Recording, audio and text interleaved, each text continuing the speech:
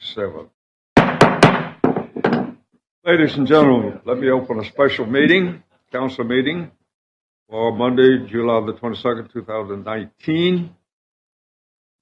The purpose of the meeting is for an executive session of the Texas Governing Code, Section 551.074, personnel matters regarding appointments to the boards and commissions. And we will recess at this time into executive session.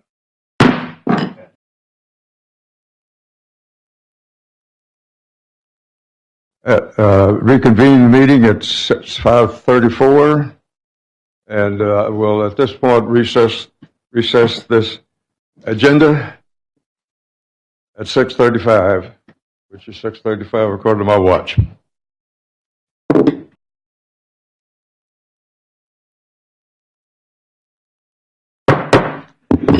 Let me open a regular meeting, City Council, City of Pearland, for Monday, July the 22nd, 2019. If you'll please rise, we'll have an invocation tonight by Councilmember Perez and Councilmember Reed will do the invocation. Perez will do the invocation. You will do the Pledge of Allegiance and both flags. If you'll please bow your heads with me. Okay. Dear Lord, help us to make these decisions that we are charged with making this evening with thoughtfulness, with attention to all those who are affected, involved by the decisions we make. Please help protect all of those who come to serve Pearland, who live in Pearland. Please help protect all of our military who are out fighting for our freedoms, all the veterans who've come back, all the veterans' families for those who have not come back, and also our first responders. Lord, in your name we pray. Amen. Amen. Please join me in the Pledge of Allegiance. Allegiance to the flag of the United States of America.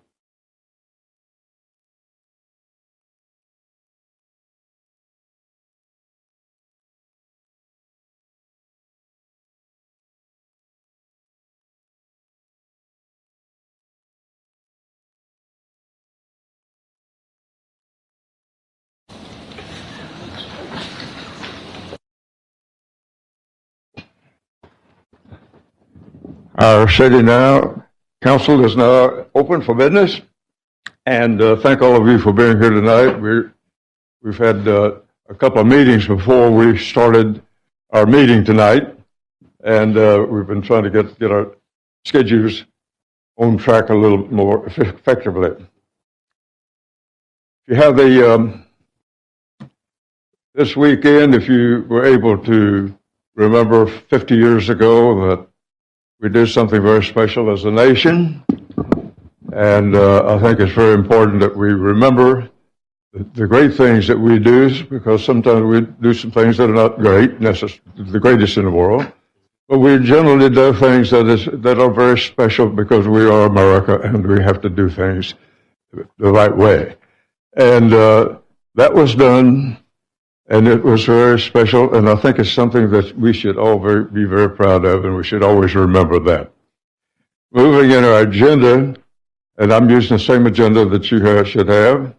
Item 3, it says roll call.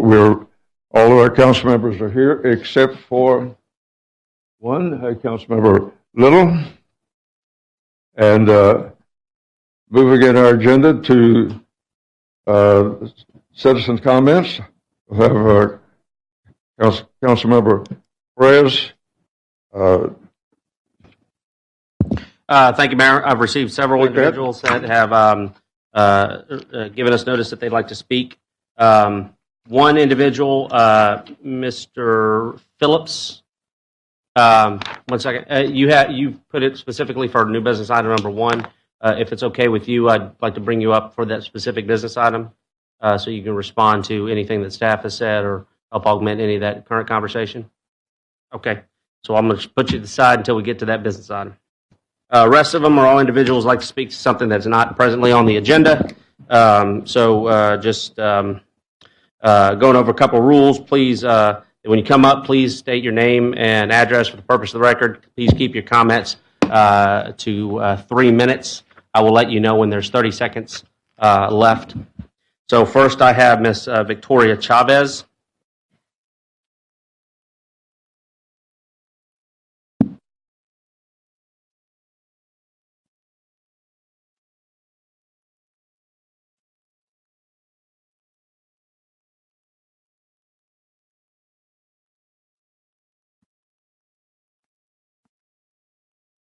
Again, Ms. Chavez, please state your name and address for the purpose of the record. Please keep your comments to 3 minutes. I'll let you know when you have 30 seconds. Victoria Chavez, 1131 East Hampton Drive. City Council members, first and foremost, I would like to thank you all for taking the time to listen to our concerns. I would like to address my concern about some hedges on the corner of East Hampton and Sheldon Drive. These hedges stand 5 feet and 3 inches tall and eliminates our visibility of oncoming cars. On several occasions, my fellow neighbors and myself have almost been involved on head-on collisions. Not only do these hedges pose a threat to vehicles, but as well to the children in our community. These hedges are located 2 blocks away from Challenger Elementary. During our school year, this intersection also becomes a bus stop, but as well as a street to travel on by bike and by foot of our fellow elementary schoolers. I have also seen many cars speeding through the street, unaware that there are children playing on the sidewalks. All it takes is for one child to simply be around the corner at the wrong time to have a travesty in our community, a travesty that could easily be avoided. Possible solutions are possibly adding stop or slow down signs or speed bumps in the intersection. I came here today not only as a citizen of Pearland, but as an older sister concerned about the well-being and safety of my family. I hope by bringing these concerns to you today, you can begin the process of investigating and finding solutions to satisfy these safety concerns. And thank you again for your time. Thank you, ma'am. Next, Ms. Diana Fernandez Chavez.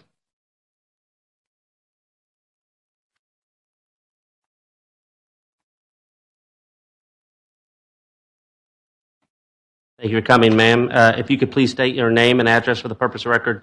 Please keep your comments to 3 minutes. I'll let you know when you have 30 seconds. Diana Fernandez Chavez, 1131 East Hampton. Mayor, City Council persons, thank you as well for providing me the opportunity to speak on the safety concern. I am the very proud mother of Victoria, Alessandra, and Rebecca Chavez, who also reside at 1131 East Hampton. Rebecca attends Challenger Elementary and walks to school. And so the concerns with the hedges and the visibility between the intersections are of great concern to me. In addition, I've also seen a lot of new movement, new families coming in with small children who are riding bikes to Challenger. This limited visibility when you're coming into that intersection is really compounded by the fact that it's like a little cul-de-sac area where there's cars parked. There's limited space for cars to be in driveways, so they're in the street, and so that forces cars to get into the middle of the street on both ends, and thus possible head-on collisions or hitting of children could result.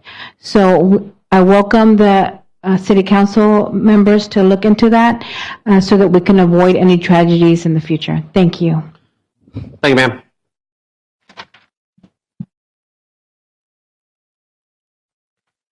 Next, I have Matthew Alex.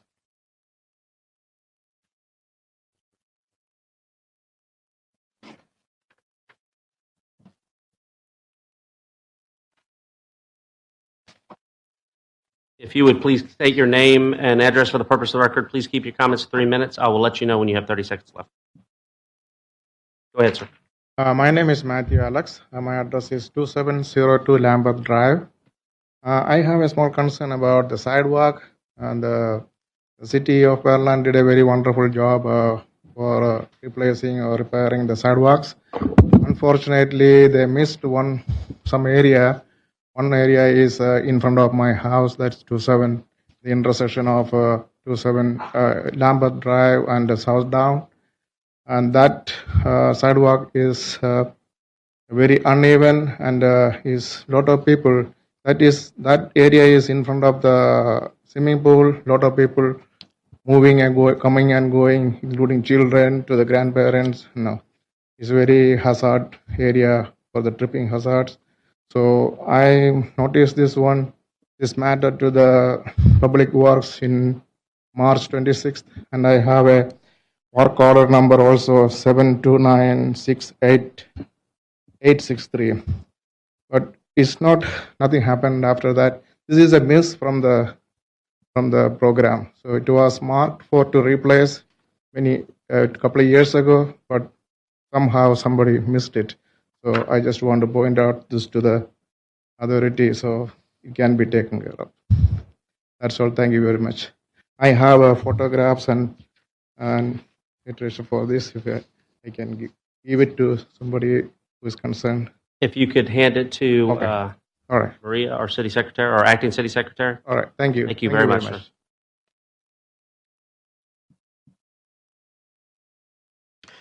Next, we have three members, or three individuals that seem to want to speak on a similar topic. Just because of the nature of the topic, I'll remind everybody that rules do not allow y'all to address us as individual members. You have to address us as a body. So please refrain from speaking about any particular council member or any particular staff member directly. So I will first call up Mr. James Presley. Mr. Presley, if you can please state your name and address for the purpose of the record. Please keep your comments to 3 minutes. I'll let you know when you have 30 seconds left. James Presley, address is 2724 Chantel Street, 77581. Address to the council and other city officials. In my 3 years of living in Pearland, I have had the honor, privilege, and pleasure to come to know this city to be one of excellence. I personally would recommend this city to anyone who wishes to live somewhere beautiful, safe, fair, to raise their family, and to build their business. However, over the last few months, I've come to know part of Pearland that threatens to dismember the parts of Pearland so desired by the people who do and wish to call this place home, the rise of the unethical use of local political power. I wish to address all city officials who may act as if the city of Pearland is a political playground to say, newsflash, it isn't. Your position in government holds a list of ethical standards to which you should hold yourself accountable for. There is no place in this city for officials who threaten local citizens for either their political gain or for the citizens' political or financial loss. In many ways, this is not just unethical, it is also illegal. You are elected with confidence by your citizens to represent this city to the highest standard possible, not to build a resume for a future run, not to ruin the city's reputation, and definitely not to threaten, defame, and conspire against the citizens, no matter your political or personal disagreements with said citizens.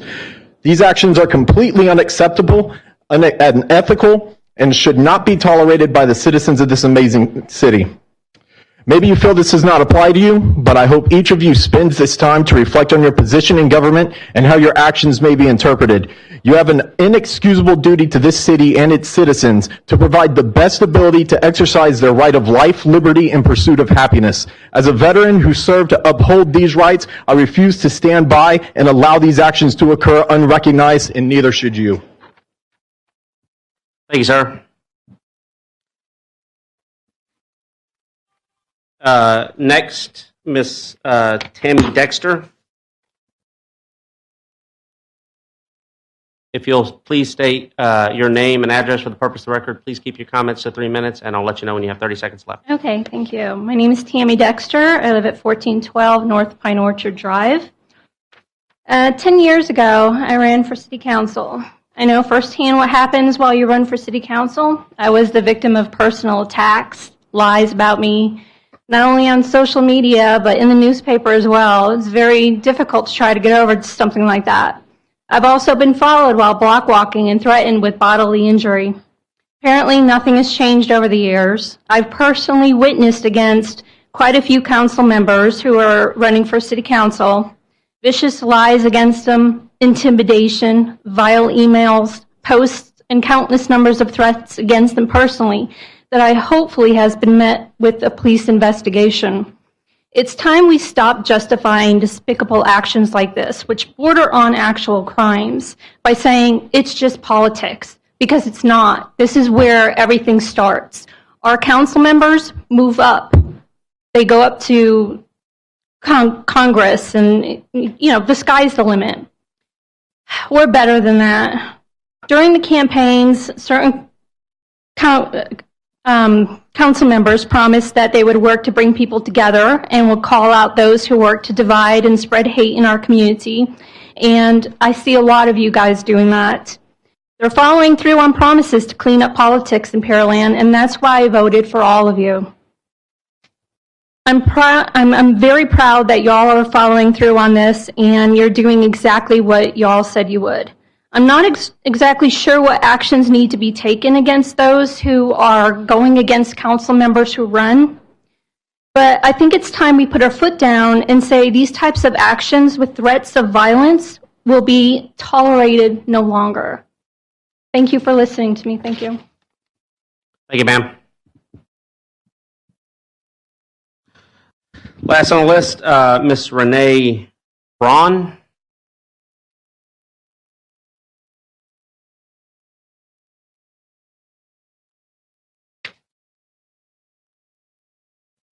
Thank you, ma'am. If you please state your name and address for the purpose of the record, please keep your comments 3 minutes. I'll let you know when you have 30 seconds left. Renee Braun, 2302 Aaron Drive. During his campaign, Luke promised that he would work to bring people together. Ma'am, please refrain from I'm sorry. to any of us. During your campaigns, you promised that you're going to work to bring people together, and you're going to call out those who work to divide and spread hate in our community. And you are doing exactly that, or so I hope. His emails that were sent out about intimidation or malicious speak have provided information to those of us that we can make our own decisions. I appreciate if someone provided me with all information about political situations in my city. You people, or the city council, are following through on your promises to clean up politics in Pearland, and that's why I voted for you. And I hope that you will continue to follow through with your promises to the voters of the city. Thank you. Thank you, ma'am. That completes your... Again, Mayor, we have one more individual that would like to speak, but on new business item number 1. New business item number 1 later, okay? Let's move now to, this is something we don't really do a lot of. We're going to shift now to do a public hearing number 1 at this point. I'll ask staff to give us the description of our project that we'll be talking about and a staff review pertaining to that. Thank you, Mr. Mayor and Council. Good evening. We have two of the 3 public hearings pertain to our community development block grants. These are through the federal government to the individual cities that are eligible. And Joel Hardy, our grants administrator, bird dogs these amongst many other things, and he's going to give you an overview of numbers 1 and 2 here. Joel. Okay. Thank you, Clay. Mayor, Council, thank you for having me again. This is our second series of public hearings, if you will, for 2 community development block grant programs that we present information about to go before the public, to go before our governing body to make sure that our decisions are in keeping with as much citizen participation as possible. And the first part of the presentations involve the regular CDBG program. These are funds that we receive on an annual basis through an entitlement jurisdiction allocation that comes to the city directly through the U.S. Department of Housing and Urban Development. And in order to get this money, you have to be a city comprised of more than 50,000 in population and in a county that has over 200,000 in that county. So we became an entitlement jurisdiction in 2006. Prior to that, we were receiving our money as a subrecipient of Brazoria County, but have been on our own since then. And we've used the funds to assist in housing, social services, and other redevelopment activities. And we get to use these funds at the discretion of our community within certain HUD regulations. So we get to make the decision as to how we spend these funds. Again, the congressional intent of the program is to act as an anti-poverty initiative. And in doing so, we meet HUD national objectives. There are three primary national objectives a program like this must meet. We must either use the funds to remove slum or blight, meet an urgent need such as a disaster, hurricane, or some other event that affects the entire community in an extraordinarily negative way. And the most common is, of course, to use the funds to serve those with low to moderate income. And for us, that means individuals and households with 80% or more below the metropolitan statistical area. And in Pearland, we have an interesting situation where we are considered to be an exception criteria grantee because we don't have an upper quartile percentage of low to moderate income above 51% in any given census block group or census tract. We get, for practical purposes, a break, if you will. So HUD allows us to use these funds for area benefit purposes in areas that have a 40.93% low to moderate income. However, we've looked at the data set that applies to us in the coming year, and that percentage will increase to 41.77%. And later in the discussion, we'll talk about some important changes that change creates. So for discussion's sake, the metropolitan statistical area income for Brazoria County is $94,200. And the table provides an idea of, based on a per household member makeup, what the income levels are required to participate in this program, or for an area to be comprised of low to moderate income individuals or households that are eligible to receive an area benefit project. So, for example, in a 4-member household, the low income max would be $75,000, if you will. So we've looked at HUD's newest data set of U.S. Census data that's been approved for use. And in combination with our 41.77 exception criteria percentage, these are the census block groups that pop up, if you will, to show where we can implement area benefit projects. This means projects that would affect an entire area as opposed to just one or two households. So the areas in green show where we can do that kind of work, and that kind of work generally involves infrastructure improvement projects or other things that affect or benefit an entire community. One thing I'll note is, let me go back to this slide. There's an area that is just adjacent to, on the west side of the old town site, that we're going to lose. That is basically the Mimosa Acres area. That's an area that we have done lots of good work in, but the sidewalk improvements and the utility infrastructure replacements that we've done, we're going to have to move our project emphasis outside of that area in 2020 because that area will no longer be considered low to moderate income for the purposes of this program. Just to give you an example of the types of projects and activities that we've conducted with these funds, the tables provide a longer list, but the highlighted activities in yellow are the ones that we as a city and the community have prioritized for use of these funds, and we've actually completed projects in those activity areas.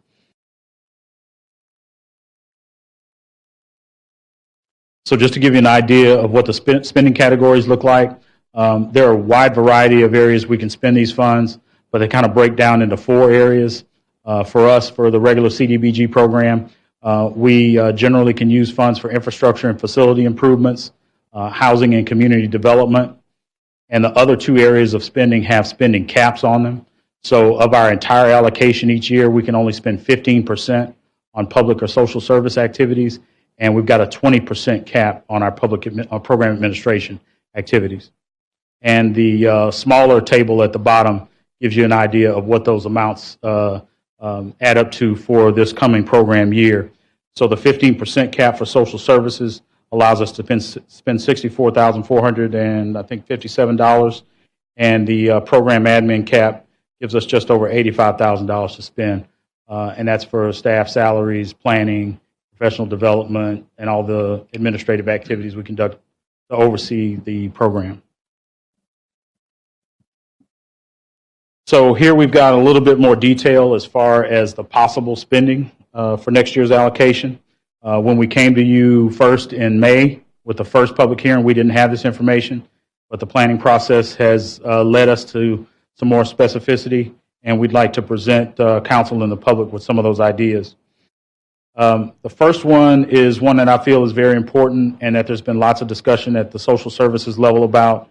The Pearland Neighborhood Center is doing a lot of wonderful work in the community, but we feel that the capacity of their facility limits their ability to service the community as it needs. And so we are proposing to spend $100,000 on a small expansion of that facility to give them the space that they need to adequately provide those services.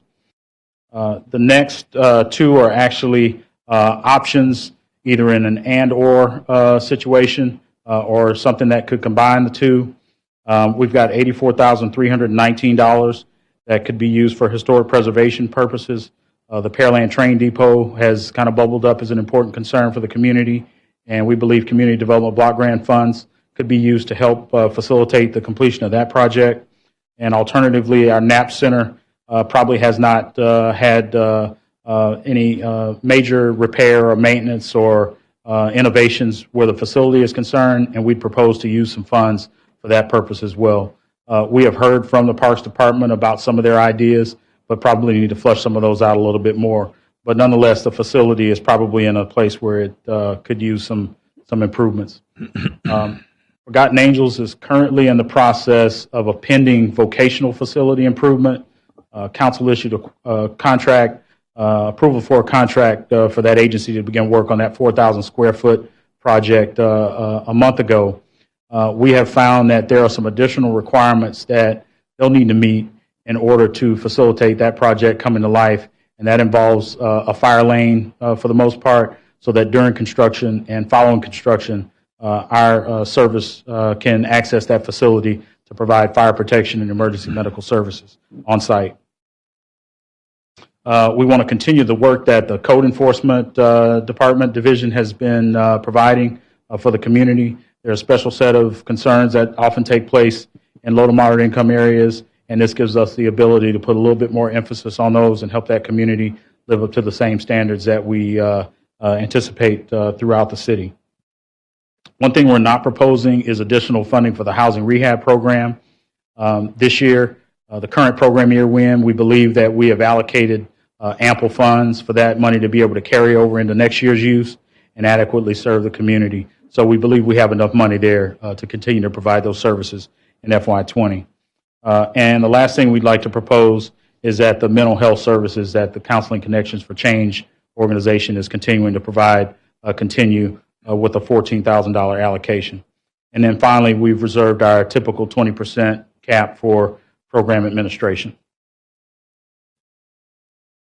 So to kind of recap the changes that I think we can anticipate seeing with the program, of course, our exception criteria percentage is going to change from 40.93 to 41.77, and is in conjunction with the use of a new data set that HUD has approved through the U.S. Census Bureau. That is going to change our target area a little bit, and we know for sure that there's a challenge where Mimosa Acres is concerned, but there may be other areas that officially pop up as ones that we can actually do work in. And I guess one bright spot is that we've got a larger allocation from HUD than we've seen since the program began. So this is our first time we go over $400,000 with this program. Some of the next steps I want to point out is we are in the middle of our second public comment period, and that will go through August the 15th, and that continues to give the public an opportunity to send us emails or give us a phone call or stop by and discuss with staff their concerns or comments or suggestions about the program. We want to remind folks that we do have prioritization that's taking place through our 5-year consolidated plan that we are held to by HUD, but we still accept those comments and try to do what we can to make sure the program is to the benefit of the overall community. On the 12th of August, we're going to come back with a request for council to consider our action plan for submission to HUD, and we will submit that HUD plan several days later for our official action plan submission per regulations. And sometime in October, we'll hear back and they will let us know the good news that we have been able to continue our work. Some additional information I just want to touch on. Sorry about that, John. Is we do have an urgent allocation for program year 2018, which is our current fiscal year 2019, that we need to incur. And later on in tonight's agenda, you're going to hear about a proposed purchase of materials in the form of fittings, valves, and hydrants for an area of the old town site that still has AC transite material in the ground. We want to expand our existing approved HUD scope of work to allow us to spend more money in that area, and this will help the city meet a timely spending requirement that HUD has. And I feel it's an urgent expenditure, and we want to be prepared, of course, to have that discussion with council as that item comes up and answer any questions you may have about it. And the other thing I'll go into is we do have, following this public hearing, a separate community development block grant public hearing for the disaster recovery allocation that's scheduled to come to us through the General Land Office later this quarter. So with that said, I will pass back the balance of the discussion. That completes your report. Yes. Okay. Moving in our agenda, and our public hearings do something I think is very special. We have citizen comments, and Councilmember Perez. Thank you, Mayor. Is there any member of the audience like to speak either for or against the subject of this public hearing? Any member of the audience like to speak either for or against the subject of this public hearing? Third and final time. Any member of the audience like to speak either for or against the subject of this public hearing? No contestants, Mayor. That completes that. Moving to item 8 on our agenda, which is council staff discussion of the issue. And taking the staff first, Councilmember Owens. Nothing for me at this time, Mayor. Okay. Councilmember Reed. No comment, Mayor. Councilmember Perez. Mayor, I would just point out now that I'm on the Neighborhood Center Board, any future discussions about the allocation of that money, obviously I'll recuse myself. But I won't comment to that, but all the other allocations I think are great for our community, and I appreciate all the hard work that you put in, Joel. Councilmember Hernandez. Thank you, Mayor. Thank you, Mr. Hardy. This is all good work. I like seeing money going towards great causes, good things in the community, so I appreciate the hard work you put into it. Councilmember Moore. Thank you, Mayor. Yes, thank you, Mr. Hardy, for all the work you do and on this grant. Every year you always seem to get us more and more money and utilize it to the best of the city's ability. I think the neighborhood center expansion and donating money to that is a huge cause. And also for the Forgotten Angels, which Ms. West, she's out here too, all the great work you do. Thank you for doing that. And Counseling Connections, that's another great organization. So even however we decide to split on the train depot and the Knapp Senior Center, but I think these are all great causes, and I don't think we could put them to any better use. So thank you. And Councilmember Owens. Thank you, Mayor. I think all of these are very good things. I would say on the Knapp Center, I think that I would like to see something done on the train station here. We have done very little to come in and preserve our past years here in Pearland, and that one has sat over there for ever since I've been on city council, which has been a long time, but yet and still, I think, we need to have money either into there of this money added to it or the hot tax or something. I think we've got to do something to come in and kind of preserve our past here in Pearland. And I think that is the train depot, which used to be several different things. But, at some point in time, in near time, we're going to lose that place over there just because of age and not doing anything. So I think, if we're going to start trying to do anything to preserve the history of Pearland, I think that's one of the areas that we need to do that. And the other thing with the Knapp Center there, we've already put in for transportation of $50,000 already into that, and that's for transportation. But I think, you know, on the other side, I think we need to start doing something that we've not allocated any money at all whatsoever, even though there's money in the hot tax to do that and fund most of that. And I think, you know, we just need to go ahead and start putting money into that. But I appreciate what you're doing, Joel, but I think we really need to look at that. Let's move now to staff report. One more comment, Mayor and Council. I did inadvertently skip over the senior transportation piece of this for the NAP Center. I think that's another critical need that we've heard from the community. Right now, there's a little bit of deficiency where accessibility transportation is concerned. So we have to have something that's ADA compliant, and I think this is a good opportunity to provide some of the costs in support of that item as well. So I think this gives us a good set of ideals to work with, and staff will go back and create the action plan necessary to get HUD an idea of what we want to do with next year's allocation. So for senior transportation, would that go to do you have an organization in mind, or is that something that we would try to? So I think the intention is to purchase a van, accessibility van or bus. We've done that in the past. The vehicle that we purchased as a subrecipient of Brazoria County back in 2004, I think, long before I was here. But I do have some more stories about that project. Served us very well, and unfortunately it depreciated and lost its value at a certain point. We had to auction it off, but probably could revisit putting that asset back in the compendium of the work that the NAP Center has the capability to serve. Okay, thank you. Okay. Does that complete your report? With that information in place, let me adjourn the public hearing number 1. And in a like manner, open a public hearing number 2 and ask staff to present the issue to be discussed in the staff review.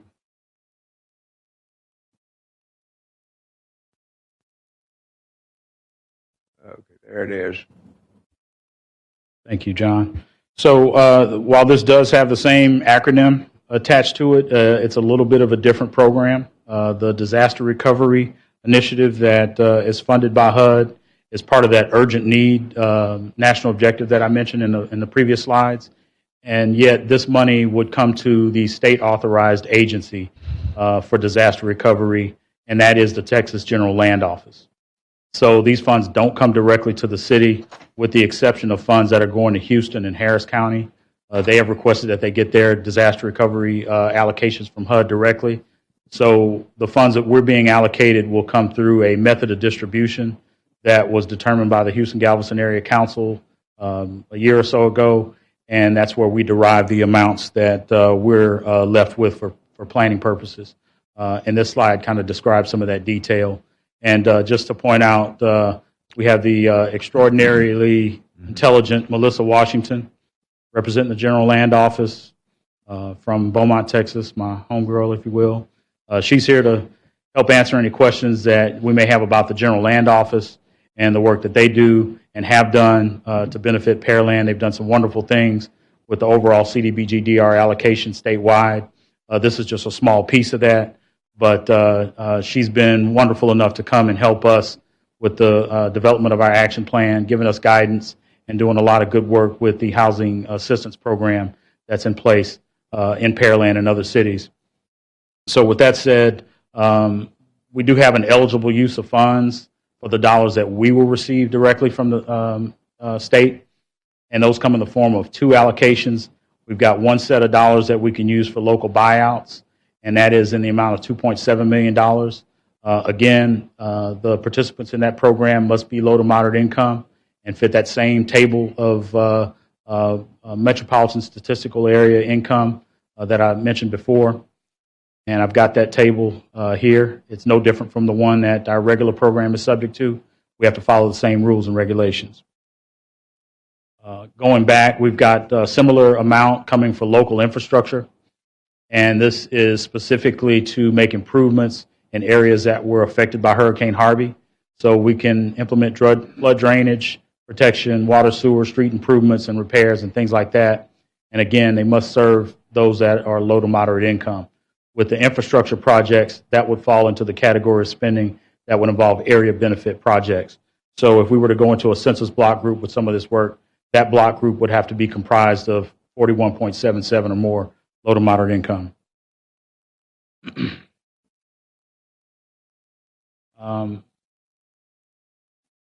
Before I discuss this, go into the buyout program. You know, we've got lots of applicants for participation in our buyout opportunities, and there are several funding opportunities for that work.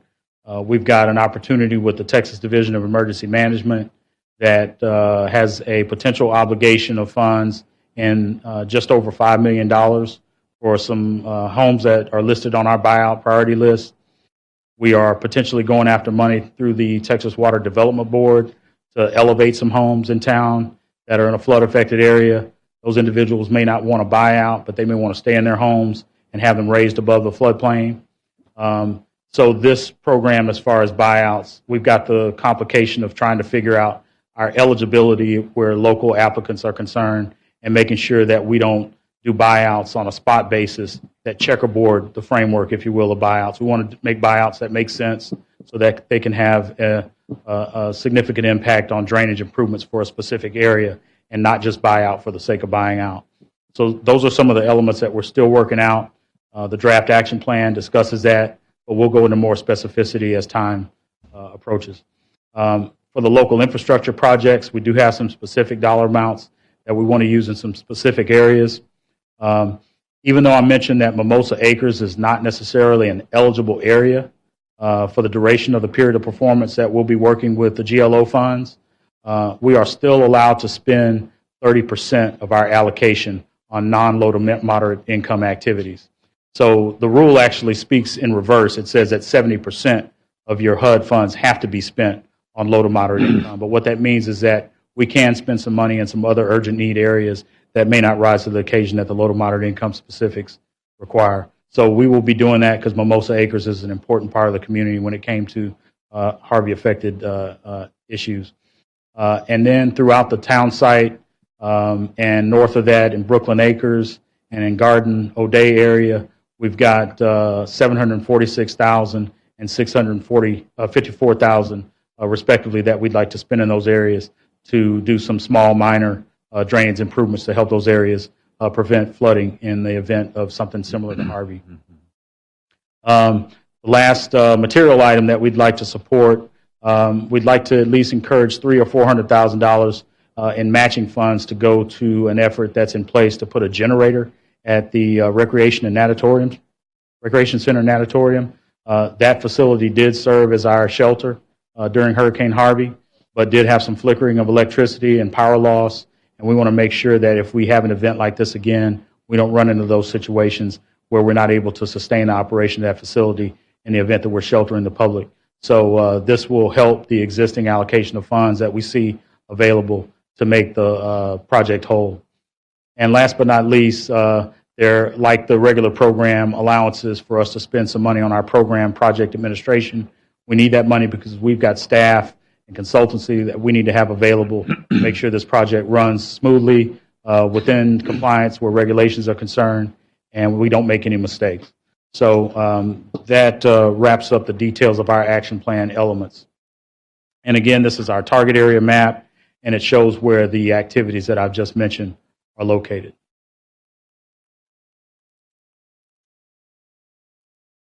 To start to wrap up, we've got some relevant actions to date. We've had several public information sessions. Our city engineer, Robert Upton, has been very informative and intelligent about delivering information about the drainage issues that face our city with regard to Hurricane Harvey or any other circumstances, and the public has been invited to those.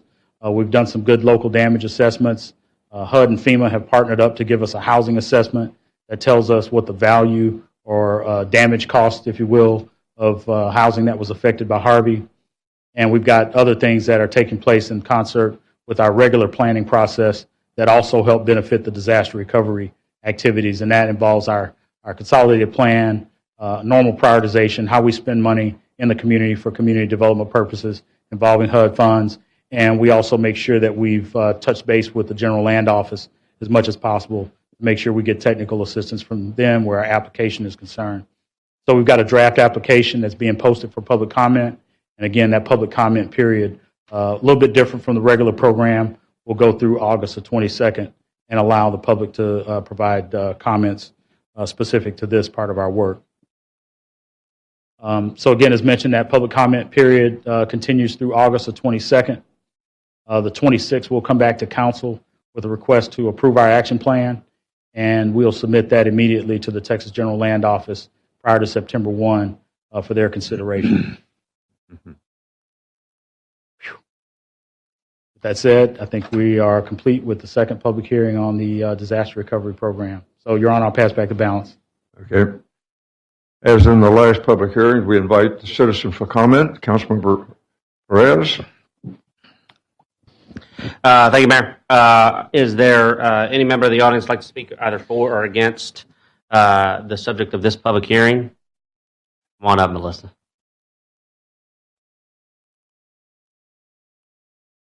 As you are well aware, ma'am, please state your name and address for the record. Please keep your comments 3 minutes. I'll let you know when you have 30 seconds left. I would love to. Melissa Washington, 2903 Amber Hill Trail, Pearland, Texas, for the past 12 years. So, Joel, yes, Beaumont is my home, but Pearland has taken a place in my heart. And I am very lucky to have transitioned to a role at the Texas General Land Office.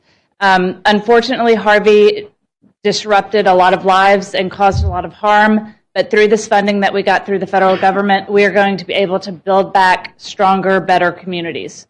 So I personally, wholeheartedly thank Joel and Robert and the city staff for working so diligently on these grant applications. They've been great proponents of the city to our grant manager, Ann Lister, and those in Austin who are doing this funding. So I will be here at any public meetings that you have or any comments that you need to be able to get you as many answers as I can so we can help to build back parts of this city stronger and more resilient for the future. Thank you, ma'am. Is there any other member of the audience like to speak either for or against the subject of this public hearing? Come on up, sir.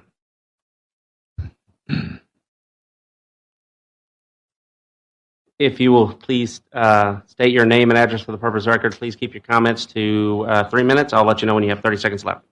All right. Thank you. My name is Alex Kamkar. I reside at 3409 Ashland Springs Lane, Pearland, Texas. I appreciate all the time and effort put in by our folks, council, staff, the HGAC, and the GLO. I worked rather hard with some of the folks, West Houston Association, Houston Stronger. I was residing in Pearland when Harvey hit. 4 days watching your city, your friends go underwater is a pretty devastating thing, knowing how helpless you are because you're stuck behind water and roads in a city that doesn't work and doesn't move. That being said, I applaud the efforts to put money into infrastructure that actually helps people and helps people feel safer. I do have a bit of a gripe. We're putting $300,000 for a generator. I know that sounds like a really great toy, but at the end of the day, that is not curb and gutter. That doesn't move water from A to B or do anything to help a person. It keeps the light on. I understand why we need that toy, but it's still a toy. And then $159,000 for an admin fee. That's 6% of what you're getting from the GLO. That just seems, when you add that all together with the $300,000, that's 17% of what we're getting is going to something that doesn't help a person, doesn't help us feel safer, doesn't move water anywhere. I would ask us that we actually look at the allocation, be more considerate, and use that $300,000 at a base minimum to buy something that is more necessary to protect the lives of people in Pearland. Thank you. Appreciate that. Thank you, sir. Any other member of the audience like to speak either for or against the subject of this public hearing? For the second time, any member of the audience like to speak either for or against the subject of this public hearing? Third and final time, any member of the audience like to speak either for or against the subject of this public hearing? We've run out of players, Mayor. That information carried down. Let's move to item number 8 on our agendas, council and staff discussion. Let's start with the council, and I'll start with Councilmember Owens. Yes, sir. I do have one, and it's just a question, and Joel, I'm sure you can answer it. On the 300,000 for the putting in a generator over there, since we are partners with the Pearland School District on the natatorium, is there some parts of the money that they may be able to help furnish in this or not? If I could, I can answer that because I've been more involved with the contract PISD. I would say no. That contract contemplates items that are for the natatorium operations during an emergency. That wouldn't really qualify. I think it'd be a tough ask to ask them to participate. And that is a designated. We use that during Harvey, and while it's definitely a big need and absolute part of our emergency management to have that facility as a transition center, worst case, a shelter, whether it's a hurricane or any other kind of disaster, and it needs to have power. I mean, that's essential. The one thing that came out loud and clear from post-Harvey is that the impact was mitigated because people generally had power at their homes, and we must have power at our emergency facilities like PSB, and if we're going to use that recreation center for sheltering like we plan to, it needed to have shelter. I would also say that PISD agreement, I believe, is limited to the natatorium, and this would be powering the rec center side, so it really would not be eligible at all. I don't have a problem with the generator in itself, but I was wondering, since we are partners together with them, and we got a 70-cent tax rate, and they got $1.47. I didn't know if our agreement with them would be something that would be, that they could help us on that. So, one more. Thank you, Mayor. Yeah, I also have issues with the generator at the auditorium. I think I asked a question about this before. Was the generator going to be done by LNG or something like that? And the answer was no. So if we're using this in the, reasons for emergency situations, like we may lose power or whatever, we may also have issues with getting gas to fill this thing up. So I don't know why we wouldn't make it a, propane or LNG or something like that you wouldn't have to worry about, because most of the time LNG lines are not affected by flooding or hurricanes. Fernandez? Thank you, Mayor. What are the other areas that we have, if we have any that are designated or could potentially be designated in those areas near the rec center and auditorium for shelter? I know Woody had mentioned that we partner with the schools, and I know the schools open up for shelter as well. I mean, the schools don't have generators, and so we had the same problems. And this facility that we can control, if schools want to get back up and running, and that we worked out the timing of this last thing. So we can't count on that like we could our own facilities. So. Okay. And just to clarify, the proposed generator is a LNG generator. Okay, that's good to know. I think that it's an essential component to serving the public this is specific to disaster relief, so I think that it does serve a component. I don't necessarily have a huge issue with it, but I don't necessarily know. Maybe our commenter from the public had mentioned the 6% program admin fee. I don't know if there's maybe some creative math we could do. I'm not sure, but I don't really overall have a huge issue with it. But if we can work some numbers out to put anything more towards, I think moving water is probably the most important part of this, obviously, to get people back out and living their lives. But I think air conditioning is equally as important. So I don't know. I'm on the fence. That's all I have, Mayor. Thank you. Okay, Councilmember Perez. Thank you, Mayor. I think just since it's commented, it's not my favorite thing to continue to spend on the natatorium, but in this case, I think it's necessary for the provisions we need to provide. If we're going to go with an LNG generator, it's likely going to be needs to be permanent as opposed to a large a large portable one that we could take to different facilities, and there'd be some impracticality in being able to do that. So I think it's the reality is that that's a large enough facility where we can shelter people.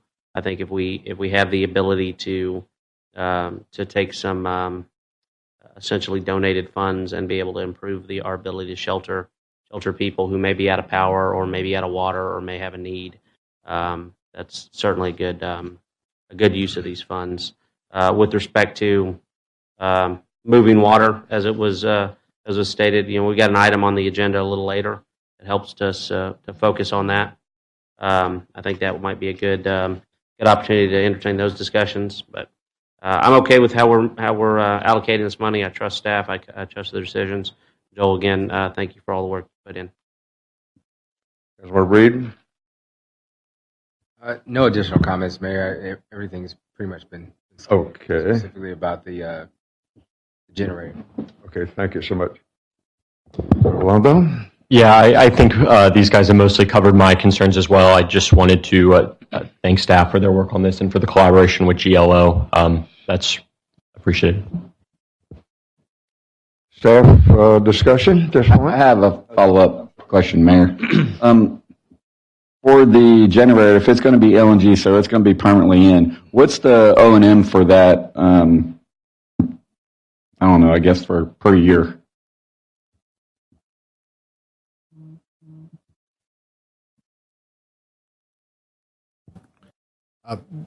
I'm sure it'll be right in line with our existing generator maintenance contract, which does the preventative maintenance as well as the load testing annually.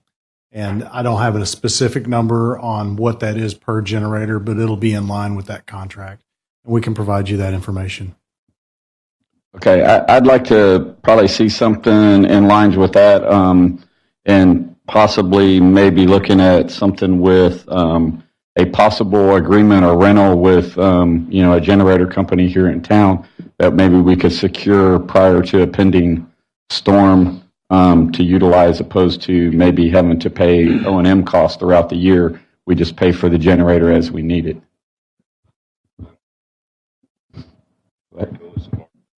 Yeah, so Greco is the largest supplier. Any other comments, sir, from staff? Only that we'll take these comments, Your Honor, and mold them into our planning process as we move forward and make sure we consider all the angles and concerns and come out with a product that the public and council can accept. And hopefully the General Land Office can as well, and allow us to move forward with these expenditures to further protect the community. I will adjourn public hearing number 2. And in a like matter, open public hearing number 3. These are all similar, as you guessed. Moving to public hearing number 3. Move into next item under, which is 1014, the chair review presentation. Yes, Mayor, I'll be handling public hearing number 3. I'll introduce that topic.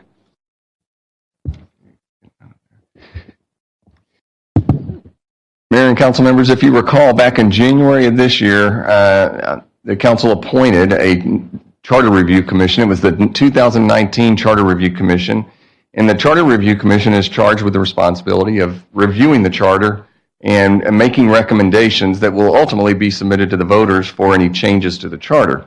And they serve for a 6-month term. And so tonight, the purpose of this hearing is to actually review the recommendations they've developed over the last 6 months. And before we get into that, though, I'd like to introduce the members of the Charter Review Commission. And then, of course, this evening, the chair of that commission will be presenting the recommendations to you. And so at this time, I'd like to, first of all, thank them for their time of service. They gave up numerous evenings during that 6-month period to meet with Lawrence Provins, our deputy city attorney, who worked with them to develop the recommendations as they saw would be appropriate to bring forth to the council this evening. And so I want to thank everybody for their time and effort. The members of the Charter Review Commission, and all of them are here this evening, are Mr. Paul Eskine, sitting up here, if you could just sort of, there he is. Mr. Jerry Koza, there There you go. Ms. Ruby Sanders. Mr. Craig Slater, who's the chair. And Mr. Michael Willis III, who's here this evening as well. Again, I think on behalf of the council and the public here that's here this evening, I want to thank you all for your time and service. I know that Lawrence personally enjoyed working with you, and at this time I'd like to pass it off to Mr. Slater to go ahead and walk through the recommendations this evening. Well, good evening, and thank y'all. Gosh, it was an honor working with our fellow committee members, Ms. Sanders, Coase, and Ms. Escott, and Mr. Willis. But most off, we want to thank Lawrence. Mr. Provins was instrumental in helping us get through this process. His previous experience is establishing the precedences that those have come before us had set, and basically reviewing the standards from the Texas Municipal Code and the Texas State Constitution, which were our guiding light. So, at the end of the day, I think we came to this with the understanding that we like the way that the city is run. Gosh, we love living here, but more importantly, we think that the city is doing a good job. So we didn't come into this with the thought of trying to reinvent the wheel, but maybe fine-tuning. That's why part of our process involves seeking solicitation from the department chairs. They're the ones since this is the guiding documents or the rules of the road, if you want to call it that, that y'all use or that we use, their input was instrumental, and two of the recommendations you'll see were directly attributable to suggestions or requests from the city staff. So I will say, not on the list, there were a couple of items on the list that did garner a lot of discussion. And at the top of that list was member districts or council members having a dedicated council member. We kind of came to the conclusion that we like this fact that we wanted every city council member representing every member of the city, basically every councilman or woman representing every member of the community, and not having council districts allows us to do that. We've seen that as we've seen East Side guys representing and going to TCEQ. I know Mr. Perez has been instrumental and spent a lot of time with TCEQ, whereas if he was a member district and that was on his side, he may not have as much skin in the game. I would like to think he would do just as good a job, but at the end of the day, all of the citizens represent all of the council members represent all of the citizens in Pearland. Now, it's important for the citizens to feel as though they're being represented, so that puts the onus back on you gentlemen. And again, I think y'all are doing a great job. Another thing that garnered a lot of support was, do we ever outgrow the council manager form of government? Which is a great question. I mean, you see the city of Houston has a strong mayor form of government. He's elected, he's a CEO. He does basically, I think, what Mr. Pearson does. It's interesting to note, this is actually on the City of Pearland website. Out of 199 cities with over 100,000 members, 112 use this council manager form of government, with two large ones being Dallas and San Antonio. So it's important to know that we don't outgrow this form of government. It is the most effective form of government, in our opinion, at this time. We're able to hire a professional, a city manager that does what a city manager does, that's instrumental in overseeing according to our website, we have a general fund expense budget of just over $80 million, actually $80,090,000. So I'm sure y'all are aware of that, but for the citizens that are in the audience can understand that. So we're able to hire a professional that does what a professional does. No pressure there, Mr. Pearson. But so with that brings up our first topic of discussion, our first recommendation, and that was to implement maybe 4-year terms instead of the current 3-year terms. Gosh, this was discussed, ironically, at previous charter review commissions 6 years ago. I think it's important to understand that a 4-year staggered term is actually recommended by the National Civic League as an optimum city model.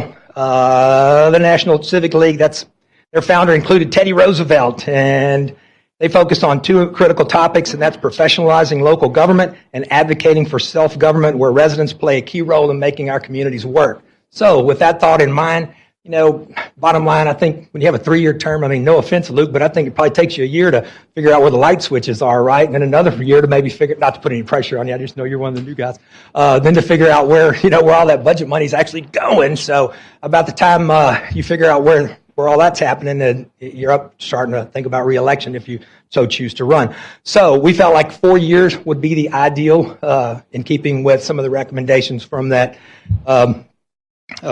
National Civic League. as a side note to that, if the 4-year terms were actually came to fruition, and if y'all agreed with that, and if it passed, we had a follow-up to that, is we felt that we have 7 council members, we have 1 mayor, that's 8 people. If we did ultimately structure it where you had 2 come up for election every year, we would never have a transition of more than 25% of the power. It would add stability and continuity to our council.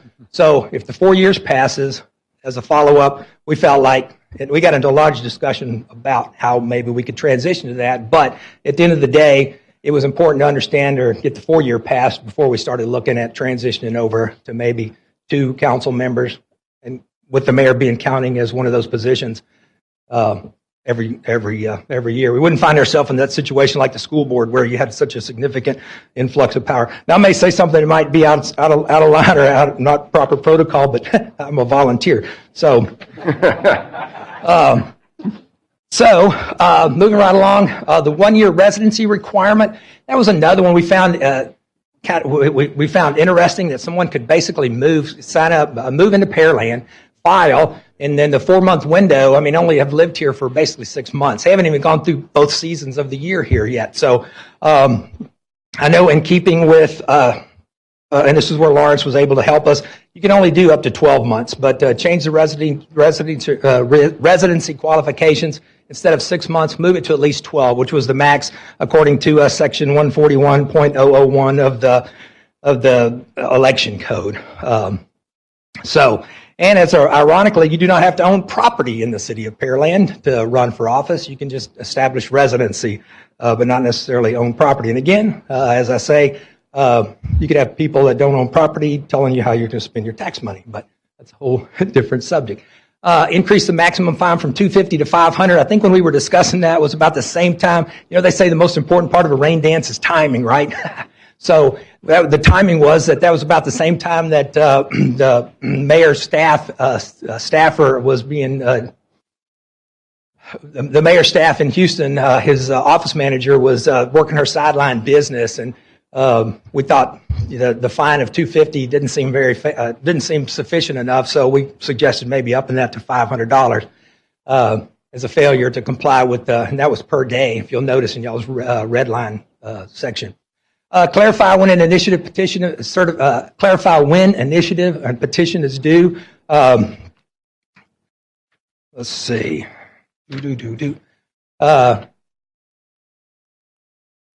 This had to do, y'all have the red line version there where it goes from 5 to 10 days. There was some confusion there about whether that was 5 business days or whether, what would happen if somebody submitted a petition on a Friday before a 3-day weekend. Would the city staff only have 2 days to actually call out and verify the signatures that were on the submission? So we felt like we clarified that by adding 10 days and made it 10 business days. And that was, and again, in keeping with allowing the staff adequate time to prepare and review the verification of the signatures. Update the budget preparation and submission to conform with state laws. In your red line versions, you'll see that it wipes out a whole lot of stuff. I think the underlying guidelines were the Texas State Constitution and the Texas Municipal Code. That was kind of our guiding principles, and just take out all the other wording and verbiage. But the big key that we had here was a challenge that the city has in terms of when they establish their budgets. They don't have adequate time. I'm looking for my timeline here. They get they don't have adequate time because the city, let's see, city staff, the timelines to submit a budget in accordance with the charter create an artificial timeline shorter than what is allowed by state law. In the counties, because the county doesn't get a praise, you have, from what I understand, but you have to have your budgets in 60 to 90 days before the fiscal year. When you don't get your certified tax appraisals actually in time, like in July. So is that right, Lawrence? I think that's right. I lost. So basically, they didn't have time to adequately prepare a budget. They were trying to come up with a budget without actually knowing what they had to play with. So if we kind of define this as being in accordance with state law, that allows them to adequately prepare their budgets, whereas, actually, this was from the staff, and the counties provide a certified tax appraisal by July the 25th, and the city has 60 days to adopt a tax rate after that. and 30 days to permit the proposed budget. The city would have to submit a proposed budget in mid-August. However, the charter, this is where it comes into conflict, they would have to submit their budget by August, but the charter requires the proposed budget be submitted between July prior to the start of the fiscal year. So anyway, that's going to help eliminate that problem. And then the last item on our agenda was the increase in the Charter Review Commission from 5 to 7. And that was just because apparently in past, each council member was able to elect one Charter Review Commissioner. And I think with the increase in council members, that created a little conflict. So that might be a way to help remedy or relieve that conflict. So I think that was the main bullet points. We did talk about eminent domain and conflict and a little bit, but again, the recent changes to the Texas State Constitution provide adequate protection for our landowners and property owners, so that was kind of a non-starter. And the one thing we could not get any momentum on was y'all haven't had a raise in over 15 years, and we suggested maybe giving y'all a raise, but that didn't happen either. So anyway, any questions? I'm just saying, I got the notes. It says it right here. I have only one question for you. May the 7th of 2005 was the last time. Yes, sir. I thought you were going to auction this off to us tonight. So I'm a little disappointed that it didn't come in auction format. Well, I was told I had to be serious, so I actually tried to write stuff down, and I forgot half of it. But And you're wearing a Winnie the Pooh tie. And that's about as serious as I can get. Yes, sir. No, it's been a pleasure serving. It's been gosh, my only qualifications is I teach citizenship in the community, and I actually knew what a council manager form of government was. So it's been enlightening to see the inner workings or the guiding principles behind what the rules that y'all have to play by. But then at the end of the day, the last Charter Review Commission, they did a great job. I think they, I hate to use the term gender neutralized a lot of the verbiage in there, if that's a politically correct statement. So, yeah. So we came down to 6 bullet points.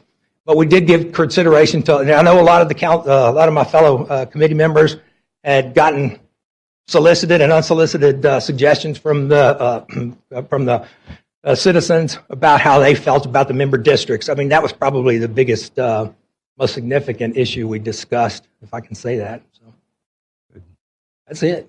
That's it. You ran out of stuff, huh? Yes, sir. Unless you want me to auction something off. This computer's pretty nice up here.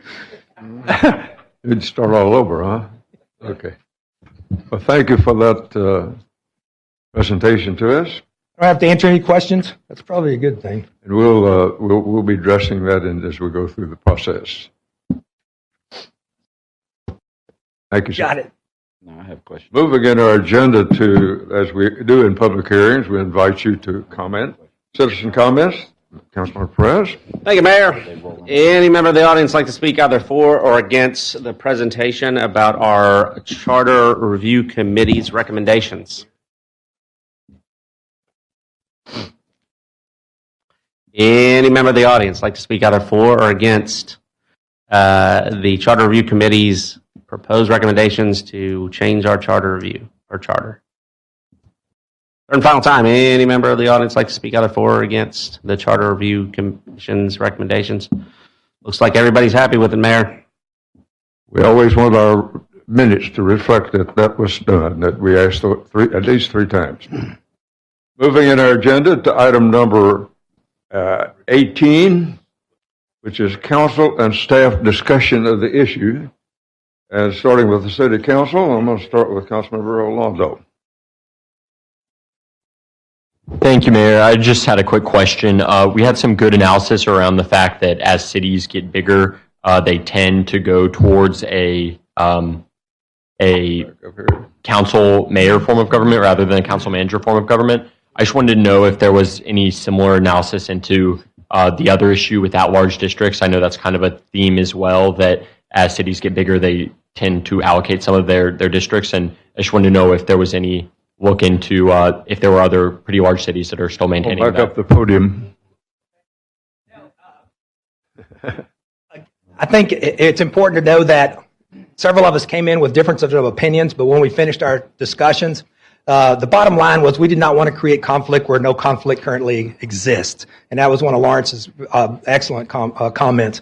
But I think the other thing was we don't have cells. If you start looking at the city of Houston, because that's who we tend to compare ourselves to because of our proximity, we don't have an African American community, an Asian community, Hispanic community that we are truly a melting pot. When you drive through our neighborhoods, I mean, we've got everyone is intermixed.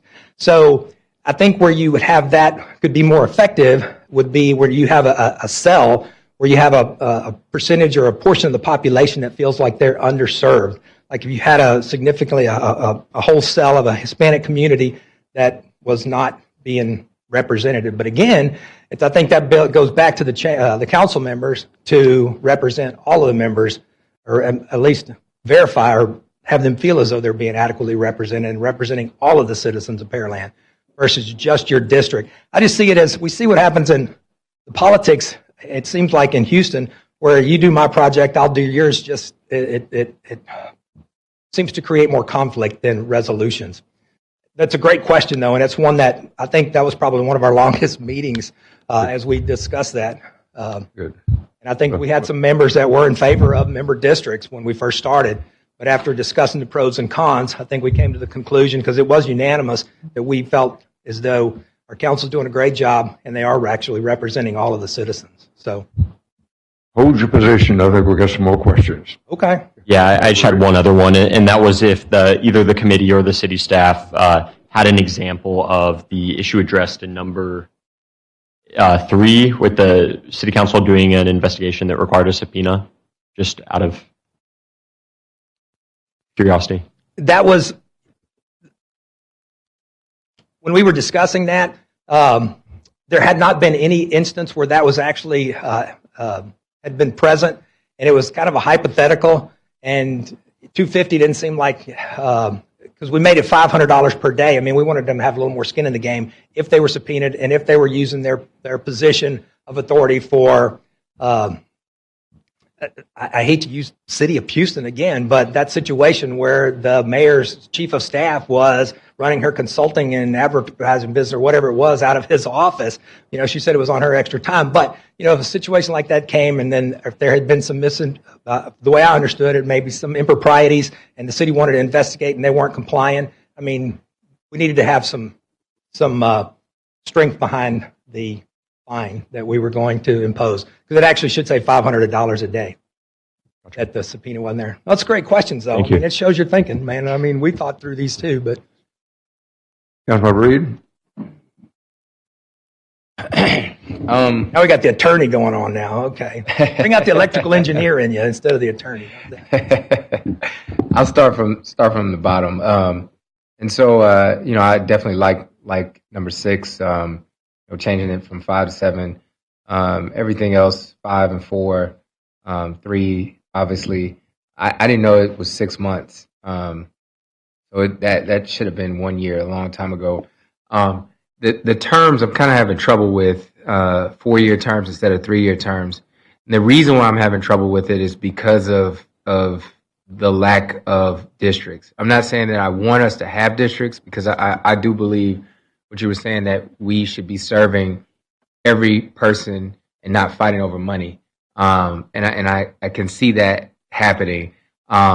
There are arguments for districts, though, that I think are very good arguments.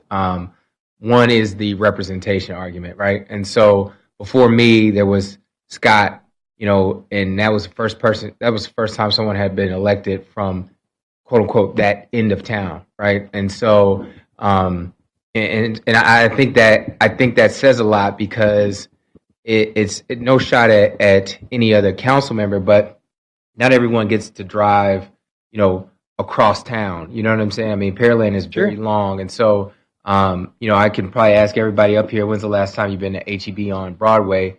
And probably, I don't know if anybody will say, but you can ask that same question of me, though, as well. When's the last time I've been to HEB on Pearland Parkway? And so I think there's value in seeing what's going on. I know there's value in the community being able to reach out to somebody that lives down the street from them or next door or in the same neighborhood, and say, hey, look, you know, can you help me fix this? And I know you are in the area.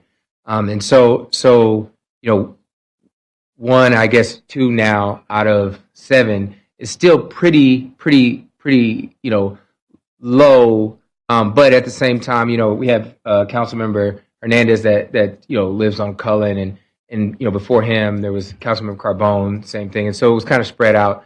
I think over the years we've addressed that, and I think it's been not addressed purposely, but it's been addressed from the standpoint of you have representation across town. I would hate to see it, after come years to come, where it kind of goes back to maybe the quote unquote ways of not ways of old. I mean, you can't force people to run, right? But at the same time, you do want to make sure that different parts of the city are represented.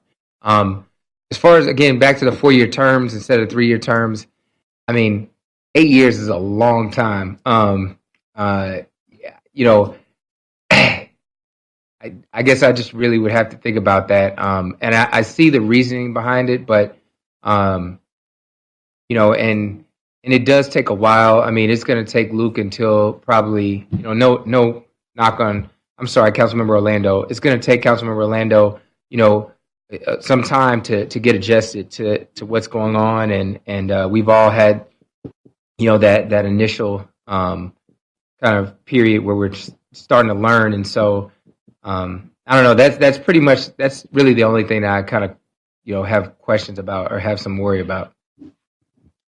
Councilmember Perez?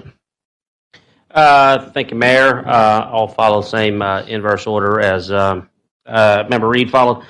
So obviously, in favor of the extending the review commission from 5 to 7, we had to go through, I would say, a somewhat awkward selection process to get 5 members when all 7 of us felt like we had or should have an equal right to have a member on this committee. I think that resolves that problem. Speaking of which, I don't know who selected you, Greg, but they did a great job. Update on the budget preparation. I agree with staff. If we have something that's in conflict with the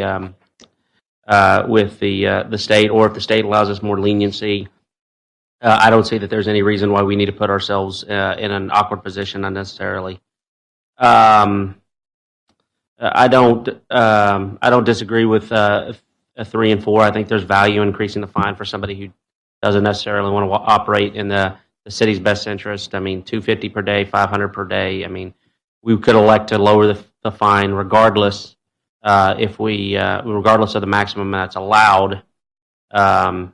Hopefully, we never have to run into that issue. Hopefully, this is just we're changing some numbers on a charter, but we never have to implement it. 6-month residency to 12. I mean, 1 year I still feel like is too short, except for the state doesn't allow us to go greater than that, and as well as the state doesn't allow us to require that you have to be you have to own land. We can require that of our Planning and Zoning Commission, but we cannot require that of our council. So, but maximize it. Make sure that we have people who have as much experience and as much skin in the game up here, I think is in the best interest of Pearland. With respect to terms, this was something that I had some discussions with at least 1 or 2 of the members of the Charter Review Committee. That some solicited my opinion, some I offered it to them while we were together. I firmly believe that right now it's just with 7 members. With 7 members of council plus a mayor, and you have 6-year terms, mathematically you constantly have an open seat. Each election, you would mathematically have an open seat. I also believe that 3-year terms, by the time you're in your 3rd year, for the most part, everybody that I've talked to that has been a council member has routinely said about the time you're in your 1st term is when you figure out what's going on. I mean, that changes from member to member, but I mean, it's a big city. There's a lot of complexity to it, and I think having the possibility of getting a little bit more of experience up here and a little bit more history up here as we're making decisions only serves to benefit the citizens of Pearland. I do not think it would be in the best interest of citizens of Pearland to eliminate term limits, because I do think that we need to have a turnover. We need to have fresh thoughts. If it's the The benefit of the 2 4-year terms is that, as Mr.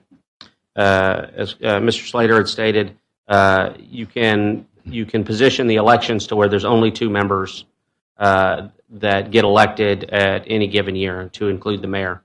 I think there's a mathematical benefit there. It could be more simply as saying, hey, we just say 3 3-year terms, and that keeps everything in the same pattern. We'll have a transition period. I think whatever we do, I don't think any of the current members should benefit by. We should be held to the charter we were elected in. But the potentiality is you could have somebody who could serve up to 9 years and then still get some consistency if somebody so chose. With respect to the districts, I've said repeatedly, I don't think districts are a benefit to Pearland. I know that I've talked with people at length about it. I know that the arguments are there. Not to trivialize the arguments, but it does. In the cities our size, where it is possible for an individual to kind of know and conceptualize the entire city, I think creating these districts causes more problems than it solves. I would say that if Member Reed and I just happen to live next door to each other, and I got elected prior to him, my election eliminating him from being able to serve, I don't think is a good excuse as to why he shouldn't be able to run, which would essentially the districts would disallow that. You would want to or have to live in the district. I also think there'd be difficulty in determining the district boundaries, whether it's by population, by area. How does that get reviewed? How does that get changed? That's a lot of additional effort and headache that we have to do on a regular basis. How often do we have to re-review that? I think, again, while there is some benefit theoretically to it, it just causes more problems than it solves.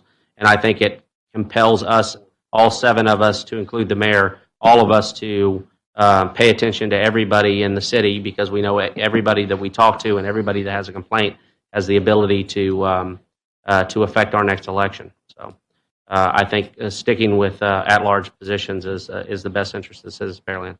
That's all I have, Mayor. Okay. Councilmember Hernandez? Thank you, Mayor.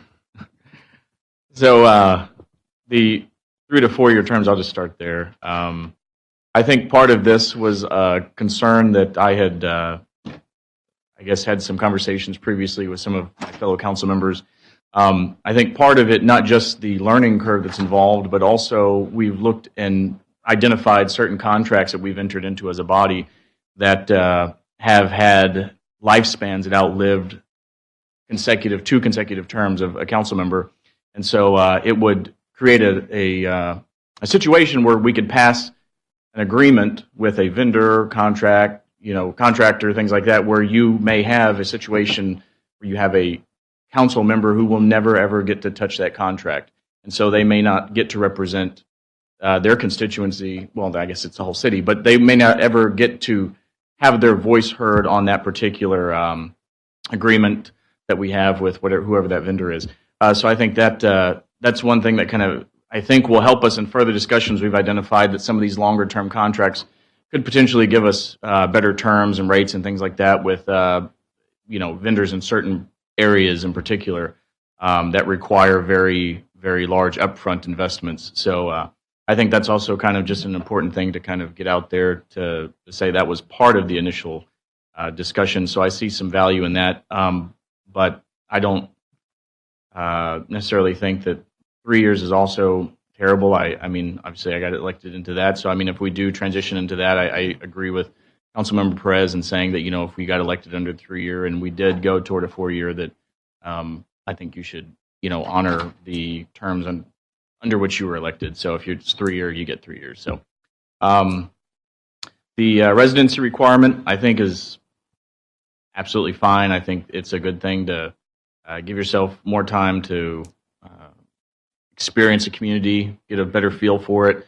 Pearland is big enough that you can't know everything that you need to know in 6 months, let alone 12 months, really. But I mean, it just takes time to integrate. And the third one, I mean, I've got no issues with that. I mean, it is what it is.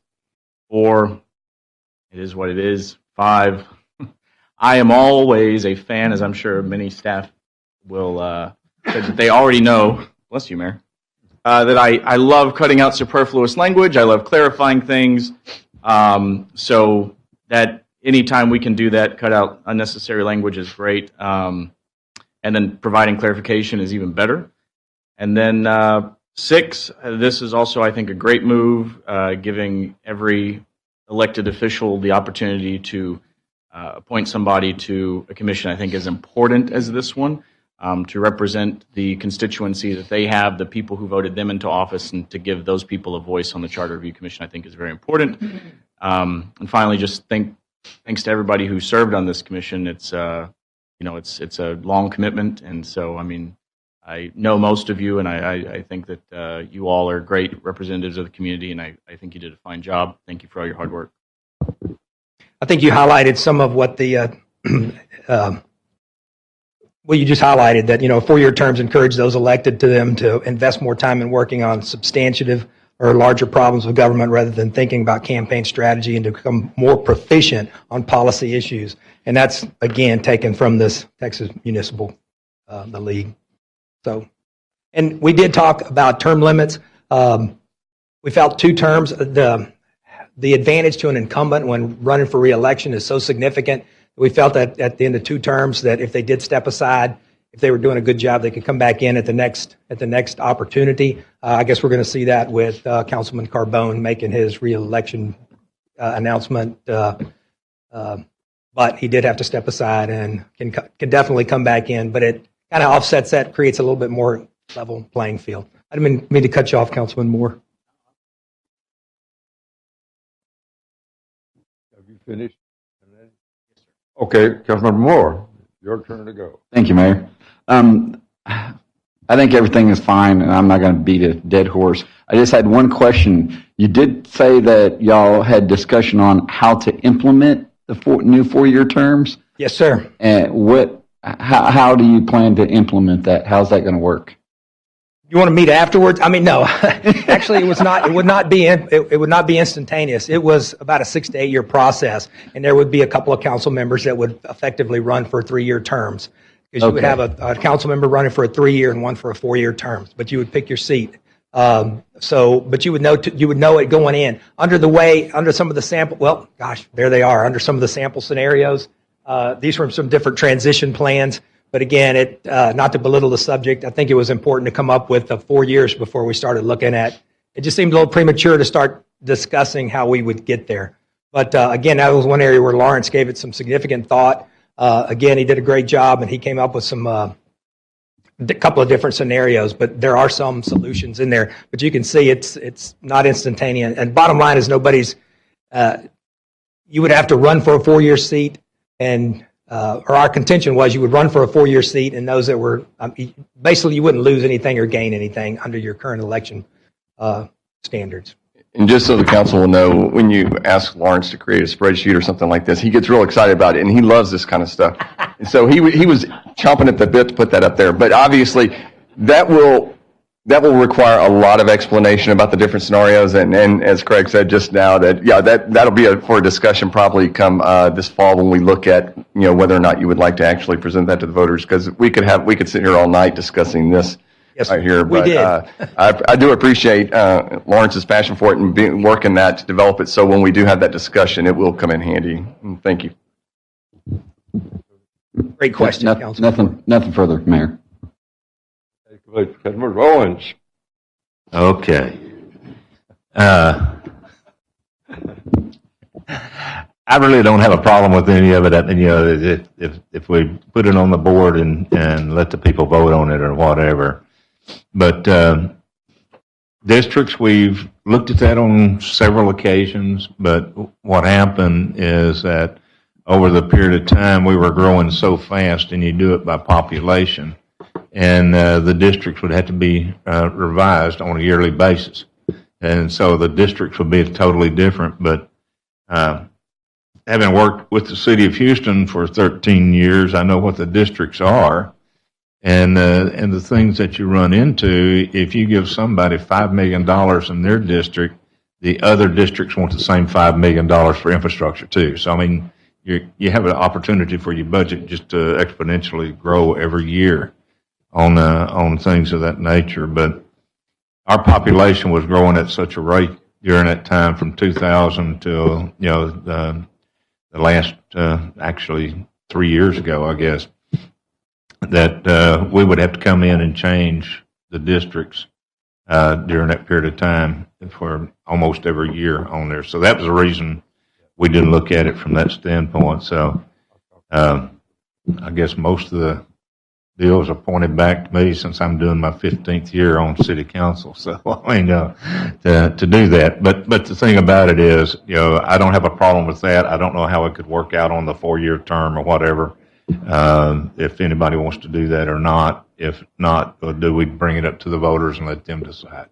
That's y'all's decision. I mean, these were our recommendations as concerned citizens or citizens giving back to our community. The whole issue of gerrymandering and, where do you draw the lines, that never came into it because at the end of the day, I always go back to that same that same comment, which tends to kind of highlight we don't want to create conflict where no conflict exists. Yeah. And we have all of our council members representing all of the citizens of Pearland. Well, and that's what I think is the best thing, because you get 7 up here, and people from wherever they live within the city can go to either one of the 7 to have discussions with them about something in their particular area wherever occurs. So, like I say, I don't have a problem with whatever we want to put in front of the citizens and let them make that decision on everything and let them vote on it, and we'll just go from there. Yes, sir.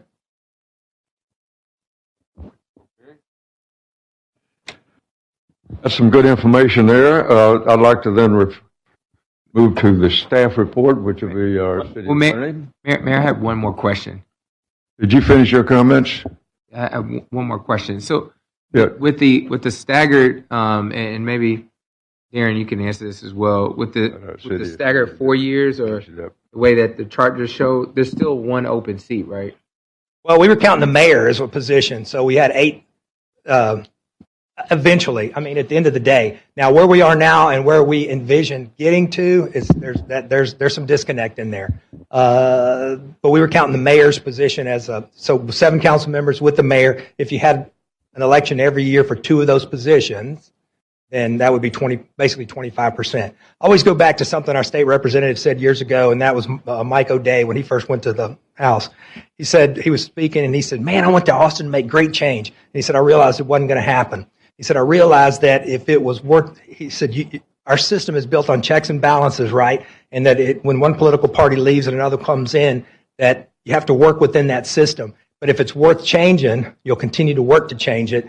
And it may even have to happen over more than one legislative session, which I think where Mr. Thompson is coming in, and he's becoming more effective with each one of his sessions. So the point being, if it's worth changing, we'll continue to work to change it, but we won't have that wild influx or transition of power should something happen. I will say this, one more inappropriate comment. When we were talking about the council member the member districts, the concern was not. It was actually just the opposite of what you said, Councilman Reed. The concern was that as that the west side voting block becomes more powerful, that they could concentrate the power all on the west side, which seemed kind of, you mentioned the old, I think you mentioned old school or mentioned the way things used to be, but there was actually comments about the strength that's being gained as those are gaining their political voice out on the west side, becoming more prominent and having a more significant presence on council. I mean, that's just worth kind of repeating also. So it's kind of interesting, your comments about the old guard or the east side running things versus the west side as they find their voice. So, but I think it's important. I mean, if you feel so called to serve and to give back to your community, put your name in the hat, and let's let the citizens in the Pearland let their voice be heard. And I thank y'all for all y'all are doing, actually. And thank you. I guess my question was more so, is there still going to be an open seat each time? Like, is there going to be 2 incumbents running every 4 years? Or, because I think there's importance in having an open seat. A lot of times you won't get folks, not a lot of times, but sometimes you won't get folks that will challenge an incumbent because they don't feel like they can, but they still want to serve. Oh, right? I see. Okay, I'm sorry. I kind of misunderstood the question. So the way we were looking at it with that one spreadsheet, and that's going to be a spreadsheet issue that's going to take a lot more time, as Mr. Koger pointed out. But we were kind of running under the contention that most of the council members would seek reelection, but that's why, again, kind of doubling back around, we felt as though the incumbent does have a significant advantage, and that's why we did keep the term limits at 2. But back to your question, we just have to see what it looks like on the spreadsheet. I see what you're saying, as if one is an incumbent running and one is an open seat. That would be hard to, because you got people that might not run for your election because they might want to go run for some other political office. Just saying. I mean, it would be hard to guarantee in perpetuity, but I mean, you would have, one member that got defeated or chose not to run. That means, in their 4-year term, you'd have 2 incumbents, but in their subsequent 4-year term, you'd have 2 open seats. It would be difficult to predict, but there would always be, I think, in that model, there'd always be plenty of open seats. There just wouldn't be the necessity to have an open seat every year. And again, you'd be extending the term by only 2 years. I'm sorry, I just had one other question for staff, Member Reed. Darren, when we put this out in referendum for the citizens to vote upon, is there a necessity that we put it out as a singular slate, or can we do like what we do with bond elections? If there's an issue, let's say if it's an issue, with the districts, or not the districts, but the term limits, can we isolate that as a singular vote and the rest as a slate? We're actually required to put, for instance, if we went with these 6 recommendations, they would each appear as an individual item that would be voted upon separately, and we're required to do it that way. Okay, thank you. So just real quick, Darren. I think Councilmember Hernandez mentioned, being able to look at contracts, but we did address that, and earlier this year, we addressed the shortening contracts, and so at this point, even with the current way that we have things, it still shows up, or you would be able to see every contract that came through. Everything would come up for renewal, specifically if you were reelected. And that's correct, because right now, under the new purchasing policy, it would be essentially no more than, it would be a contract awarded for 1 year, but then you could have 2 renewals, so it would be no more than a 3-year term on that contract. There are a few exceptions, obviously, like when we talked about purchasing electricity and things where you're seeking a longer term contract for a commodity of something like that. But generally speaking, the purchasing policy has been changed to reflect what you just mentioned. So, and then just back to the terms, just one last thing. I mean, so from what it sounds like, there's not a guaranteed open seat each time. Right now there is, and I think there's value in that. And the value is that you don't scare potential good candidates off from running. I mean, they can try to wait till the next year, but then if this one councilman or councilwoman only served 1 term, then you have 2 people that are up for reelection the next 4 years. And so right now, the way we have it, there's always an open seat. I agree that it does take time. I don't think it takes 4 years. I know the city of Houston just changed theirs some years ago, but the reason was they went from 2 to 4. Theirs was ridiculous. I mean, you do 3 2-year terms. In 2 years, you can't learn anything. But I like the way that we have it right now. Just want to give my 2 cents and maybe have something for us to think about. But having an open seat, I think, is valuable, and it allows people to think about, hey, look, I want to actually run, and I don't have to worry about going against the tough Gary Moore. So that's it. Okay.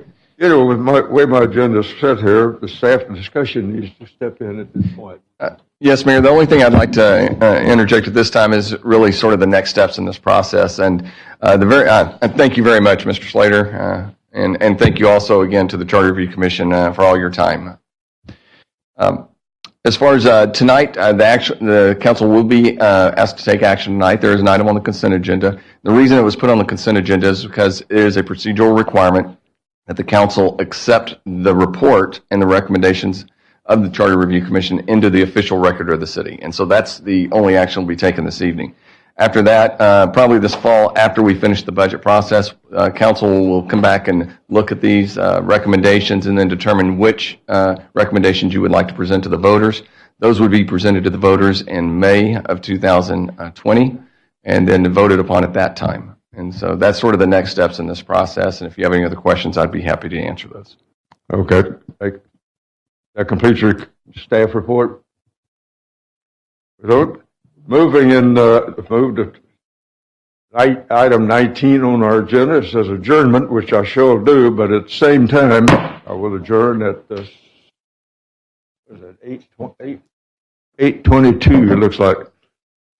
The council has been in continuous session since about 4:15, and they said they're going to scalp me if I don't call a recess, which I shall do at this point. 5 minutes most. Back here in 5 minutes, everybody.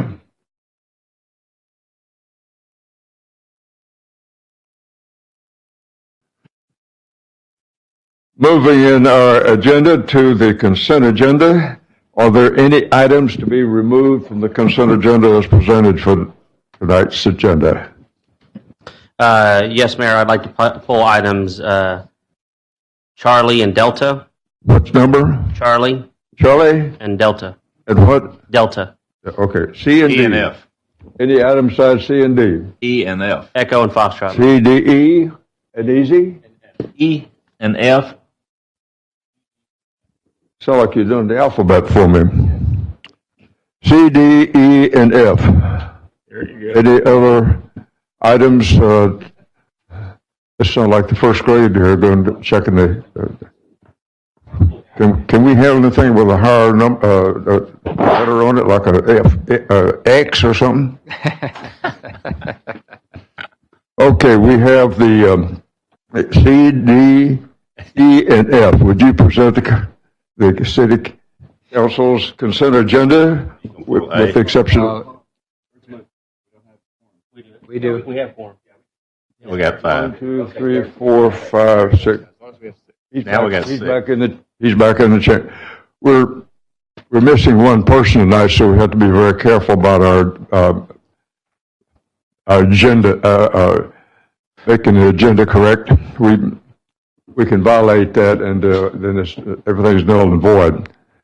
So we have consent agenda with the exception of C, D, E, and F. Would you present consent agenda tonight? Thank you, Mayor. I move that we adopt consent agenda items A through H with the omission of items C, D, E, and F. Second. C, D, E, and F. We have a motion and a second.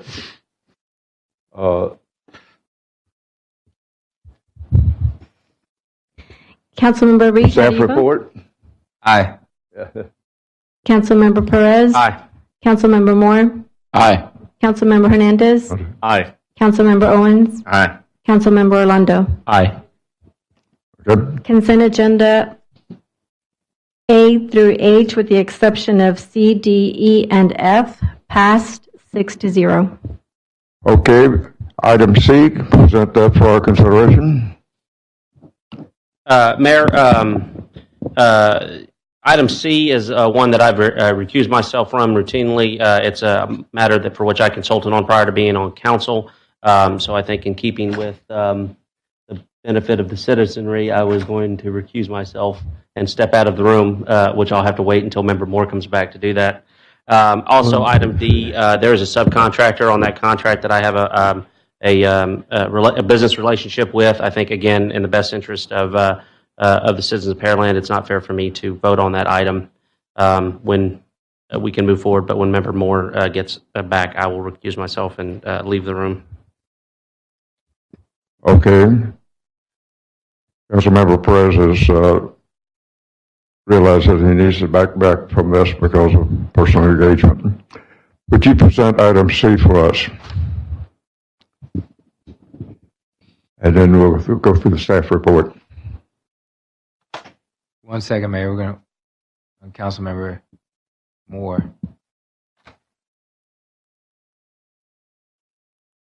They're just falling. Temporarily on hold. Where do you go?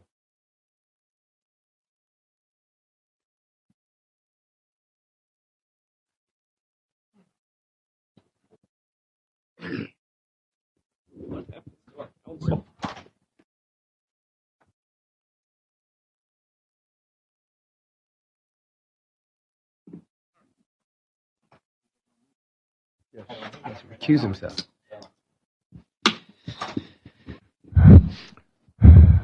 All right, thank you, Mayor. Consideration and possible action, second and final reading of ordinance number 2000M-186. So moved. Second. We have a motion and a second. We're discussion. Staff report. Thanks, Mayor and Council.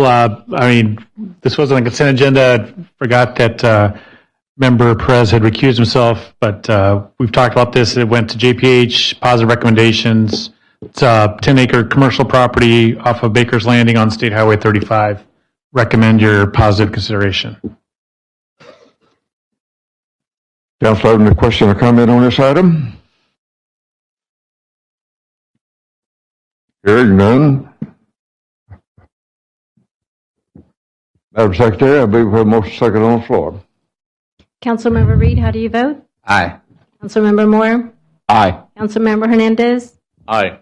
Councilmember Owens? Aye. Councilmember Orlando? Aye. Motion passed 5-0. Okay. Item D. Consideration and possible action, resolution number R 2019-175. So moved. Second. We have a motion and a second. Staff report. Thank you, Mayor. Our Community Development Department uses a outside contractor for flex work when staffing levels drop or work is excess of what we can handle. We use this so we don't have to hire additional people all the time. We have an existing contract. It was like $45,000. We've substantially used that and looking out for the rest of the fiscal year. This is a good thing. The workload is high enough that we need some of this additional help. And again, rather than hiring staff people for that, we use this contractor for the flex. And the 19,000 additional under the 45 we already have approved puts us over the 50,000 threshold for purchasing. So we are bringing this to you for your consideration. Council, have any question or comment on this item? I had one on it. And the only thing I had on there is reading this over early on page 3 of 13. You say that this is due to the employee turnover. Can you elaborate on that a little bit? It's just people retired. We had a plans examiner that retired, and that's one of the slots that opened up our members. So just natural, small group, and so if anybody leaves, it creates a outsized impact. Okay, so this group comes in and they actually do the plan review? They've been doing that for 9 months plus. They do plan review. They do some other inspections, whatever basically were needed. They perform well, and they fold in our work, and then we use that as our own. They say, is this in conjunction with the work that we do on the plan review, or what? Yes. Is that? Yeah. And they're not doing all of it, right? No. I mean, it's just we've got a plans examiner, but when there's so much work, we need another one. That's what they do for us. Okay. Well, I was really my concern was seeing that employee turnover, and I didn't know what that represented.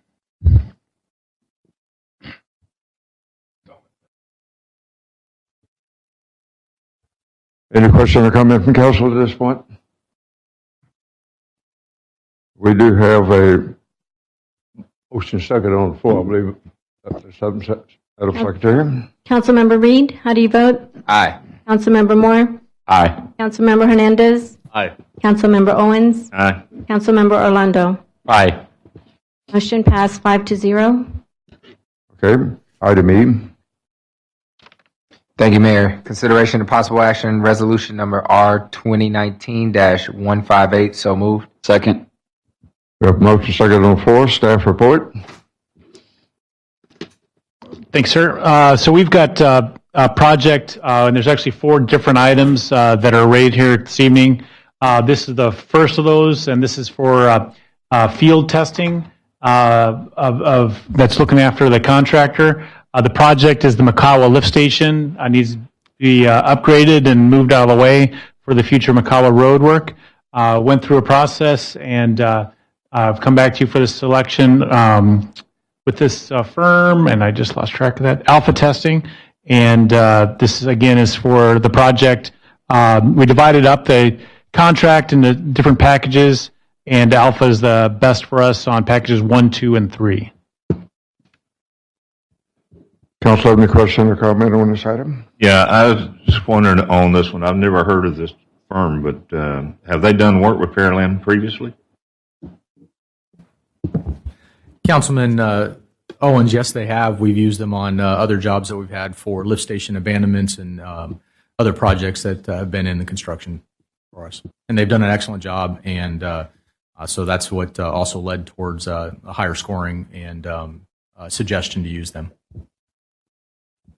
Okay, is anyone here from that company or not? Yeah, okay. Yeah, I talked to you earlier. Good thing you're sitting there. I'd like to see that. Okay. All right, well, that was mine. And they're off Little York. I guess it is way off of Little York on the western side of Houston, northwest. Okay, well, that was my concern. I had not seen them, working on Pearland, so I didn't know if it did or not. I'm glad you're here tonight. Thank you.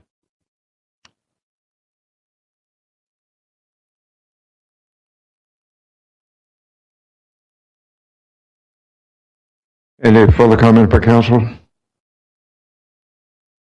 Did staff pick that up pretty well? Did the staff need to respond to that?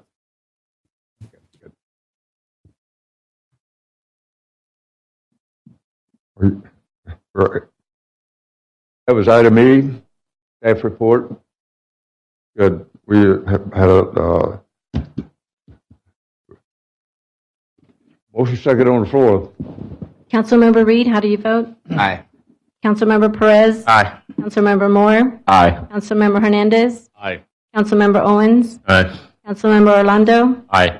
Motion passed 6-0. To do number F. Thank you, Mayor. Consideration and possible action on resolution number R 2019-170. So moved. Second. We have a motion second on the floor. Staff report. Thank you, Mr. Mayor and Council. This is a recommendation for entering into a contract with Trafficware. As the memo we circulated 3 weeks ago, describes, we've been going through a process and been looking for some additional technology and resources to help measure and manage traffic, also give preemption to emergency vehicles, fire vehicles primarily. So through that, identified Trafficware. They're a known established firm in the area. Work a lot with Sugarland, good technology, and so we're looking forward to doing this, what we're kind of calling a demonstration project, but hopefully it's a pilot that we can expand on Bailey Road corridor, and that will give us better traffic management. Our staff will be able to measure and adjust more quickly the traffic signals and the timing, et cetera. It's a good road to do that on because it's a new fully operational wide road. I mean, there's some roads that have traffic signals just no amount of timing in the world will affect just because they're over capacity, but that's not the case for Bailey. So this is a good one to start out with, and for the relatively small amount, get an idea of how the technology works and how it interfaces with the rest of our technology. As the memo describes, it has some advantages for transition from existing work and some of the backbone equipment that we have. And so it's a pretty solid recommendation, and looking forward to getting this in and reporting back to you how this works out. Council, over the response or questions on this item? Yes, I do, Mayor. To go in and take a look at this, I think is Sugarland using this traffic in their area over there? When we went to their traffic center 2 or 3 years ago, I believe they had the pucks that Trafficware uses, and I believe that that's also their base program, so yes. Are they the only city that we've talked to see? Councilman Owens, no, Baytown as well came and gave us a demonstration on it last year. We visited with them. We've also listened to several, and been with other cities that have presentations on them during our ITS conferences. So no, it's not the only city. Okay, and so the cost on starting this out and just do the demonstrations, 83,000, a little over 83,000. And then you say in here that in the process of obtaining bid for the installation of the equipment, that you'll present that to council in August. Do you have any kind of an estimate of what it is, the cost? Currently, Councilman Owen, as in the memo, it's right around 60,000. However, the bids are out, and we're hoping that they'll come in a lot less, and we'll find out in a couple weeks. Okay, yeah, because then we're talking about 60,000 plus or whatever. Then we're talking about 150,000 over the next 2 months, just to see, and we're not, so. Well, this isn't pie in the sky technology, so I hope we get to spend a lot more than that. That's going to work. It's more for us to get familiar with it and deploy this. So we need some traffic control measures. As it describes, the Siemens system we have is obsolete and outdated, so we need a new system. TrafficWare is going to be the one more likely, and this gets our feet wet with it. So, Councilor, just further Yes, Mayor, I do. So I guess this, where we're going to pilot this program is only from Manville Road to Veterans on Bailey. Will the cost increase on the distance that we put these, or how does that work? Councilman Moore, with regards to the cost as signals are integrated in, it's by a per intersection type basis. However, as we go forward with, we'll say, the approval of this technology, because it is looking the way that is where we will go, because as it says in our memo, the extension of our existing system is antiquated and outdated. And so moving forward with this is that they sell it on a group of intersections at a time. And so as we continue through the improvements of our intersection rehab, we'll be just integrating this equipment in and moving forward corridor by corridor.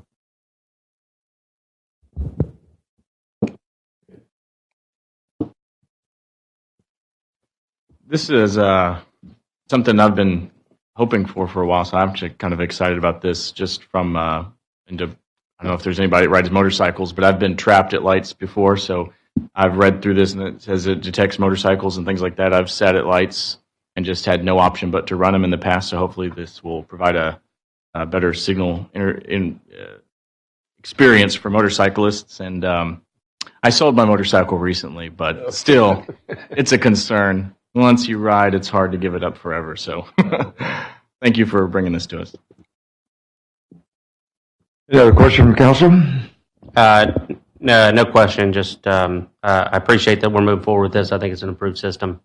I think it's a lot of effort to make this change. I'm interested to see how well this pilot works and how fast we can implement it throughout the city. Thanks for all the work, staff.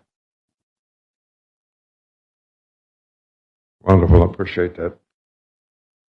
No further comments from council? We didn't have, Madam Secretary, I believe we got a motion second on the floor sitting here. Councilmember Reed, how do you vote? Aye. Councilmember Perez? Aye. Councilmember Hernandez? Aye. Councilmember Moore? Aye. Councilmember Owens? Aye. Councilmember Orlando? Aye. Motion passed 6-0. Okay. Why don't we all move down to item 21, which is matters removed from the consent agenda, and we just finished those. Item 22 is new business. New business item number 1, Councilmember Perez, would you present this for our consideration? Thank you, Mayor. Consideration possible action, first reading ordinance number 2000M-187. So moved. Second. I have a motion and a second. We're in discussion. Staff report. Thank you, Mr. Mayor and Council. This is a item for your consideration, just first reading. It's for a zone change. Did have a positive recommendation, split vote from the P&Z. Staff maintains a negative recommendation, and Mr. Martin Griggs will give a little presentation and overview for council and the public about what the project is here. Council have any questions or comment on this item? Mayor, I think we're still getting a staff report. Yes, sir. Thank you. So this was a request for a new plan development on 62 and just below a half acres. As mentioned, the vote coming out of the Planning and Zoning Commission was 4-2. This is the current zoning configuration for the property with R4 and M1. There were mainly three issues that were discussed at the joint public hearing. The thoroughfare plan, the pipeline, and the mobility of the project. The thoroughfare plan, should the first reading go for approval, we would look to have the second reading paused while the thoroughfare plan is amended and that process is completed. On the pipelines, we do want to bring up again that there are 6 pipelines that have either hazardous or volatile liquids that are being utilized on either side of the main assisted living facility or the proposed assisted living facility. And then for the mobility, one of the main deviations that the project is proposing is to move the sidewalks to one side of the street. Typically within our Unified Development Code and the Engineer Design Criteria Manual, it would require sidewalks to be on both sides of the street. And since this will serve the proposed population for this area will require additional mobility, it makes sense to continue our standard for sidewalks.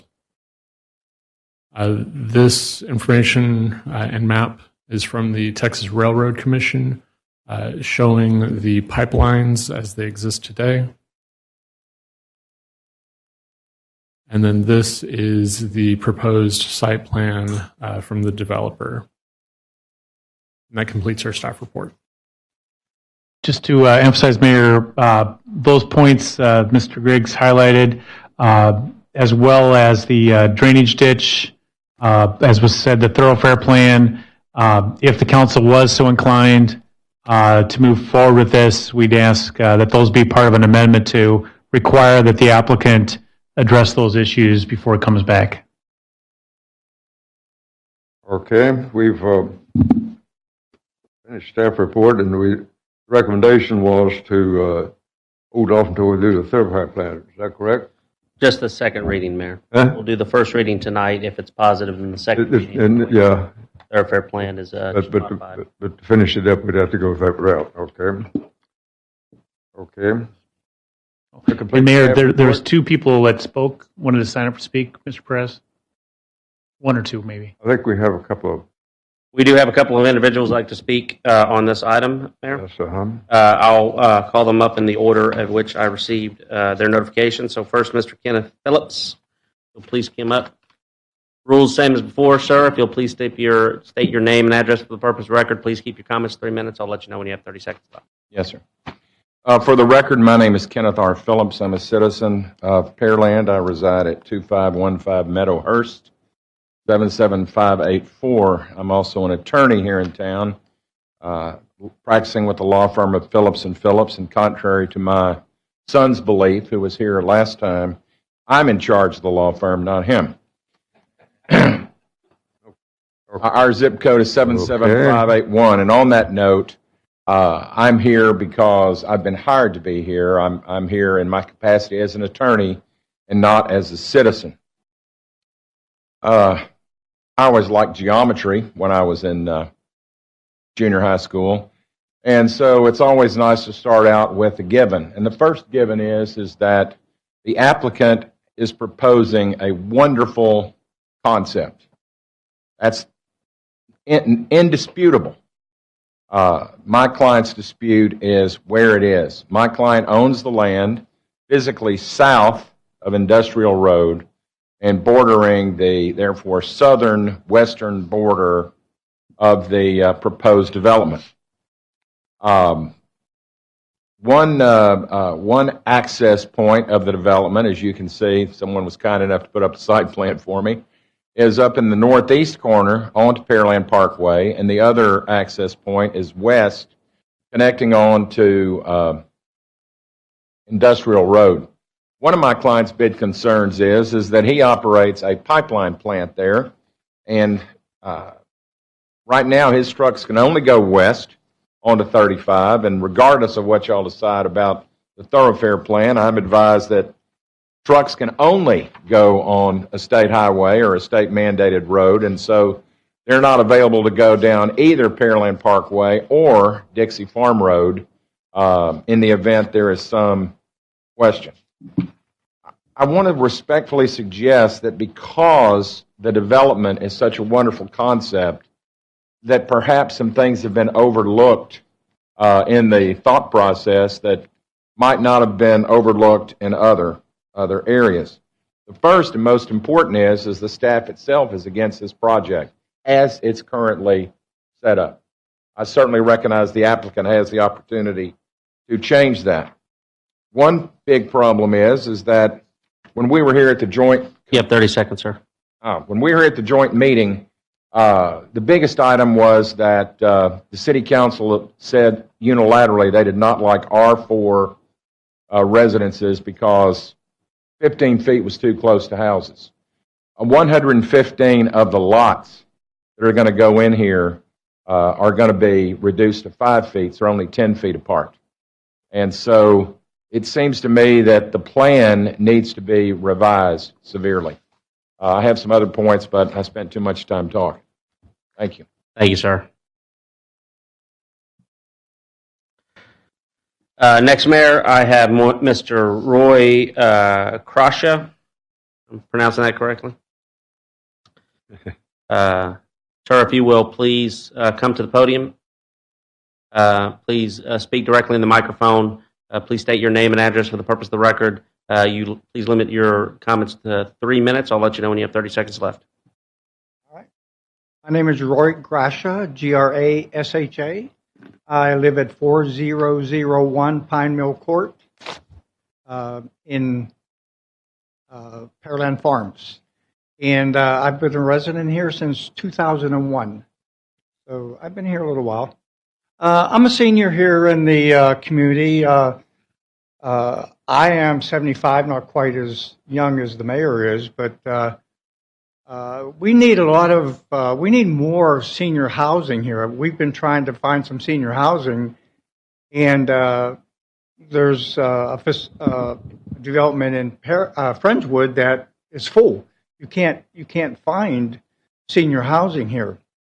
And I did a little research, and the demographics here, the 55 and over population is about 35% of the community here in Pearland. I believe that's what the internet showed me. But so we need more senior housing here, and I'm not sure about the pipes and the roads and things like that. But this is a really nice facility. It's going to be convenient for the seniors. Also, it's going to be a transitional program where you're in an independent living facility, and it's if you have issues right next door, there'll be staff. There'll be assisted living facility for people, and I think that's nice that you could be in the same community, still have your same friends and your neighbors, and if you have to go in the assisted living facility, you'll still have your same friends, and you'll still be familiar with your, everyone there and everything. And to give you a good example of that, this morning I went to an eye doctor, and I told the receptionist that I was seeing spots before my eyes, and she said, "Have you ever seen a doctor?" I said, "No, just spots." Okay, I'm done. Thank you. Thank you, sir. That's different. That's all we have, Mayor. That completes that, huh? Yes, sir, Mayor. Well, we do have a motion on the table. Any comment from council or staff have to inject anything at this point? No, again, Mayor, our concerns as were described are not to the merits of the project or adding another senior facility. It's about the design, the long term, any dealing with questions and concerns that come up with future residents when it comes to the geotechnical work or making sure the thoroughfare plan works, the rest of the site and pipelines. So those would be our staff concerns versus, the merits of the use of this property. Any further comment from council at this point? Yeah, Mayor. Go ahead. The last time in the joint public hearing, we talked a lot about the roadways through the development, about possibly not being wide enough in some of the areas for emergency vehicles to get through. Has that been addressed since we talked about that last? I don't see anything in the packet where it talks anything about that. No, they haven't updated the road widths.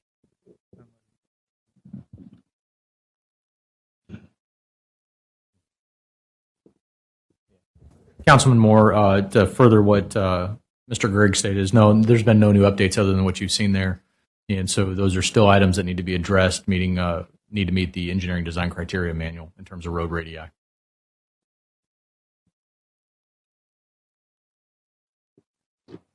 There's one picture in the packet here for this item.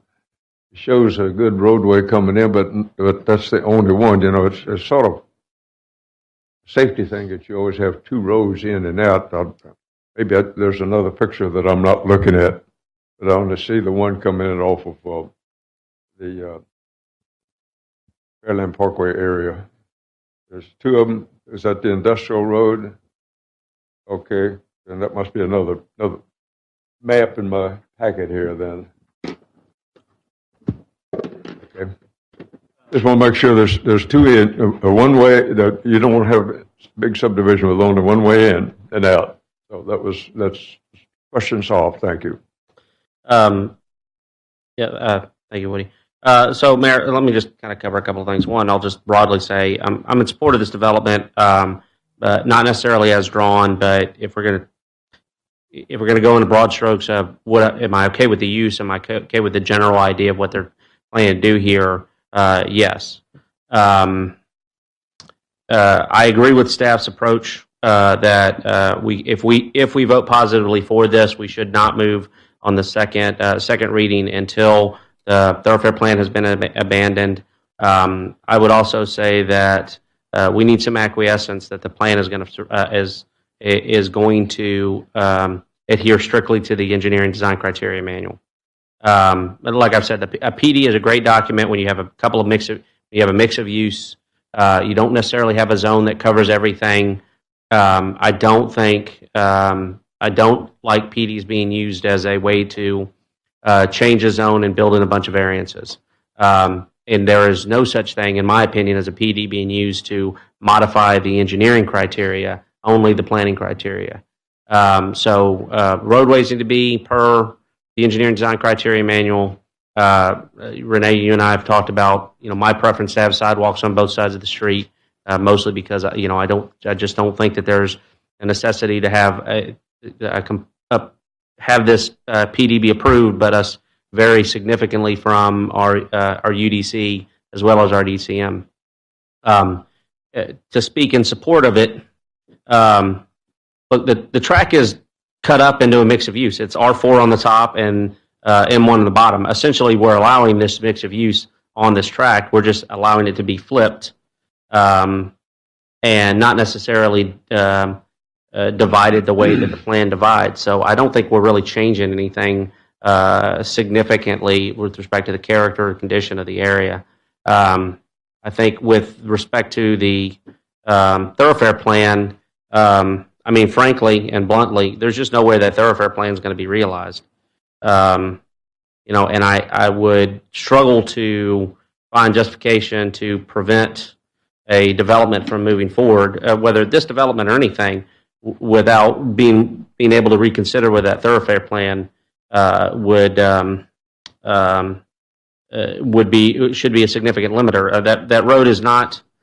There's not going to be a whole lot of significant development along that corridor that I think would necessitate a developer coming in and building that road. That in and of itself is not necessarily a barrier, but the fact that it's got to cross Cowards Creek in order to be able to connect to Dixie Farm, there's no developer who's going to pay for that bridge. That means the city's got to pay for that bridge in order to eventually make that connection. It's not an investment I'd be excited to make anytime soon, and I don't see that there's going to be enough development in this area to really cause us to do that. So the question is, do we just forbid this development from coming forward in hopes that we get something better, in hopes that would implement the thoroughfare plan, in hopes that would justify us building that bridge and connecting to Dixie Farm? And I just think that there's too many hurdles there for me to feel comfortable that this project needs to be denied or significantly modified such that it would no longer be an affordable project for the developer for something that I don't think is a necessarily great benefit to the citizens of Pearland. So I'm comfortable with modification or abandonment of the thoroughfare plan on the condition that the cul-de-sac that is on industrial needs to be able to allow an 18-wheeler to turn around. That cul-de-sac that is shown right now is not big enough.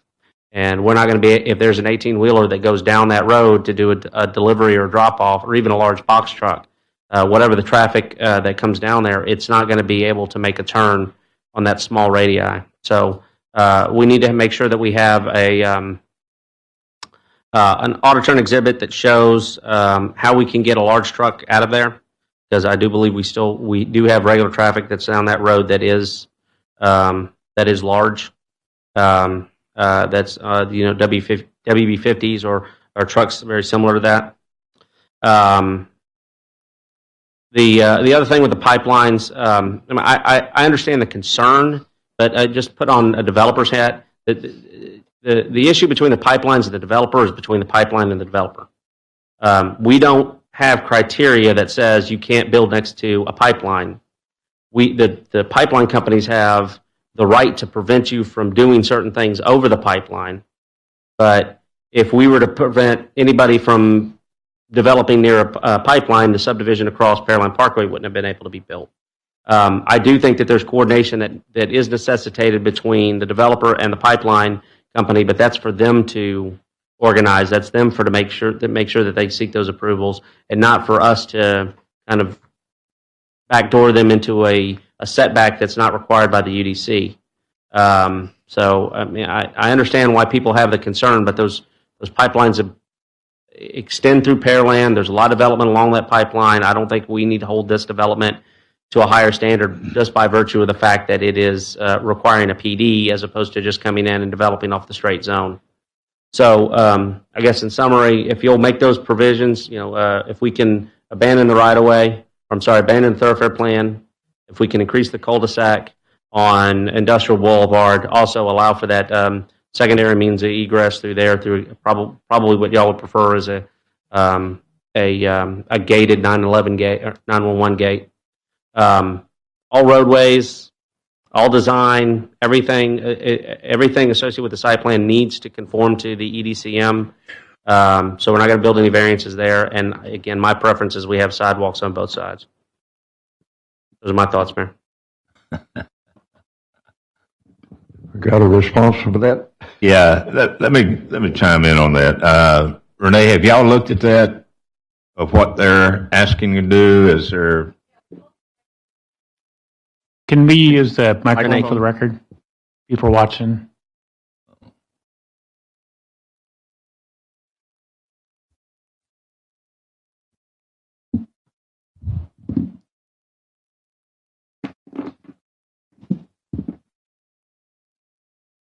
Yes, we're going to make the cul-de-sac a lot wider. We've got about 40 more feet we can go with that. So that's our plan, and we already planned the 911 gate, so that'll be going all the way through for people to get in and out in an emergency. We planned on that, and that's kind of the way we drew it. And it should show gate on the plans, but it's probably in small letters, so you can't see it that well. Yeah, and I guess, the other thing too, Perez, what you were talking about, a sidewalk on both sides. If you take a look at Orland Drive, we only got sidewalk on one side through there. I don't see that to be a problem, but I mean, that's up to you to do it and to do that. But I think, all in all, what I see here, to me, this is a good development to do. Matter of fact, it puts revenue on the ground for us out there, which coming in, if we take the thoroughfare plan and run Industrial Road over there to Pearland Parkway, that's additional cost for us to do that over there, and I don't see what it does for the significance of that development there, because you can go across 35 and you got 1,000 acres you can do over there on the other side for industrial type work. But I think this is a good situation for us to do. And if people look back on the beginning, all that property and development on Orler Drive, you did that. And other people don't remember, but you actually built Pearland Parkway up there for that area, and you paid for that, which is a third of the cost of what we could have done it sitting here on City Council and approving. I mean, and that's where Pearland Parkway got done when she did that development there off of Orla Drive to do that. So, and I think, what you're talking about, we do not have these facilities here in Pearland to do that. And the progression from, going into a senior's place there and progressing through, we don't have that here now. And I think it's something we need to, to do. And of course, that's what the developer over in Friendswood wanted to do here also. But it was elected during that time to put a storage place there instead of that. But all of those apartments over there are booked now over there, and he had them booked before they ever got through with them. But so I don't see if you can do it from what they've asked you to do. I'm all for it. Let's go. Let's do it. Whatever. Abandon the roadway. Thank you, Perez, on talking about that. But the thing about it, I think this is a lot better, and we're certainly going to need something on the ground producing revenue for us at this city out here as we go on in the future. The sidewalks I'd like to leave on one side, but the 911 gate is already there, and the cul-de-sac certainly is easy to make a lot bigger. Yeah. About every development we got around here has got pipelines running through it. I wanted to talk about, I guess, this from a community needs assessment kind of perspective, and I looked at this, and I've even prior to this coming back to us, and actually prior to this being before us the first time, I was looking at this area and had identified that there is a care desert in this area. So I think this is something that our community desperately needs. I know there's quite a few seniors that live in that area. I have a soft place in my heart. I was kind of grandma's boy growing up, and I go hang out at Ativa and stuff like that, and just like shoot the breeze. And I know that I talked to a lot of people that live there, and there is a need for some place to age in place, so to speak. And I think this is a great start. We're getting something like this concept off the ground, and hopefully can be something that can be replicated in the future and attract other care providers, things like that, to the area. I see it as a very positive thing for the city, and I think the changes that Member Perez and Member Owens put forth are reasonable, hopefully, for you. And I'd like to see, what you've already addressed, at least the emergency gate and the cul-de-sac, things like that. So, I mean, whatever you can do to make this work, I would love to see this come to fruition. So thank you, at least from the needs perspective, for putting this before us. I'm sorry, just to add a couple of things. I think there was a question about the geotechnical effects onto the pipelines, and I think what I'd like to mention is they're going to be required to do a geotechnical report in order to be able to develop this, so they know that structurally what kind of foundations that they put in place. I would suspect that if those pipelines are relatively close to the easements, that they're going to ask for some loading demand. The way I see it, the buildings are going to be too far offset from the pipelines to really have an influence, to assume the depths are probably 4 to 8 feet. But I know that question was brought up. I don't see that that's going to be a concern for this type of development. I don't think those loads are going to be that significant. Again, in support of the development, but I think it's important to let the gentleman who came up and spoke it, and anybody who may be paying attention, while we may want this to occur because we want senior living, we cannot zone it for senior living. There's nothing that we can do with the zone change that can require it to be senior living. So independent of that, independent of our inability to zone for ageism, I still think it's a good development, whether or not that it goes to 55 or up or not. I still think it's a beneficial community. I don't think we need to hold it as if that's the only way that we should support it, or at least not for me. One other small question. So right now, as it's presented, it is presented, Martin, with the sidewalks only on one side. Correct. Correct. So I would like to amend the motion such that sidewalks would need to be included on both sides per the UDC.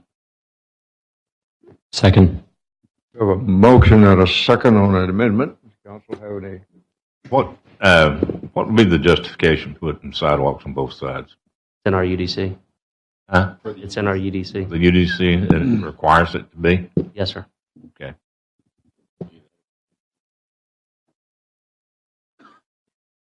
We have a motion and a second.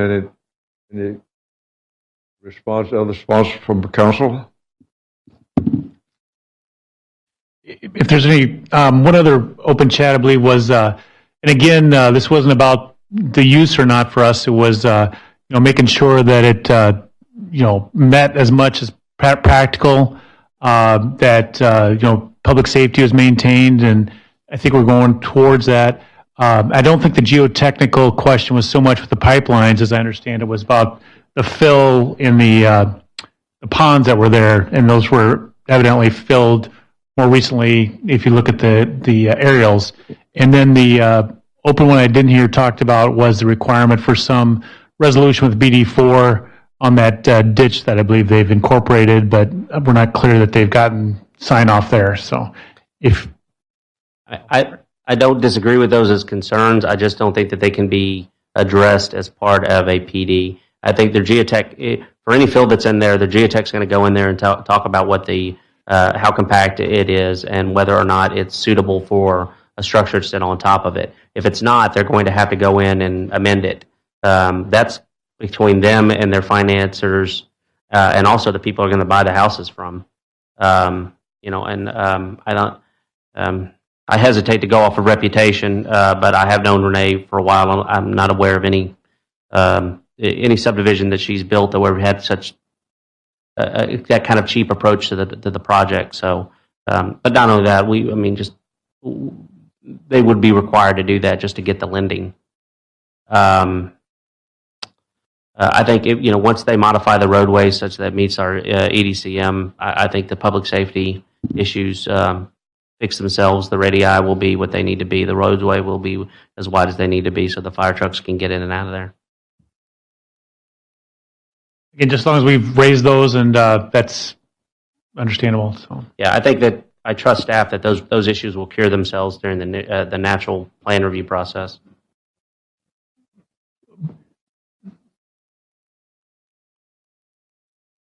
We've got a motion second on. Do we have a motion second? We have a motion to. I don't hear a second yet. I'm not sure. We have a motion to amend. We have an amendment to the motion that's on the floor. Amendment on the floor. Okay. Councilmember Perez, how do you vote? Aye. Councilmember Hernandez? Aye. Councilmember Moore? Aye. Councilmember Owens? Aye. Councilmember Orlando? Aye. Motion to amend passed 5-0. Now we'll vote on the original motion. What is it? We have the amended motion on the floor, Mayor. Ready? What was the score? 5-0. 5-4. 5-0. 5-0. To amend the motion. So now we have the amended motion on the floor to vote. Okay. So, and just so we're on the same page, so we need to make sure we know before we bring it for the second reading if this goes forward, be the thoroughfare plan, as I heard, to get that, and then the design of the radii, et cetera, and the sidewalks. So it's just amendment. Is that what we're including? The thoroughfare plan, the cul-de-sac on industrial. If I think I'm comfortable, if there's a way to decouple the site plan from the PD, such that they can have some ability to amend it, staff can have some ability to put on some additional criteria without them to have to come back and amend or reapprove the PD. I think there's potential for language in the second reading to allow that, unless I'm wrong, Darren.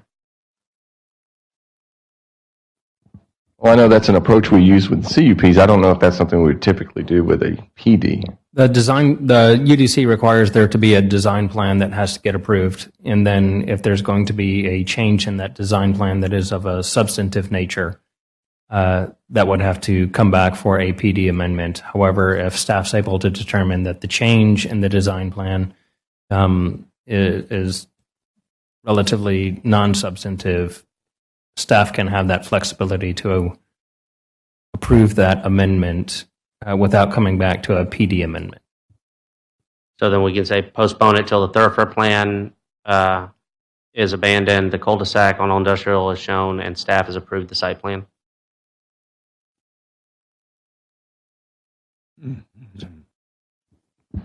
That could be done. I mean, if you want those to be conditions before the second reading. Yes, sir, but we wouldn't need to modify them.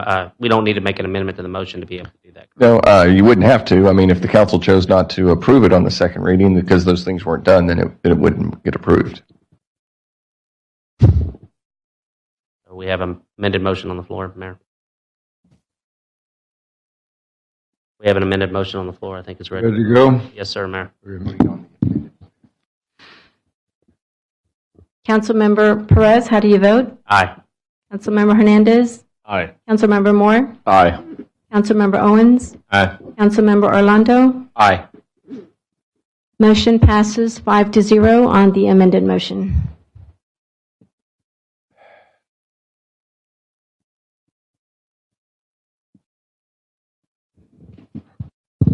Okay, where does that put us at this point now? Let's see. All the way to number 2. Ready for number 2? Yep, we're on the second item on the new business, Mayor. Move into number 2.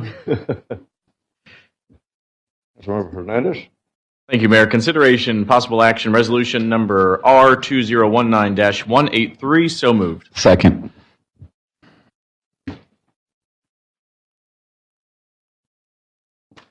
We have a motion and a second here. Did I hear a second on that? Yes, sir. Did get a second. Staff report. Thanks, sir. This is something that has been probably a decade in the making. This is for our base systems at the city, which we use to operate Microsoft ubiquitous software program.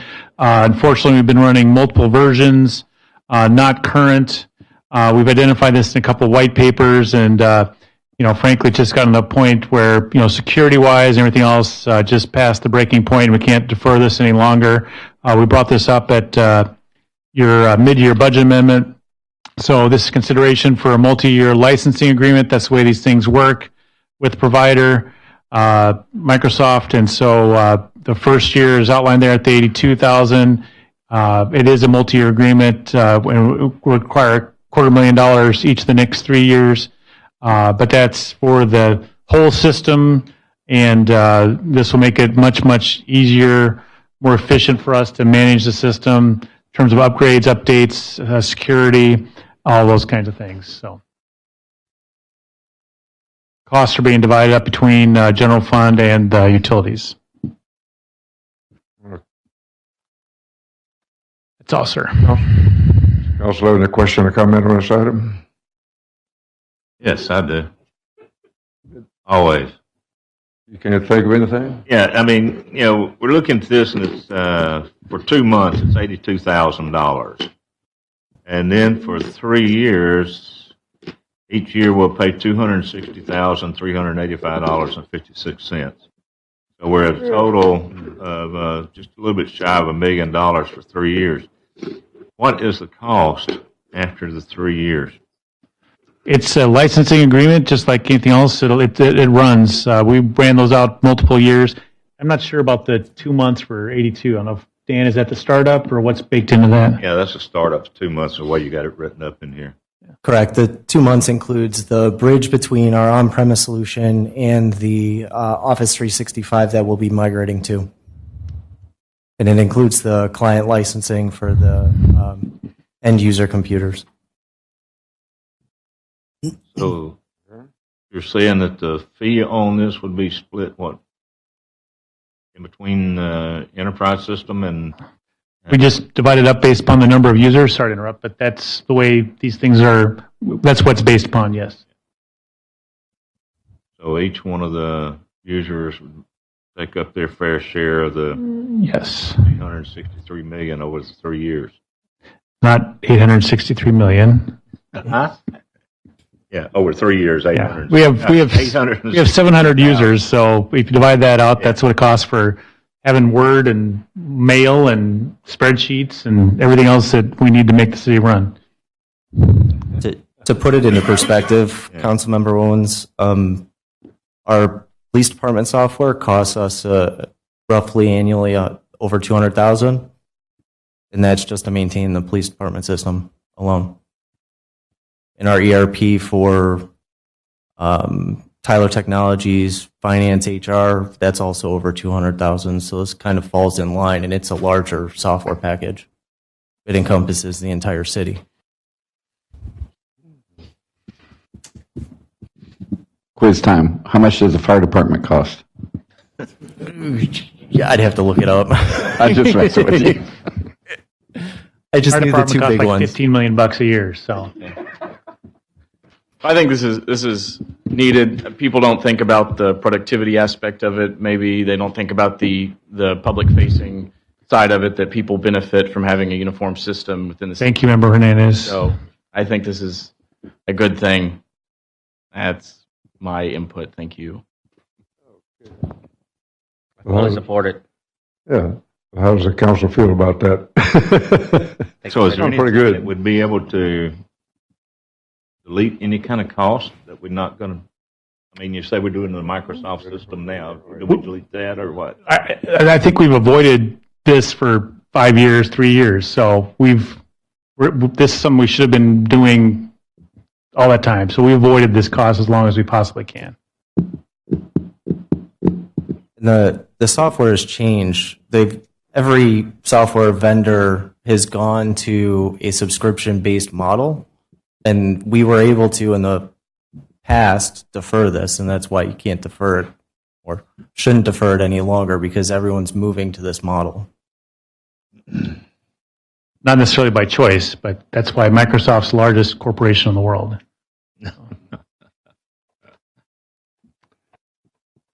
This is one of those, if you don't have it, you need to go get one. Any further comments from council at this point? I think we're ready to vote, Mayor. We got a motion second on the floor sitting over here. Councilmember Hernandez, how do you vote? Aye. Councilmember Moore? Yes. Councilmember Owens? Aye. Councilmember Orlando? Aye. Councilmember Perez? Aye. Motion passes 5-0. That tucked away. Let's move to item 3, Councilmember Moore. Thank you, Mayor. Consideration possible action resolution number R2019-178. So moved. Second. Motion and a second. We're in discussion. Staff report. About 4 or 5 years ago, the city was in a situation at our Reflection Bay plant that our usage outstripped the capacity for treatment. So the city had to buy a temporary facility plant, about $10 million, as I remember.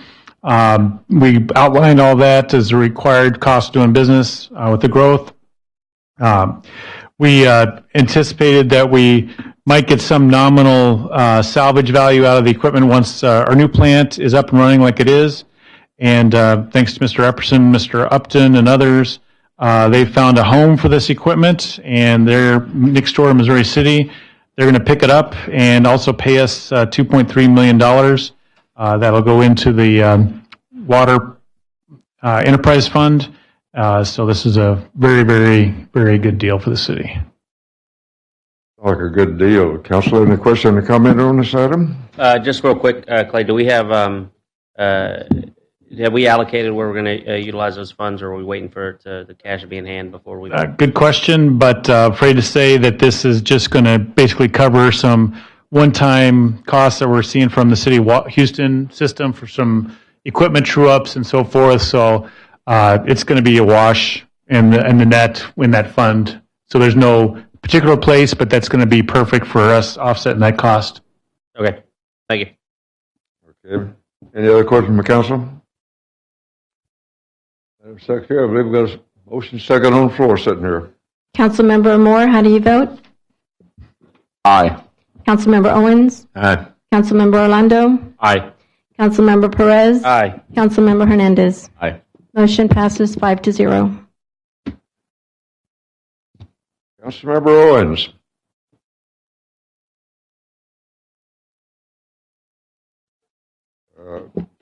Consideration possible action resolution number R 2019-173. I so move. Second. Have a motion and a second. We're discussing staff report. Thanks, sir. We outlined at the mid-year budget amendment that as part of our city fleet, we actually need 2 new Vectors at some point. Through the discussions, we settled upon getting 1 immediately.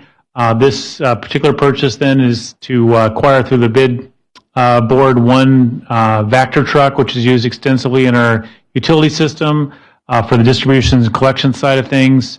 And so this puts that order in. We'll revisit the other Vector and see if we can fit that in through the budget process. But this lease gets us 1, so we have that in our fleet and avoid extraordinary rental charges in the meantime.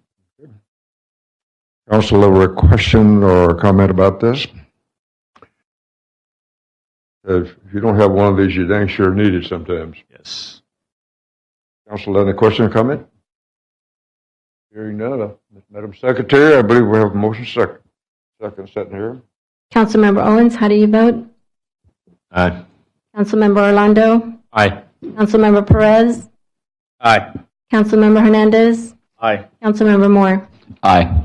Motion passes 5-0. Move to item 5, Councilmember Orlando.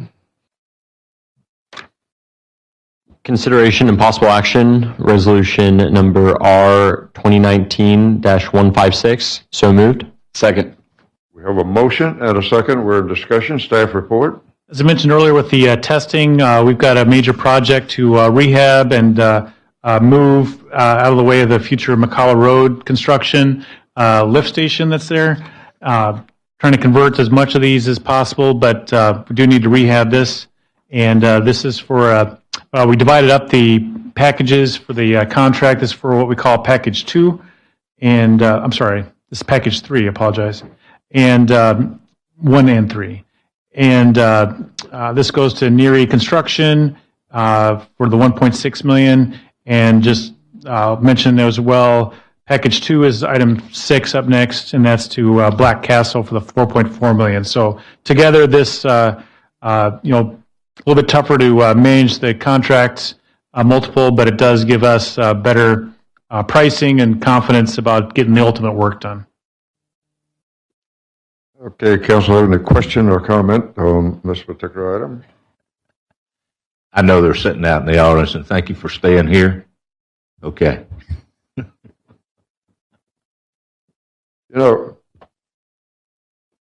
I think if we keep doing this, we're going to be able to get some gravity flow in every condition. Sure be a lot less expensive. Council, have any question, comment here? Have a motion second on the floor. Councilmember Orlando, how do you vote? Aye. Councilmember Perez? Aye. Councilmember Hernandez? Aye. Councilmember Moore? Aye. Councilmember Owens? Aye. Motion passes 5-0. Moving in our agenda to item 6, Councilmember Perez. Thank you, Mayor. Consideration possible action resolution number R 2019-157. So moved. Second. We have a motion and a second. We're in discussion. Staff report. This is the Black Rock Construction, Black Castle General Contractor Construction I mentioned. That was short. Council, any question, comment on that item? Hearing none. Madam Secretary, I believe we've got a motion second here. Councilmember Perez, how do you vote? Aye. Councilmember Hernandez? Aye. Councilmember Moore? Aye. Councilmember Owens? Aye. Councilmember Orlando? Aye. Motion passes 5-0.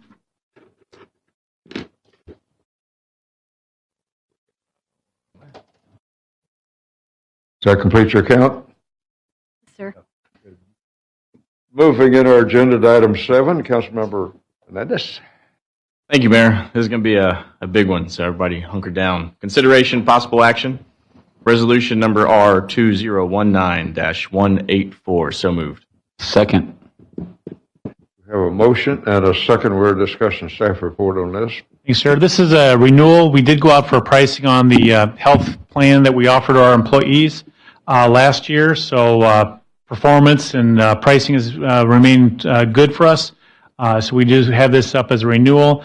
It is a significant expense, so I wanted to just brief you on that. Brent Wager is with HUD Consulting, I think they're calling themselves now, and he's going to run us through an overview of the package and what we offer. Thank you, Clay. Honorable Mayor, Council, appreciate the opportunity today to give you an overview of the renewal process, as well as some information on how the plan is running. So to start off within this presentation, we have a historical cost analysis. This cost analysis lets you have an idea of the health plan financials for the prior fiscal year and the current fiscal year. I want to draw your attention over to the far right, which has the net total cost. The net total cost is the cost of the health plan after we receive reimbursements from our reinsurance company for any large claims. On the far right, you'll see that last year we had about a 2.7% increase in our per capita cost. That's the total cost divided by the number of employees that are enrolled in the plan. Year to date, our change is about 2.4%. So we are operating in a good area compared to national trends that we typically see within the health insurance industry. On the next page, you'll see our per capita claims cost over a significant amount of time, back to 2013-14. You'll see periods of increases, decreases, but overall you see a relatively flat trend line over that time period. If you look at 13-14 cost all the way to 2018-2019, we're sitting slightly above where we were at the beginning of this time period in this graph. On the next page, what we've taken a look at is your average trend, Pearland's average trend, and comparing that to the national averages over a 5-year time period. What you'll see here is when we average these numbers out, Pearland has been operating at about a 4.2% differential, its trend versus the national average. And this is important to note that this national average is after plan design changes. It's not before plan design changes, so we're comparing apples to apples of cost each year. Overall, that 4.2% differential in trend per year on average in today's dollars is about $300,000 a year. That's about that value. So the budget projections for this upcoming year, what we've done here is shown you the projected 2020, 21, and 22 projections in the dark red columns here. We also have our projected 2019 where we think we're going to end up. Overall, it's really important to evaluate the fund balance year over year. The fund balance is there to protect us in situations where we might have a catastrophic claim year and to potentially offset claims liability that ultimately Pearland has to pay.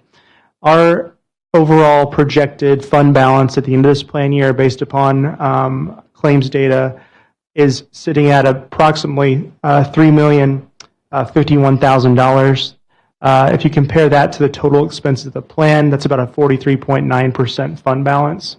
The minimum fund balance we would want to see this plan have is 25%. That covers your reinsurance liability.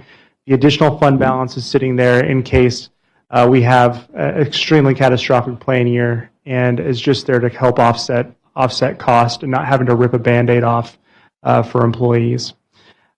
We did take a look at the next 3 years projected fund balance, including in here nominal increases to employer and employee cost over this time period, and at the ultimate goal of being at a 25% fund balance potentially at the end of the 3rd year, so that we're not drawing down below the 25% based upon our plan design recommendations and strategy. But overall, here we are looking at drawing down the fund balance about $163,000 this upcoming year based upon our budget. That is to help offset some of the expense to employees for moving from a dependent subsidy of 64% to 62%. That is one of our recommendations. We've been doing that over the past several years, is drawing down dependent subsidies that the employers have been putting into place. It originally was 70%, 62% was our benchmark average. If we go down an additional 2%, we're finally at the benchmark average of cities of comparable size in the state. The next page was just our projection assumptions that we included in our projections. So the plan design and contributions that are proposed for fiscal year 2020, plan year 2020, we're not proposing any plan design changes to the current plan of benefits, remaining with the 2 Kelsey Care accountable care organizations, and then the HSA plan as well. So no plan design changes are recommended. The next page, you'll see the percent of total enrollment. The percent that high percentage of enrollment is employee only, about 48%, but about 52% of employees carry some sort of dependent coverage. So when we do make adjustments to dependent coverage, it does affect about 52% of the overall workforce. The health plan funding rates for fiscal year 2019, that is a current year we're in today, are shown here. You'll see here in the middle section the Kelsey Care 80%. That's how we determine our funding. Currently, the funding is set at 100% for employee only if they're participating within the wellness program. It's 64% for dependents, also if they're participating in the wellness program. But overall, that is where we sit today. On the next page, you'll see that this is the option of keeping that at 64% for the Kelsey Care 80% plan for the dependents. That's the current subsidy we have today. That's in yellow, keeping that same subsidy level. You'll see the amount of increase that is proposed to the right-hand side of that column. You'll see a total employee contribution. That's what's coming out of the employees' paychecks per month. In the orange column is the change per month to employees. I would also note in the top right corner that we are proposing that this be a cost-neutral funding between the Kelsey Care 80 and the HSA plan. Currently, it's not exactly cost-neutral. We've been trying to go to cost neutrality, meaning that the employer doesn't fund any more for a Kelsey Care 80% plan as it does to HSA plan. You fund the same amount no matter what plan the employee goes into. So we're also proposing, this was a 3-year strategy to try to get that to zero. So this is our 3rd year that we're getting that to a $0 cost differential, making this truly cost neutral. But you'll see to employees that the HSA plan has a little bit different change in percentage, a little bit higher changes because of that cost neutrality. But the Kelsey Care 80 and Kelsey Care 90 all have about a 3% difference to those members that participate in those plans. The next page is where we get to the 62% funding and cost neutrality. The 62% funding with the use of that $163,000 or so fund balance, we were able to bring this cost increase down to about 4% for those that are in the Kelsey Care 80% plan for those dependent coverages. So it's about 4% overall. In the prior slide, it was sitting at about 3%. So a bit of an increase over the prior slide, but this is what's proposed in the budget for this upcoming year. The next page is the retiree rates. These retiree rates were put into place last year, the unblended rate structure to pass along the actual cost of claims and risk to those retirees.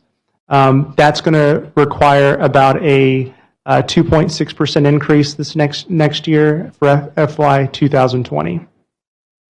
So not a large increase, but about a 2.6% increase overall. So some recommendations that are important to note here. For fiscal year 2020, we're recommending renewal with Cigna. Again, this is your second year of the 3-year contract with them.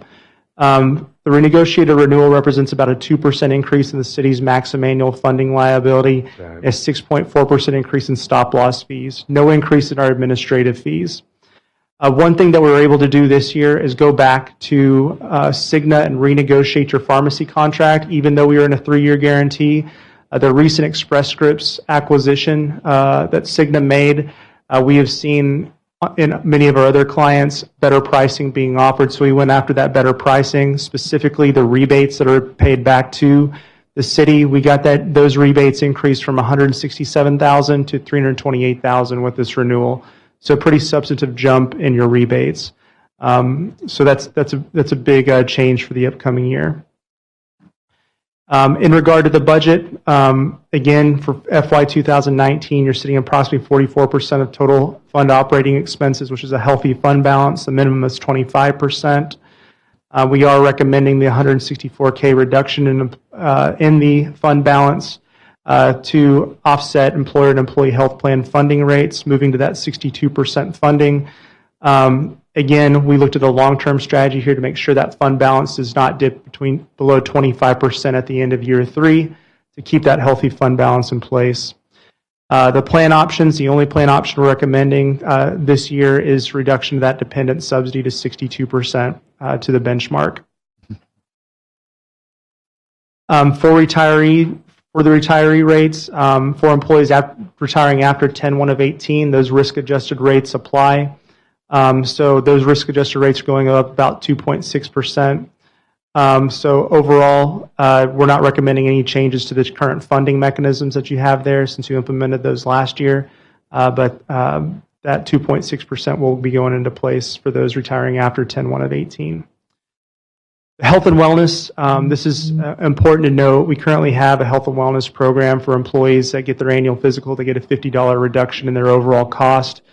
Last year, the EOC released an opinion that they had needed to vacate their rules allowing for premium differentials for annual physicals, but the ACA, Affordable Care Act, and HIPAA allow for premium differentials.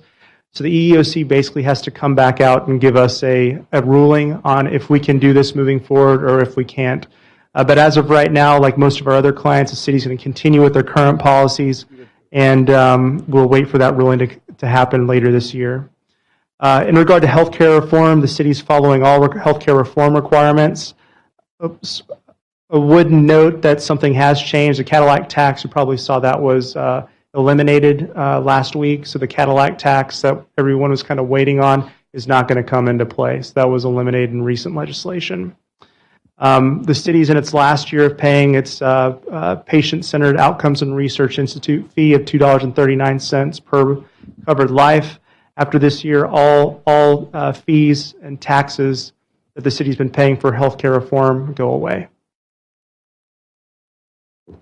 The dental plan is currently in a 2-year rate guarantee at this time with Cigna, so no changes are recommended to those structures or plan design. The vision plan is also in rate guarantees, so no changes there are recommended. That's until 10/1 of 2023, so a longer rate guarantee on that policy. And finally, we did do a life and disability request for proposal this year. It was required. Our 3-year contract was up with the incumbent carrier, Symetra. We were able to renegotiate through that RFP the current rates to achieve a 13.2% savings for the city. That's about $13,000 per year, and a 3-year rate guarantee that was offered on that. We did have competitive bids from other quotes, but from other carriers, but just not enough savings to recommend a change at this time. So that's the end of my presentation. I'd be glad to answer any questions you might have. Good presentation. Mr. Mayor, just to wrap up a little bit, I mean, this is, as I said, an important thing for the city. It involves our employees and retaining and attracting employees. We have to have for a good program, but it also has to be financially sustainable. And I think the track record over the last few years has shown the fruits of that for the city. We've got a very good program, one that we can afford, and it's competitive. I recall when I got here, and it wasn't because of me, it was just the work that's gone on, the fund balance was like in single digits. So that's where it needs to be now, and at the 25%, even at the end of a 3-year projection. HR and Ms. Graham and that team, we've done the plan design changes. We've got a good carrier in terms of Kelsey and that managed option. We also have the PPO plan option for employees. And, it's a very complex subject, very legalistic, and Mr. Wegar and his team at HUB have done a great job for us. So I want to salute everybody and thank them for bringing this home. We had to do the retiree program, which we instituted last year. So that was done successfully. So it's always changing, but, something I think we can feel proud of that we continue to offer. Thank you. Does the council have any further question or comment on this item? It sounds interesting. I don't know what our Human Resources group has to say about that, but you have any recommendation? Nope. I don't think council want to take an action on this one. Would you mind if we held our comments until after we take a short recess? Yeah. What we need, we're about to lose my quorum, so if you all will wait and think this over for your response and everything, I ought to call a 3-minute.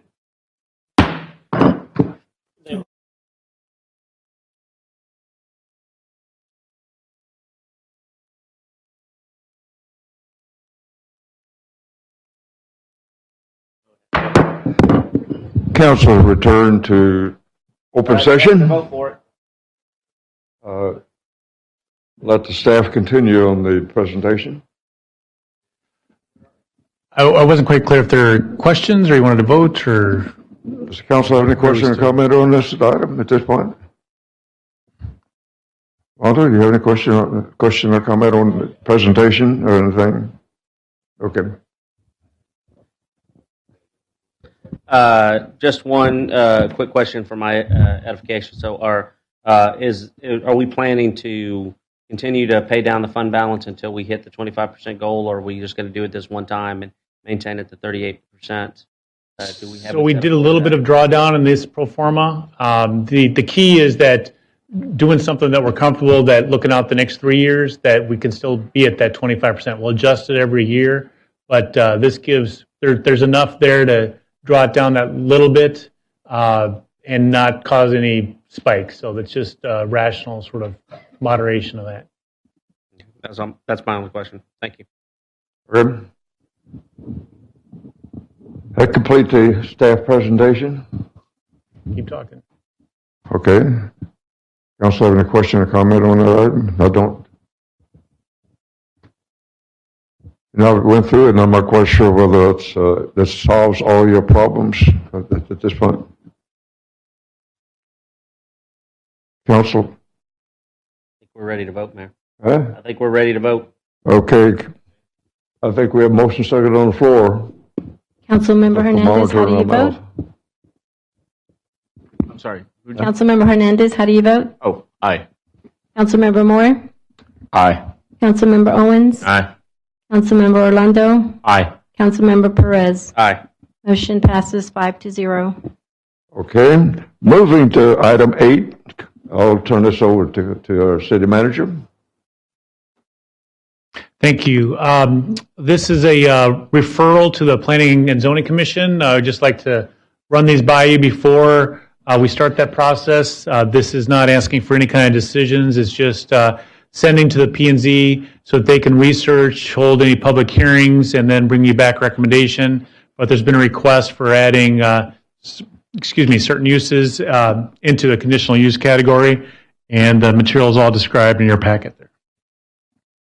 So with the positive motion, you'd be sending it to the P&Z for their work on from this point. Okay. Council. Are we to move on this, or are we just to offer input? You're free This to, is yeah. council input. The way it's worded is input and discussion. So if I think If staff receives input from at least 3 out of 5 council members up here, then we're going to go ahead and move forward with developing some regulations for the UDC. It sounded good to me. I think if two council members want to explore it, I find it's inappropriate for me to have an objection. It's just going to P&Z to let them take a look at it. So I think it's worth the exploration. Is it?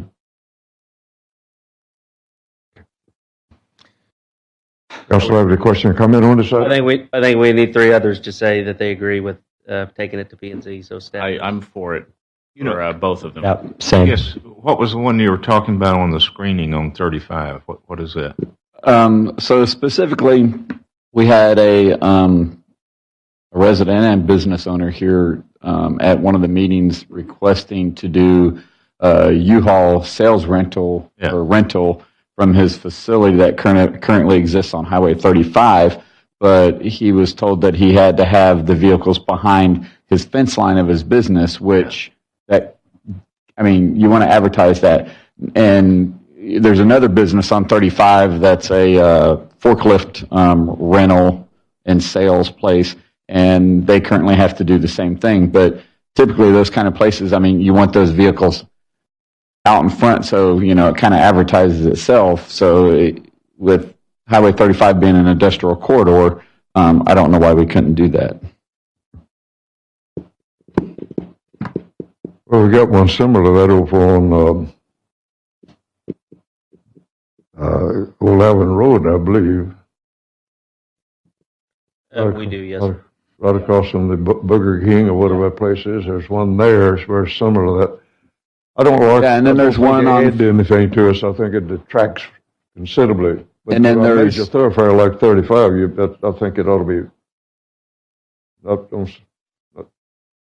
continued over there for sure. Well, then code enforcement needs to reinforce the UDC requirements because there's several other places that are like that, Mayor, and they continue to operate that way.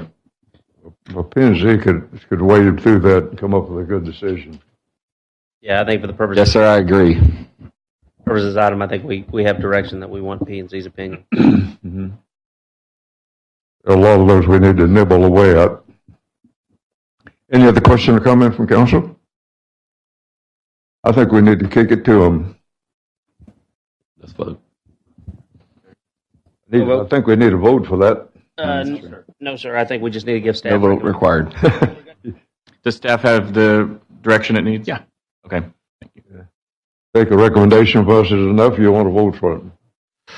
And okay, so we got the consensus that next item again is number 9 is another one, no action. Just set this up a little bit.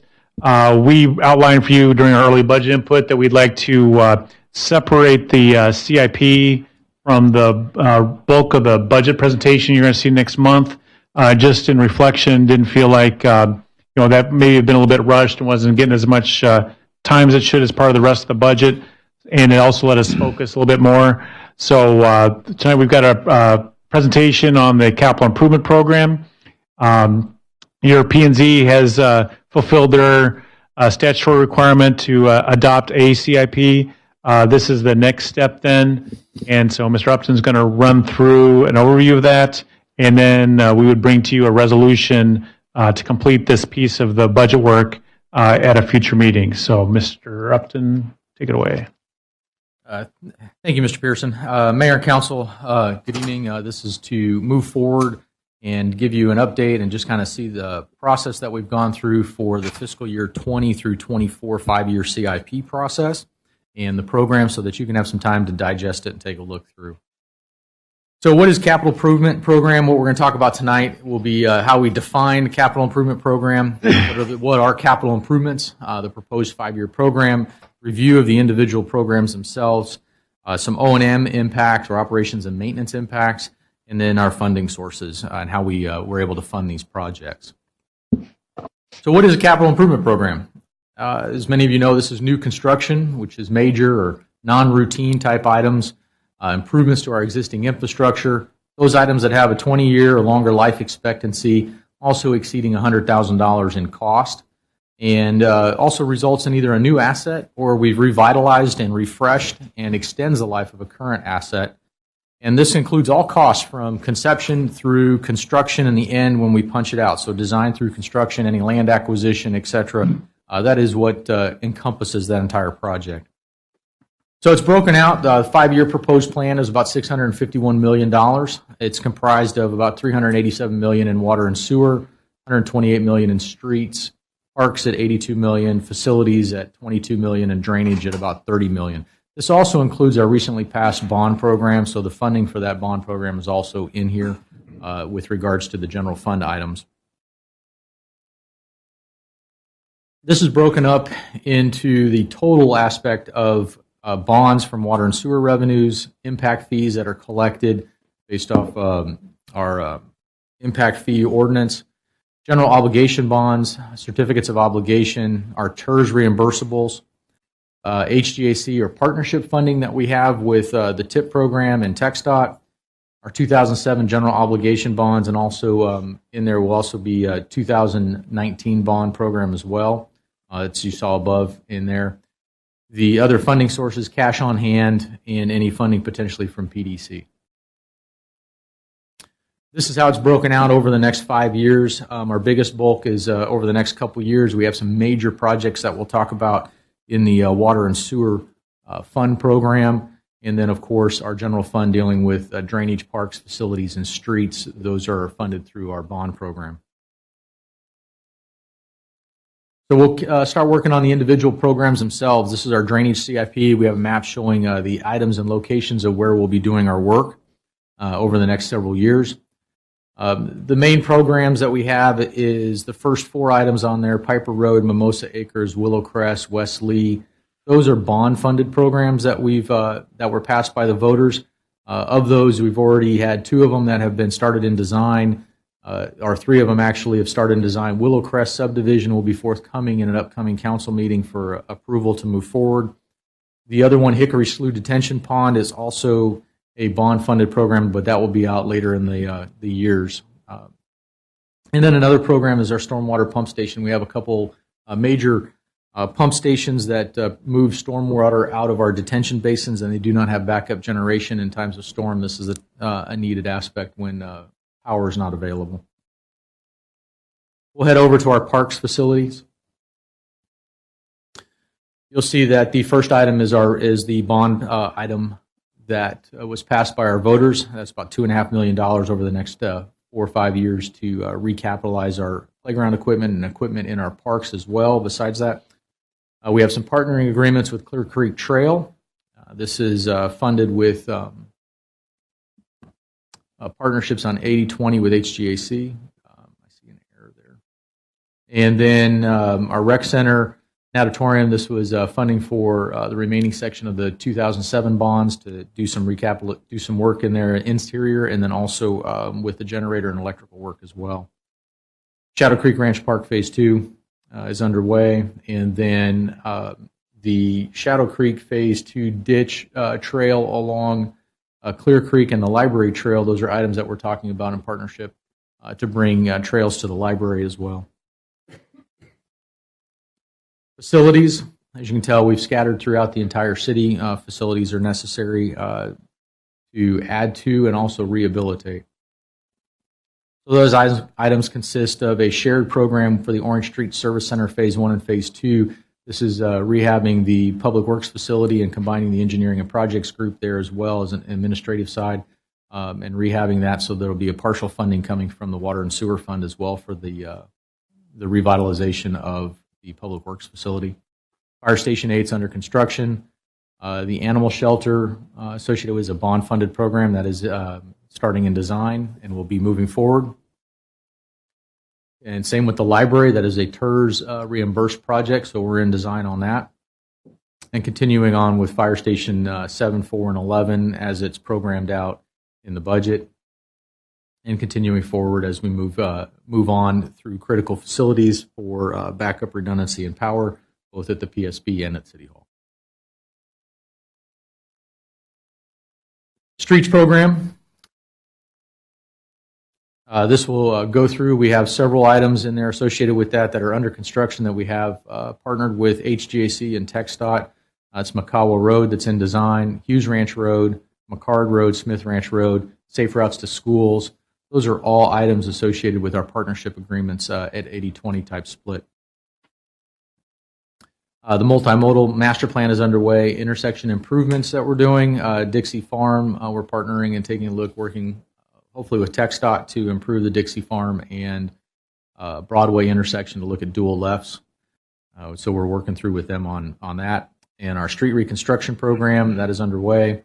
And that's looking at several low concrete streets that have rated low in our pavement condition index and to rehab and rehabilitate that asset. Continue on, our bond funded projects are the next three. And then we have TERS related projects thereafter that will be starting next year or in next fiscal year.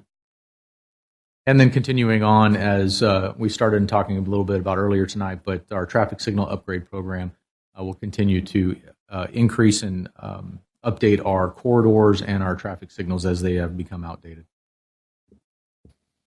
Water utilities. Now we're moving into the enterprise fund, and you'll start seeing some correlation a little bit on some items with the large forefront for the first 2 years of the CIP. Lots of projects that are underway, but our biggest one is our surface water plant.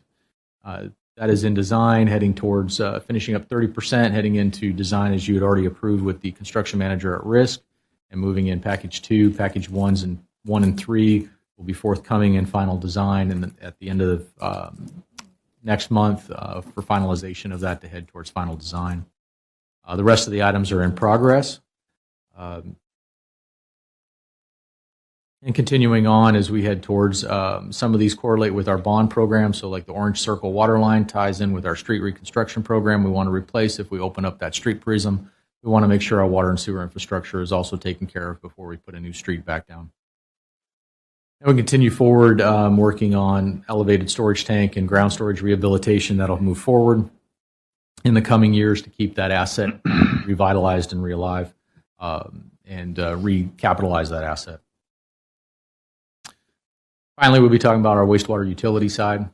As I said, another major component that you'll see is that we have two major wastewater treatment plants in the next 2 years under reconstruction. That'll be the Barry Rose wastewater reclamation facility expansion and also John Hargrove Environmental Center wastewater reclamation facility expansion.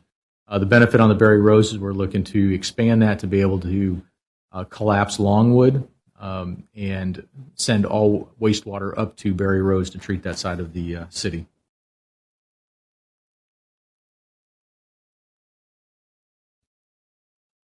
You'll see the Longwood decommissioning on this next slide here at the top. We're looking at continuing to move forward with our sanitary sewer rehabilitation. This is the infiltration intrusion project where we are going back under the old part of the town and old part of the city to be able to make those pipes solid again with new plastic pipe versus some of the old pipe that's in the ground that's outlived its useful life. And we'll continue with our lift station rehabilitation or abandonment program, depending on how those are with regards to development that has increased and gone near those where we can eliminate lift stations in the system, or those that we have to truly maintain and rehab and revitalize.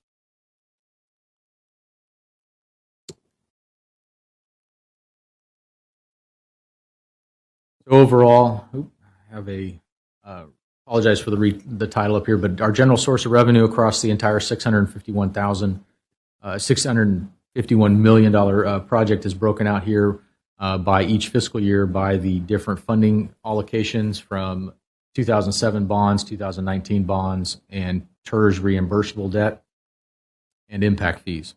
and that's broken down over there on the right side of the screen. These next several slides are just working with each of our departments and our clients to look at the operations and maintenance as things go online. You'll see each of those go forward as we revitalize that asset. We want to continue to maintain and provide the operations and maintenance to maintain as we go along.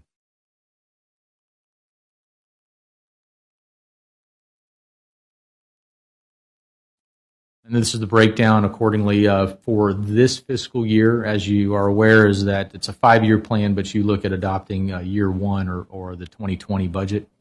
So that's $153 million. It's broken up, as you have on the slide, at $10 million for parks, facilities at $18 million, drainage at $20, streets at $68, and water and sewer at $229 million. As I said, this encompasses the surface water treatment plant and one of the wastewater treatment plant upgrades. These are the funding sources as broken down further for each of the areas of obligation. So with that in conclusion, it's just allow you to get some time to take a look at the proposed CIP that's been funded in your packet. That's all the worksheets that we've developed over the course of time. And then we'll be returning to council, estimated right now at August 12th, to take a look at just having a resolution to incorporate this program into the fiscal year, which will be adopted in September through the ordinance process. So thank you for your time tonight. That's it for now. It's an impressive program with a lot to go, and we're not through developing the city yet, so it's going to be immense over the years to do it right. Got any comments? Yes, Mayor. If staff could help me refresh my memory. I remember a conversation at one point. There was talk about maybe some funding coming back to us from some of the road projects and the bond that we just passed. And I had questions about Independence Park Phase 2, trying to get that off the ground at some point. And I know that there was a discussion about some of these maybe 80-20 splits on some of the road projects. I don't know if there was any. Let me take a whack at it. And then for the park project, Independence Park Phase 2, as I recall, that didn't make it across above the line. So that's an unfunded future project. And then the 80-20s, we reported out that the last tip was very, very competitive, and our projects were, didn't score high enough. So we did get to go back and rescore some of that, but there's no guarantees of any of that. So like the Bailey Road extension was the one that we had kind of crossed our fingers on, but that wasn't coming through. So. Okay. Because I would just, out of all the things that we have here, I see so many things that in my brain, looking forward, I see going to increase, like, our utility bills and things like that. But the park Phase 2 to me was always a revenue generator, that if we could get that off the ground and bring in festivals and things like that, I think it's a good opportunity. And I just hate that it's missing from this. Well, again, when we designed that 19 program, we weren't able to get that over the line, so that'd be high on the list. But anything revenue generating, realistically, that's going to be operating cost plus. But you still got to make the capital front that money. Right. So. Okay. Well, thank you for the refresher. Robert, that took a great deal of work to get that numbers and the issues that we need to do over the next 5 years. I'll just point out to the council, too, the last milestone report for the projects in the near term that shows the success of Trent and Roberts and Skipper in getting these projects going. We made the promise that we'd get after the 19 projects. We've already got 7 contracts for design, and so those are off and running to get a short turnaround, which is one of the council goals for that. Some of these were on our bond issue, too. Big time. And the TERS is... we got to front the money for that. You can't get reimbursed until the project's done. You got to get in line. But the TERS has given us $50 million worth of capital projects that are going to get paid back to the city that wouldn't otherwise. We just had to defer or not do or wait, build into the capital program. So that's a huge benefit.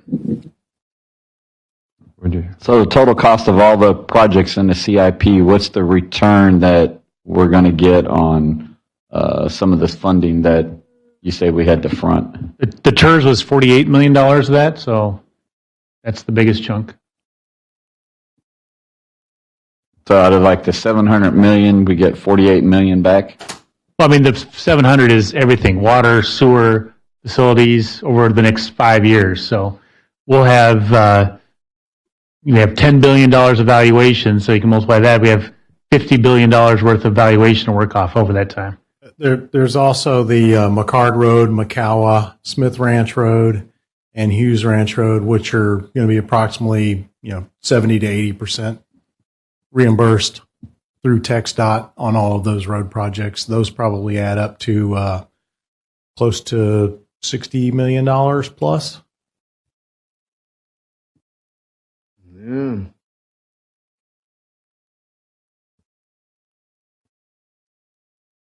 Yeah. The one that I'm more concerned about is on the water wastewater side. $200-something million over the next 3 years. The good thing is we've given you multiple multi-year projections, and we show that. And last year we had a 0% rate increase. We are looking at 5% for the upcoming year, and looking at less than double digit for the year after based on everything we know right now. So this is a very, we got a big system, and so we can handle big improvements, and they're multi-years, and that's what this is for. So I guess most of the concerns I hear, basically is the cost of water and sewer for people, and with this kind of an increase over a period of time, do we have an estimate of what, if somebody's paying $170 a month now for water, say over the next 3 years, what's that cost of water going to be for the same amount of water? I would hope, we've shown that, and we will continue to do that. I mean, 5% next year. We had 0 last year, and I hear you, but something you use every single day, multiple times a day, versus the cable bill that I have that I may or may not get to use because I don't get home in time. So. Yeah, I understand, but I mean, you're talking about a significant amount of money being spent over the next couple of years. Yeah. I mean, what was it, 300-something million over the enterprise system in a period of time? That's a big portion of that is 2 of the wastewater plant expansions, which we've got to make those expansions as we hit certain thresholds with the TCEQ. And we, from experience, saw with the Reflection Bay one, if you wait till those triggers, you're going to be behind the 8 ball and getting the plant expanded on time. So while we're still monitoring those flows to pinpoint when we want to trigger those expansions, we're not going to wait until the last minute 90% flows that are the minimum requirement for TCQ. We want to be out ahead of those by a little bit. So we continue to monitor those to as to when we actually will pull the trigger on those 2 plants. And if we've got some additional time, we'll take that additional time. I'm not saying that the work's not justified. I'm just saying, do we have in our mind, I mean, you can talk about, okay, if you're paying $170 a month or water right now for water, 5% increase, but I'm not too sure, based upon that. I mean, if you continue to go out in each year, I mean, when you're adding $300 million to the bottom line in the water and wastewater and enterprise, that's a lot of money. Well, the good thing is we've got a huge base to pull that over 25 years. And so 5% on $170 in your example would be $8. Yeah. Well, I understand that, but it doesn't always work out to be that way. Which one? I said it doesn't always work out to be that way. Right. And we've fortunately been more conservative in our projections. So we show the 12s and the 15s, but it depends on weather of all things, and that if we have another wet summer like we did this year, we'll have to look at that. But I guess my thing is what out of this out of the CIP is necessity. Our issue is that we're too much in debt, but we continue to go in debt. We continue to go in debt. And at what point will we ever get better? You know, we used to talk about drawing down that debt so that we had available monies in general fund to do some of the things that we needed to do. But it seems like we just keep doing and taking debt, and it doesn't seem to get better. I mean, not to be argumentative, but I mean, and we've talked about this in the past. But I mean, we don't have to adopt this. We could certainly say we're not going to do a capital project for the next 5 or 10 years and pay down debt. I don't imagine our citizenry would be very happy with us if we made that choice. I don't think that they would very much like the fact that we're not going to repair the roads and we're not going to fix the water system and we're not going to. Well, that's what I said. What is necessity out of this, and what's kind of nice to do? What absolutely has to be done? I mean, I think that's certainly subjective, but I mean, if you want to talk about necessity, then we get rid of the parks program. There's nothing that says we have to have parks.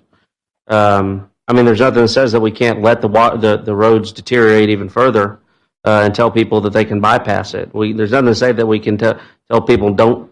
I mean, the water's just turbid. It's still a little brown, but you can still drink it. I mean, it depends on how we define necessity. And again, not to be argumentative, I just think. But Trent, I don't think nobody's saying don't do it. What we're looking at is, okay, we're gonna have to do it at some point in time. But what's the impact going to be? I mean, we don't have the land to build all these houses that we've outrun this in the past years. I disagree with that. We have plenty of land. I don't think we do. And I don't see how you're going to go out and annex other areas in. It's not. Just look at Pearland. It's mostly green. If you look at a map of Pearland, it's mostly undeveloped. It's largely undeveloped. But, I'm just saying on the top of it, how much can we, bring in for additional revenue more than we're doing right now?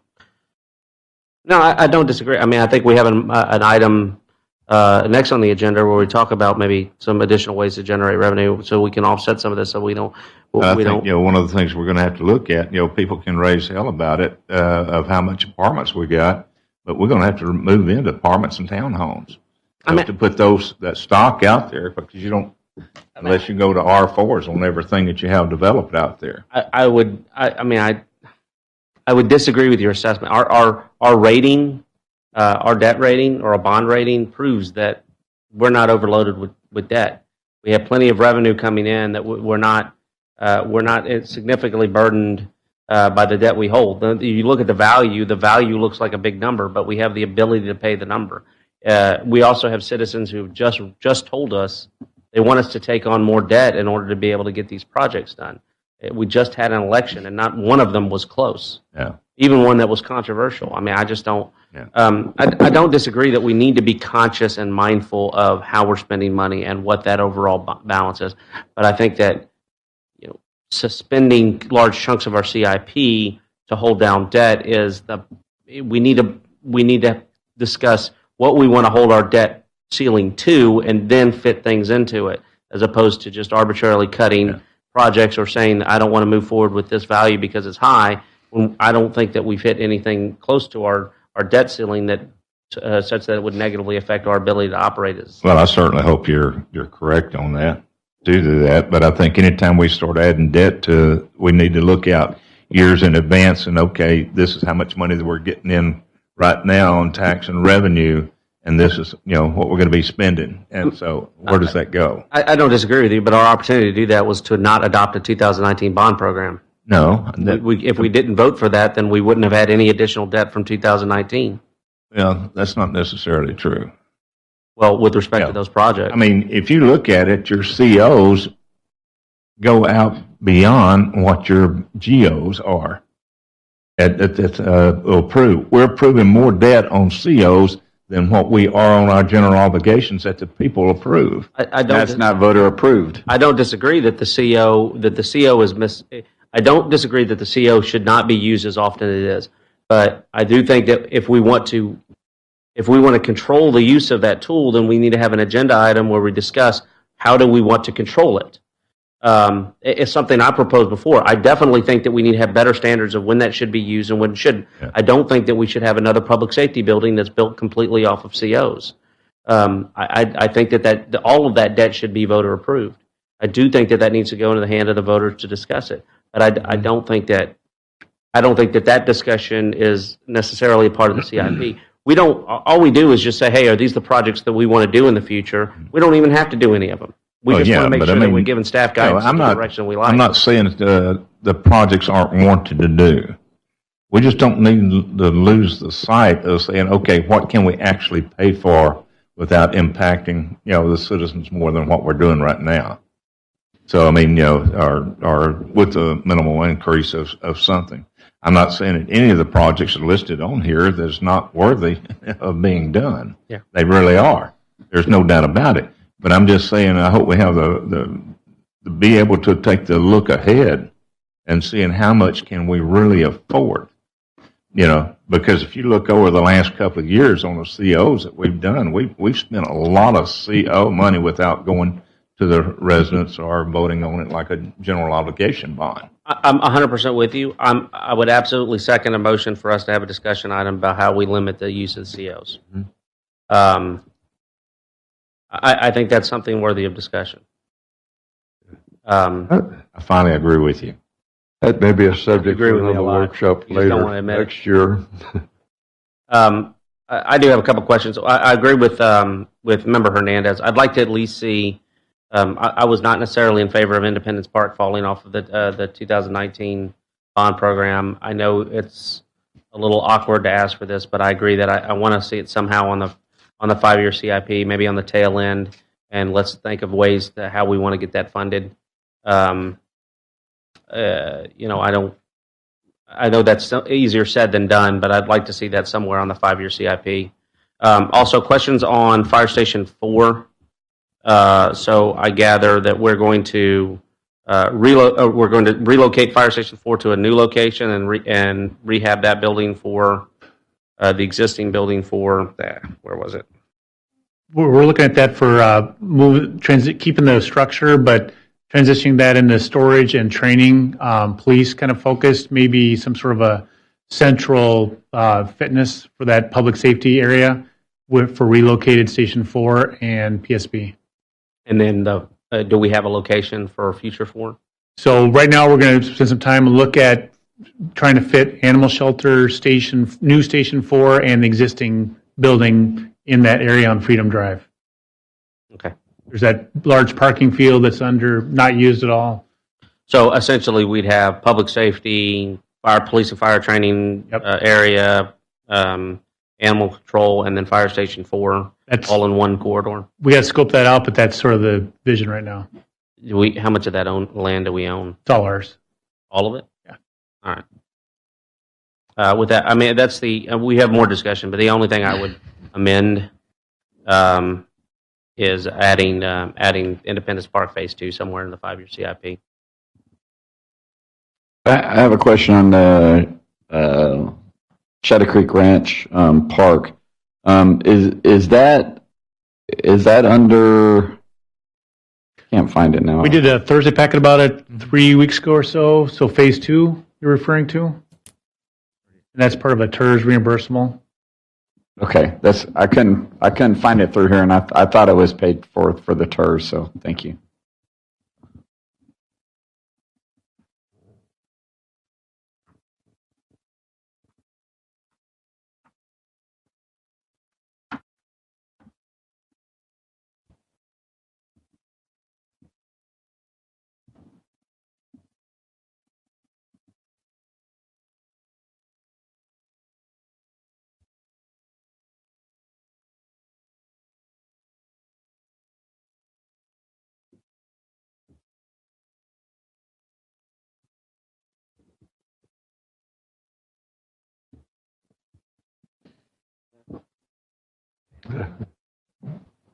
Staff have the direction they need?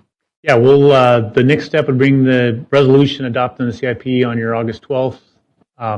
Was there the consensus for the Independence Park trying to figure out a way to add that at the tail end of the 5 years just to keep that down? I heard 2. We'd need 2 more. let's say the I mean, I don't know. I mean, look at the numbers.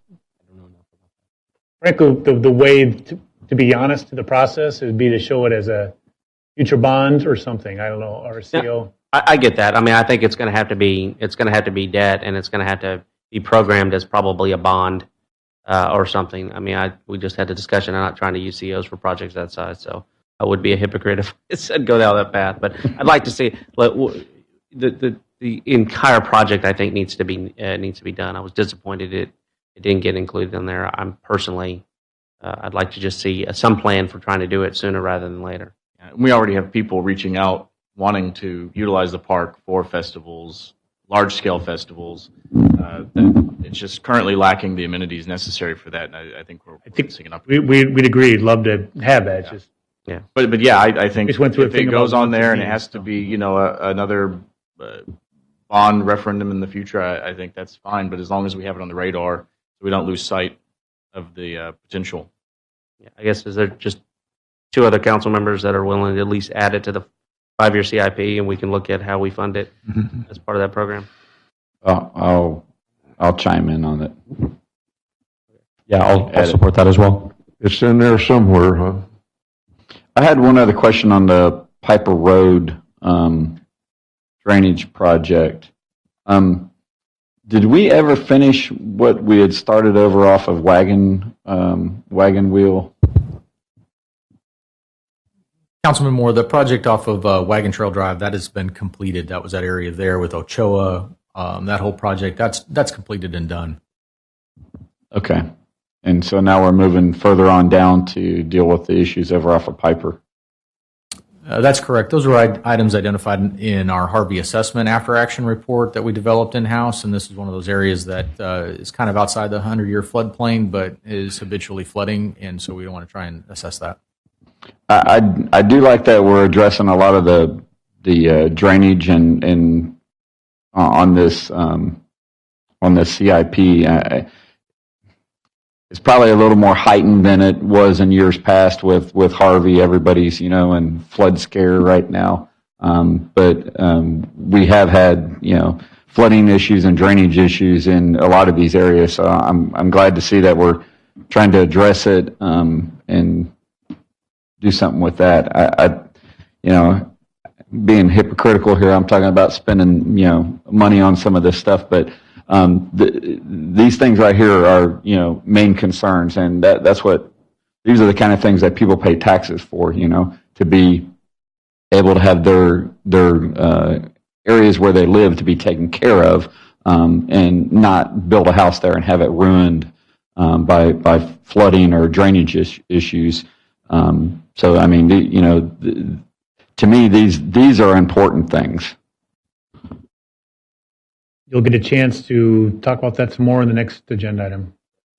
It's not just the big capital projects; it's just the maintenance and taking care of business so we don't get behind. And as you know, the areas, some of these, we're retrofitting things that were built and done before they came into the city. So the new areas of the city held up very, very well.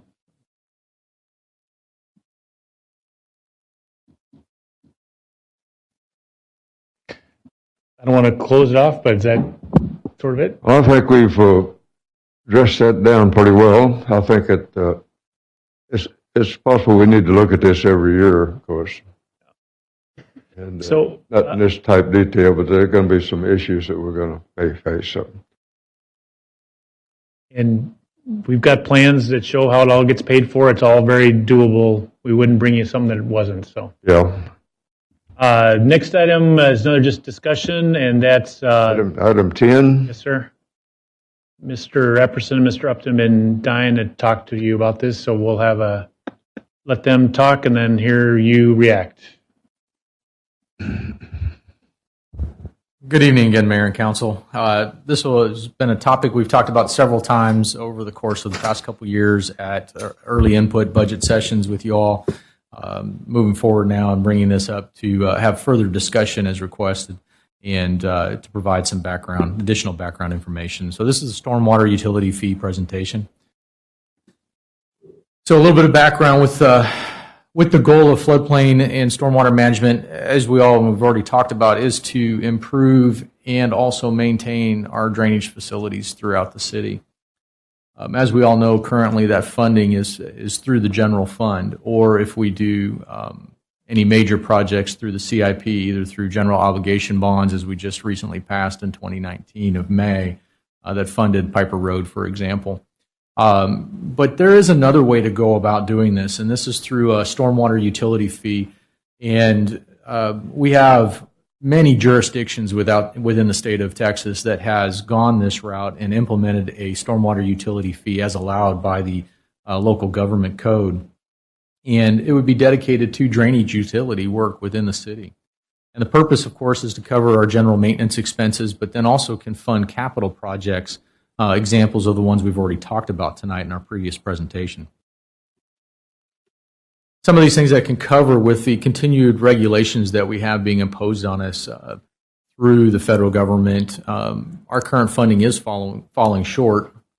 And to meet these needed requirements, such as within our stormwater management plan that recently we just needed to be updated per the 5-year requirements by the state of Texas and through their general permit. Our continued maintenance and operating costs are always going up with regards to continuing to maintain our roadside ditches, to maintain the underground infrastructure as it moves forward, and also as we gain new infrastructure through development.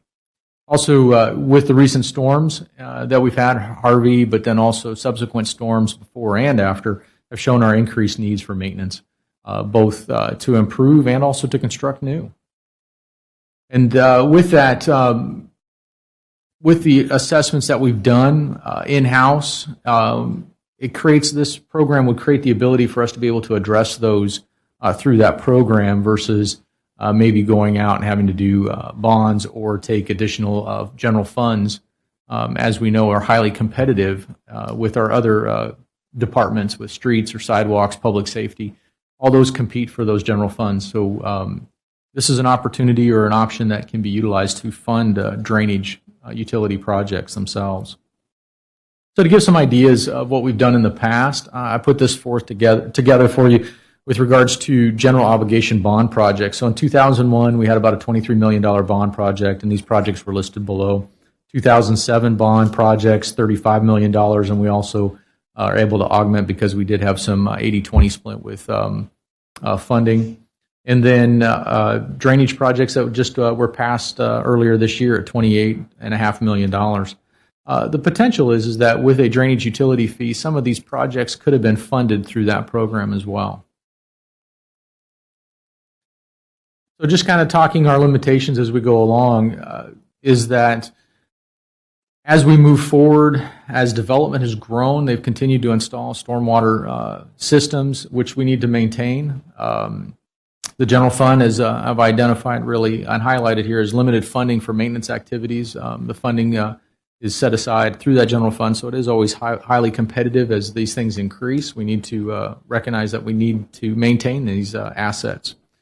But the stormwater utility fee would be an opportunity to be able to defer that and push that money over into the fee and be able to be proactive and move forward maintaining the infrastructure that we have. Also at the top, too, our stormwater management plan is a 5-year plan. Currently, we are still funded and obligated under the 100,000 population rule, but that'll change not in this permit cycle, but our next cycle, which will also bring forth additional monitoring and maintenance and testing needed with detention basins and outfalls. So we came up with some examples, and I want to just talk a little bit as we move forward. We've talked about this several times. But I took some samples here across the board using a single-family home, working with other entities throughout the state and kind of getting an average, but then also looking what our footprint is and looking at about 2,800 square feet of impervious cover for a single-family home. This would be a single equivalent unit of 1. So every single family house would be assessed a value of 1. And from there, the commercial, to keep the formula simple, would be a total impervious cover that a commercial property would have. That would be all impervious cover, building roof line, and also parking areas, and divide that by 2,800. And that would get the equivalent residential unit for their value. So example of this, we just took some scalability here for large groceries and small grocery store areas, retail, medium-sized type restaurants, small commercial, and you can see how they'll rate out accordingly with regards to comparison. So a large grocery area, 303,000 square feet would equate to about 108 equivalent residential units, and a small commercial area could go down to 8 or less. But this would be a full analysis of what they needed for impervious cover, and would then divide accordingly by a single-family house and move equivalencies. So we've proposed in the past and taken a look at some ideas associated with some examples. So if we had set some fees, these are examples that we're using to just try to calculate out and get an idea where we're at. So if you take a look and utilize a $5 per month per equivalent residential unit, it will calculate out a fee. So we have around 34,000 residential customers.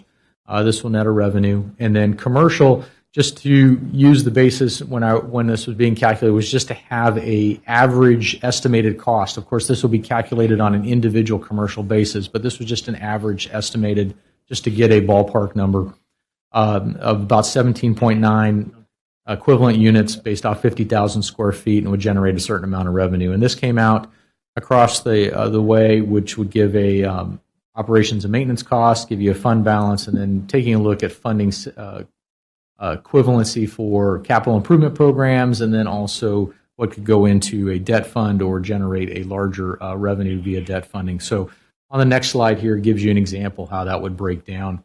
And you'd see for existing staff at about $2.3 million. That's existing staff that we have that is funded out of the general fund right now, which would be deferred over into the stormwater utility fee.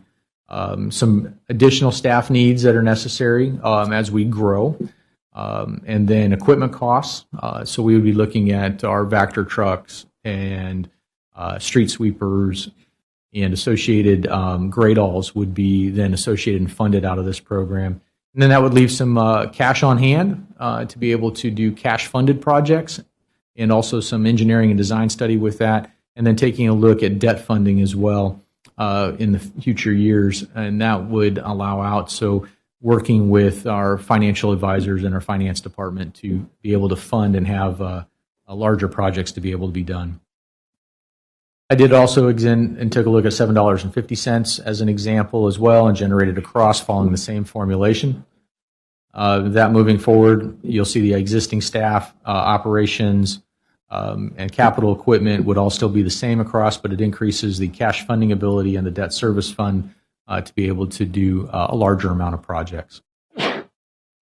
So to give some project examples, bless you, give some examples that were, as we talked about, regarding our local assessments. So this is through our Hurricane Harvey assessment that staff did, the engineering staff did after Harvey, and I just pulled out some samples of some areas that we could look at would be funded or have the potential to be funded through this program. This would be some areas on Josephine and Harkey. Cullen Road, for example, was underwater for several days after Hurricane Harvey. We take a look at what we could do there and assess how that detention pond, et cetera, works to be able to pump out. And then also there was over 70 streets and intersections that were submerged, and we'd want to take a look at that to see how we can improve that drainage and detention in those areas. Also, we've recently been completing our master drainage plan and pulled out some examples here where we partner a lot with Brazoria Drainage District number 4 in terms of regional detention needs. And this is just some areas along Hickory, Slough, and Marys Creek that shows the needs for detention if you want to take a look at providing a 100-year storm event level of service. And so we'd be partnering with them to be able to fund land, excavate, and provide this detention. Also, the other aspect is maintenance continues to grow. Currently, we have about 60 miles of roadside ditches highlighted in the light blue. And as this time right now, we've assessed that we have around 310 miles of storm system, but that's continuing to grow as the drainage staff is continuing out to evaluate, analyze, and reconfirm our GIS and utility maps, and that system's continuing to grow. So what I did is on a historical side a little bit, taking a look, is that the level of staff has not really changed over the past 3 years. We have the same amount, but yet we're continuing to see growth in our development where we've gained 43,000 linear feet of storm sewer pipe in 16. little bit slower in 17, but still growth. And then in 18, we're growing again, and we're starting to see that same trend in 19 as developments continue to be added in the land that is available. Again, as we point out, as general funds are highly competitive, and we want to make sure that we continue to present the need for continued maintenance in this infrastructure. So in summary, talking a little bit about this on the master drainage plan, in March we completed this, and we've identified about many projects to provide a level of service up to a 100-year storm event. Typically, as I said, we partner with Brazoria Drainage District to share in regional costs. Just in the three main tributaries that we have of Hickory Slough, Marys Creek, and Cowards Creek, the engineer identified that detention estimating around $630 million to do a 100-year storm event. Now, this leaves the drainage channels and widening to Brazoria Drainage District. This is just detention only. The implementation of this fee would be able to help us move forward of the existing maintenance and operations, but also start to head towards a higher level of service and also maintain that current infrastructure. So, for example, I broke down that you would see is that we'd have between the $5 and $7.50 fee, just some examples, we'd have about $17 million at the $5 fee for capital projects, or $57 million at the $7.50. This is both cash on hand and being able to fund debt service associated with the extra revenue. The O&M costs are still the same, $19.7 million in either scenario. In addition, is that taking a look strictly at local Hurricane Harvey projects, we've identified that we could provide funding either at $7 million or up to $30 million, depending on the rate between the $5 and $7.50 one is in these examples. That could be funded for taking a look at the Harvey assessment that engineering department did. Also, annually, taking a look at staff needs and general operations and maintenance, it could move approximately $2.3 million out of the general fund into the stormwater utility fund, and this would be able to free up additional funding for more streets and sidewalk repairs and maintenance or other priorities as identified. We have a couple decisions, and I have a little section here for Darren to assist me a little bit on the legal side. But really is that we're seeking direction is that on moving forward to institute a stormwater utility fee, does council want to move forward with looking at this and assessing this direction? There's a couple options. You can adopt by ordinance. Majority, like I said, almost all the cities in the state of Texas usually adopt an ordinance through the council, or do you do a voter binding referendum? It's a two-step process. You develop an ordinance, council would approve that. We'd go through and develop a fee, do the public hearings, et cetera, and then head towards the voters to adopt if that's the choice. But like I said, a majority of all cities really adopt that ordinance and fee structure and follow the public notification through the council and through that process. I'd like to turn over to Darren real quick just to clarify, just to make sure I'm correct on that if you have a few moments, sir. Yeah, just to clarify, as I've researched this, and Robert just indicated, majority of cities do not go to the voters for this. I know City of Houston was one of the few who actually did. But the majority of them just do it by ordinance. And to clarify, as it's already been discussed, is that there is a two-step process. The first step is actually adopting an ordinance which makes this, the drainage improvements in the city, it makes it a drainage utility. So you're adopting this chapter of the local government code and then turning your drainage system into a public utility. So it actually, you get billed just like you would water utility, but a separate line item for drainage, okay, based on the service units that Robert discussed earlier.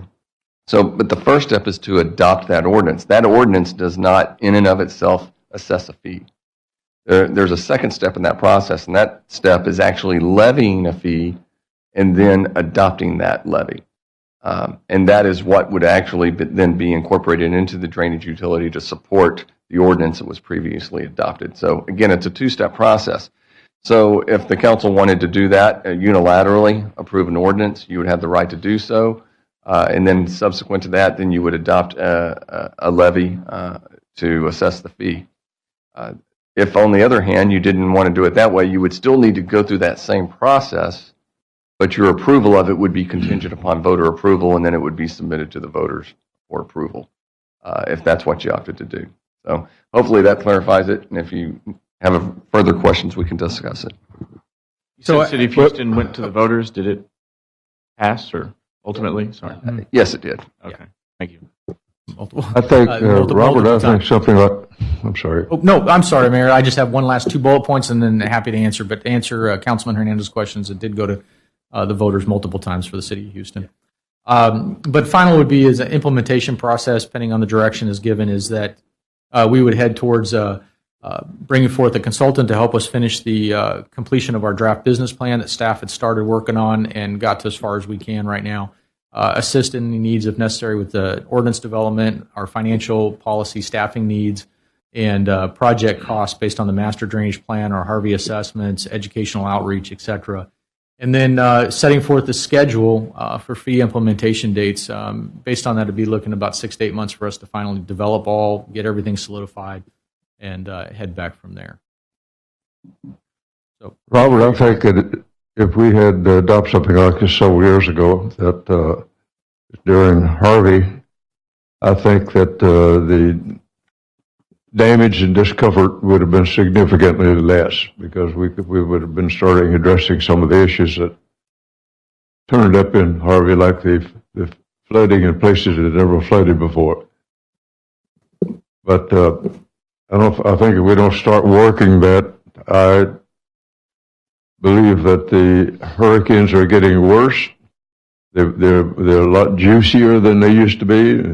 They drop a lot of water, and they seem to be becoming more frequent and more damaging in their velocity that they come in, velocity. And I think we just get more bigger hurricanes with a lot of water in it nowadays.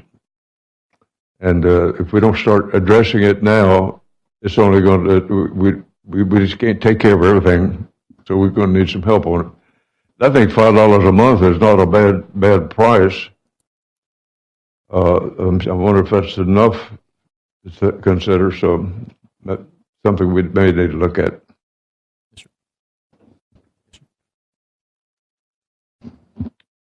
How stagnant do you predict that whatever cost that we would come up with would stay at that price?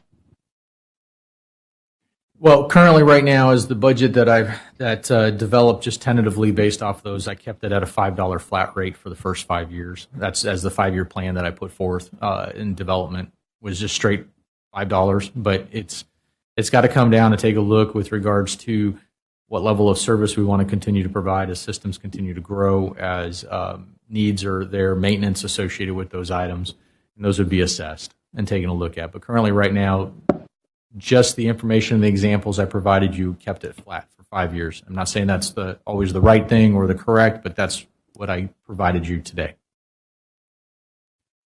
I think I want to thank staff for putting this together. I think it's a necessary evolution for our city. The necessity of continuing to invest in our drainage system is abundantly clear. The lack of revenue that we have in the general fund to be able to address large capital projects or small maintenance projects for our drainage project is abundantly clear. Our necessity to have some funds to be able to attack large regional projects, which is the only way to really cure some of these local drainage issues, as opposed to trying to tell the next developer that he's got to put in a detention pond as if that's going to somehow cure the drainage of the past, which is how other communities have been approaching this. I think that's abundantly clear. I think it really is. It really is needed for us to adopt something like this. Not necessarily for the additional revenue, though that is a necessary component of this, but also to create an enterprise fund where no one can screw with the money. We can treat it the same way we treat water and wastewater. We can say this money is given to us for drainage projects. It can only be used for drainage projects. We cannot pour that money away for anything other than a drainage project. And then as we can collect revenue, we can be more aggressive about attacking some of these drainage projects. If you look at the the slide. Slide number 4, where we talked about the drainage bonds from 11 to 7 and 19. Oversimplifying the calculation, not taking away O&M, not taking away debt service. I know that's not necessarily how to operate it, but if you had a $5 fee, you could cash all of those projects. Or you had the revenue from we could have cashed every single one of those projects and not taken a dime of debt to be able to do them if we wanted to program it that way. So I think it's if we want to be debt conscious, which I know we've talked about significantly even tonight. We want to be debt conscious. We want to be aggressive about attacking these drainage projects. We want to be to find new ways for us to be able to draw on revenue to be able to take care of things that we know our citizens need us to take care of. I think this is, again, a necessary step for us. I guess the question would be whether we want to start with a $5 or 7.5 based on Robert's recommendations. I think based on the extensive needs we have in the drainage system, I think 7.5 would certainly be arguable, but 5.5 would have to be the minimum. I don't know if anybody else would agree with me on initiating at the conversation at 7.5 cents per equivalent service unit. But I think this is definitely the direction we need to go. Would it be possible to do 2 separate, one like $5 for the residential and then $7.50 for the commercial? Just curious. Councilman Hernandez, across that board at $7 or $5, it would be set to the rates, and then at the end of the day, those coming forth with the examples provided, it would be at your discretion on how you would like to have us move forward with that. And I know maybe our city attorney can help enlighten me a little bit more too. Well, if you're basing it on impervious cover the way we're doing it, then you put yourself in a position to treat all properties equally. That's what you're doing by adopting a service unit and basing that on square footage.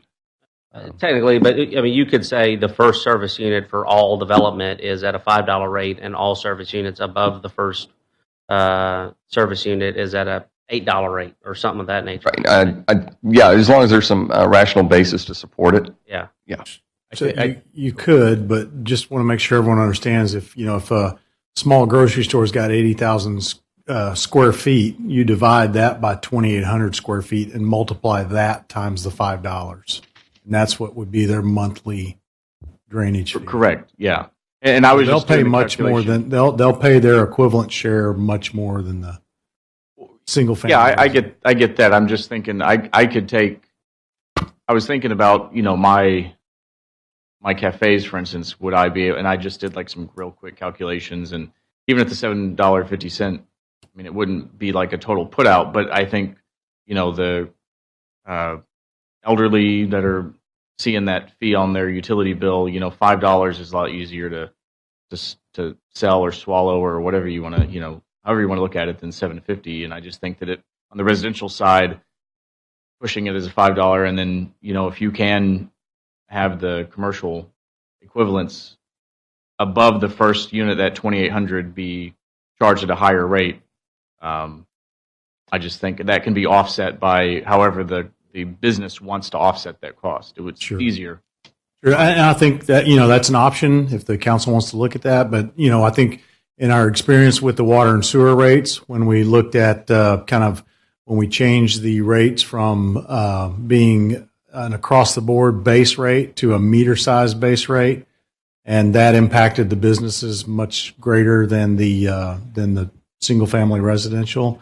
There was a fair amount of feedback we got, and we modified that and kind of pulled that back a little bit on its impact on the businesses. And I would think that we would see a similar type of, similar feedback in this instance from the businesses. So I don't know that we would want to treat them differently. I think we would like to have a basis that's equivalent so everyone's treated, all property owners are treated equally. Yeah, I'd agree with that.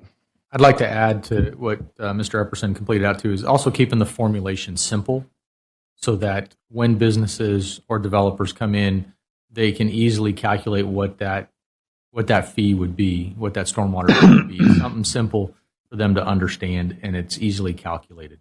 That's another aspect of why I was trying to keep and seeing some of our other entities throughout the state of Texas, how they calculated their fees. Some are very, very complex, and some are very simple that can easily be done. I don't know that if you have 30,000, you could just subtract 2,800 from that. That's $5, and then the remaining is divided by 2,800 times 7.5. I mean, it doesn't seem overly complicated, but it's I don't know. And I did that at 11:14 p.m. And just so you'll know that the ordinance contemplates how you could have different service areas if you chose to. I think we would just consider the entire city limits as a service area, but you can have different types of service areas. And if you do that, but if anybody within a specific service area has to be charged equitably in the same manner as the others in that service area. So that's something to keep in mind. And I think it's, what we're talking about doing is having a different one just because a property is commercial versus residential. I think it's a slippery slope. I think there's some ways as it develops that we could respond to things that are of issue. If we feel like there's some burden, undue burden on the residential, we could certainly entertain an amendment to it. The service areas, Darren, I assume you're for. It would be something similar to what we do with the park service areas, where we collect a fee from residential development. They pay the park the park impact fee. We have to use it a park within a certain region for that. And if we did something like that, that just makes it more complicated. Where it overcomplicates things, such as, hey, we've got a reserve, but that reserve can only be used over here. It can't be used over here. And actually, the service areas can be based upon, for instance, you may have a different rate in a different service area. And the reason may be because of different topography issues, things of that nature, that would justify having a higher rate within a certain service area. I don't think that we have any kind of unique features that would justify that. And I think that, honestly, we generate more revenue from the west side that has more value on the ground and has less drainage needs. And we shoot ourselves in the foot because we couldn't use it over on the east side where they need it. So I don't think that. I think if we maybe start off at a flat $5 fee per service unit, and then single district, and then just kind of move forward. I guess the other direction would be, do we want to put it to the voters and have them tell us by binding resolution that they want us to accept this fee, or do we feel confident that we can do it by ordinance on our own? Mm-hmm. I would be fine putting it to the voters. I think I'm hearing a general acceptance of the idea that we need to move out in that direction. The thing about it, when you start looking at it, and I don't know where the staff's coming from, but your drainage on, what page is it? Page 6. Maintenance staff, 8. Right-of-way staff, 5. Engineering staff, 1. Contract for mowing and everything, and then 1 new engineering person. I don't know how much you're expecting to generate, on a first year basis to be able to do that, or and then you got your equipment that you grade all your street sweeper, your backhoe, your truck, and that's not enough equipment to do anything around. So and those are to be determined. So I don't know. It just sounds like a lot of money, but I don't. We start out with a $150,000 contract for somebody to look at it, and then once they go through the valuation of it and everything, then it's their program that they bring back to the city and tell you how much money you're going to have in order to put this together and what have you. So we've generally done that, and that's what was in Robert's presentation. So example 1 here takes those same operational costs that you were looking at in the memo, for existing staff and future staff, as well as for capital equipment needs for grade alls and things like that, and they're plugged into this proposed or example 5-year budget. And so this, in the $5 proposed fee, we would generate enough revenue to pay for those operational costs, plus the amount of capital projects, cash funded and debt funded, shown on this slide. All right, so if we do this, then it will save us X number of dollars in the general fund. About $2.3 million annually. Can we take that $2.3 million and put it into the road or the street and sidewalk fund? Yes, that's our recommendation. I mean, that's the idea, is that we take some burden off the general fund and use it where other areas that we need. I mean, right now we need road, but maybe, maybe we get some road maintenance done, or maybe we find another way to creatively look at funding road maintenance, and we attack fleet, or we attack, maybe. The other thing that concerns me about this is it's a whole nother budget, and I just have concerns on how great that budget will increase and how quickly that budget will increase, to where it's $5. Next thing you know, it's $30. I mean, that's totally up to us and those that see this, the ones that come behind us. I mean, staff's going to come up with a recommendation, but I mean, the staff has never increased the water bill. We've agreed to what they've recommended, but I don't disagree. I mean, it's something that we'll have to monitor, but it's one of those things where we know we need it. I don't think we can manage drainage in the city very well, or as well as we'd like, for much longer without it. But we do need to keep a long-term focus on, how we want the fund to manage. We went through something similar to that, and probably some of you recognize that road impact fee. And you know how that went across the city, of a road impact fee, and they come back and say, okay, what am I paying taxes for? What are those dollars being used at? And that, I can tell you, if you go to the outside for voters, it won't be approved. I don't think. Look, that may be the case, but I mean, we can't.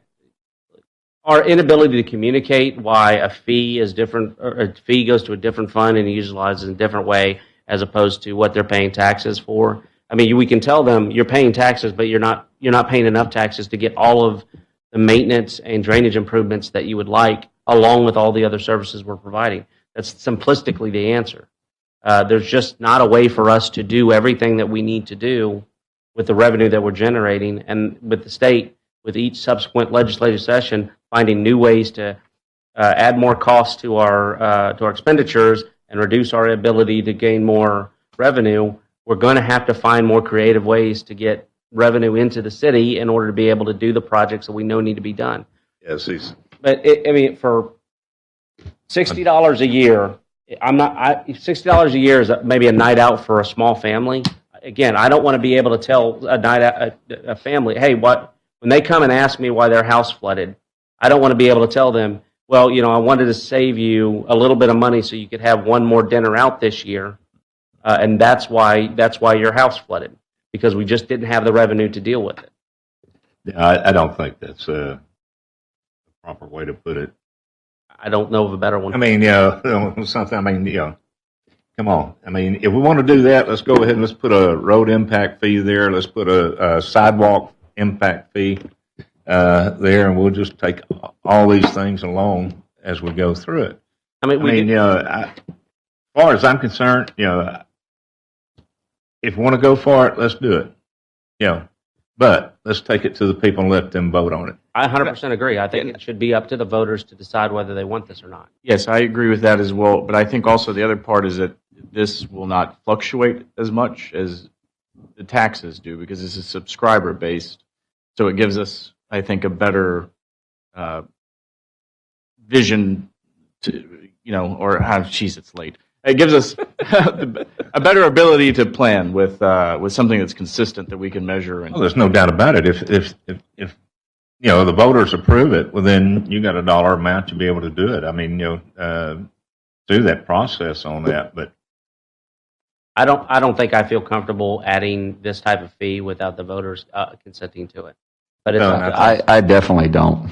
Yeah. And then, like Gary said too, okay, well, and I think you come in on it too, or okay, if we need to go from $7.50 to $9.50, of course that's left up to the council to be able to make that decision. If not, then you shut the program down. I don't know. I mean, you just can't continue to. My only concern is it's government is going to increase, right? The more money that we get, the more money we're going to want to do. Or the more that we're going to want to do. The more we want to do, the more staff we're going to have more equipment. And I mean, next thing you know, I mean, we're spending, we're charging a massive fee. Why don't we just call it a tax? Because that's what it is. Well, it's a there have been tax. times where our tax just rate raise the has been taxes. lowered. And this, I think, would be, again, it would be static because it's subscriber based. Then just raise the taxes. We don't call it a fee. Don't disguise it. It's a tax. It's not. You can call it a fee. You can call it a tax, but it's revenue into the city to deal with a particular issue. The reason why we can't raise taxes to do this is because we can't create an enterprise fund off the increase rate. We can't protect the money that's being used specifically for drainage. That's why this is important. We also can't raise taxes past 3.5%. Even we couldn't generate this additional revenue without having voter approval anyway, per the state's mandate. So we're kind of stuck with our hands tied anyway. But I know that we like to beat down what government does, is always constantly ask for additional revenue. I don't know industry that survives off of a flat rate indefinitely. I mean, my telephone bill from when I was the first adult to now is significantly higher. My cable bill, pretty much everything that I use that is a privately owned utility has gone up at a rate much higher than any of my water bills, any of my taxes, any of the money that I've given to government. It's certainly, there is always certainly a responsibility for us that sit up here to make sure that we're paying a mindful eye on how the money is being used, where the money is going, and make sure that it is being utilized in the best interest of the citizens of Pearland. But to be honest with you, I mean, we have this argument a lot. I mean, I pay a lot of money to AT&T, and I don't have the right to be able to look at their leisure and find out where they're building another facility. Yeah, you can always cut the service if you don't like it. But I've got to have the phone service. I get to go somewhere else. You can't cut a tax. Yeah, but you can do that here. You can go move to Missouri City if you don't like our tax rate, but they don't drain very well. Neither does Friendswood. I think we can. I think we're all on the same page that we want to move forward with it with voter referendum, which would going back through and looking through staffing. I guess some of the staffing, the 8 people that you're talking about, is going to slide from Public Works into the utility division, or that would be correct, Councilman Owens. Those people are already here, and so they're in the current streets and drainage. So really, you're only on the engineering side, one new staff is what you're looking at. The rest of them would be in Public Works, to move out of a certain area in Public Works over to the utilities if it's passed. And I'm assuming that the equipment there would move with that. But that's correct. I don't know for the equipment. Yeah. But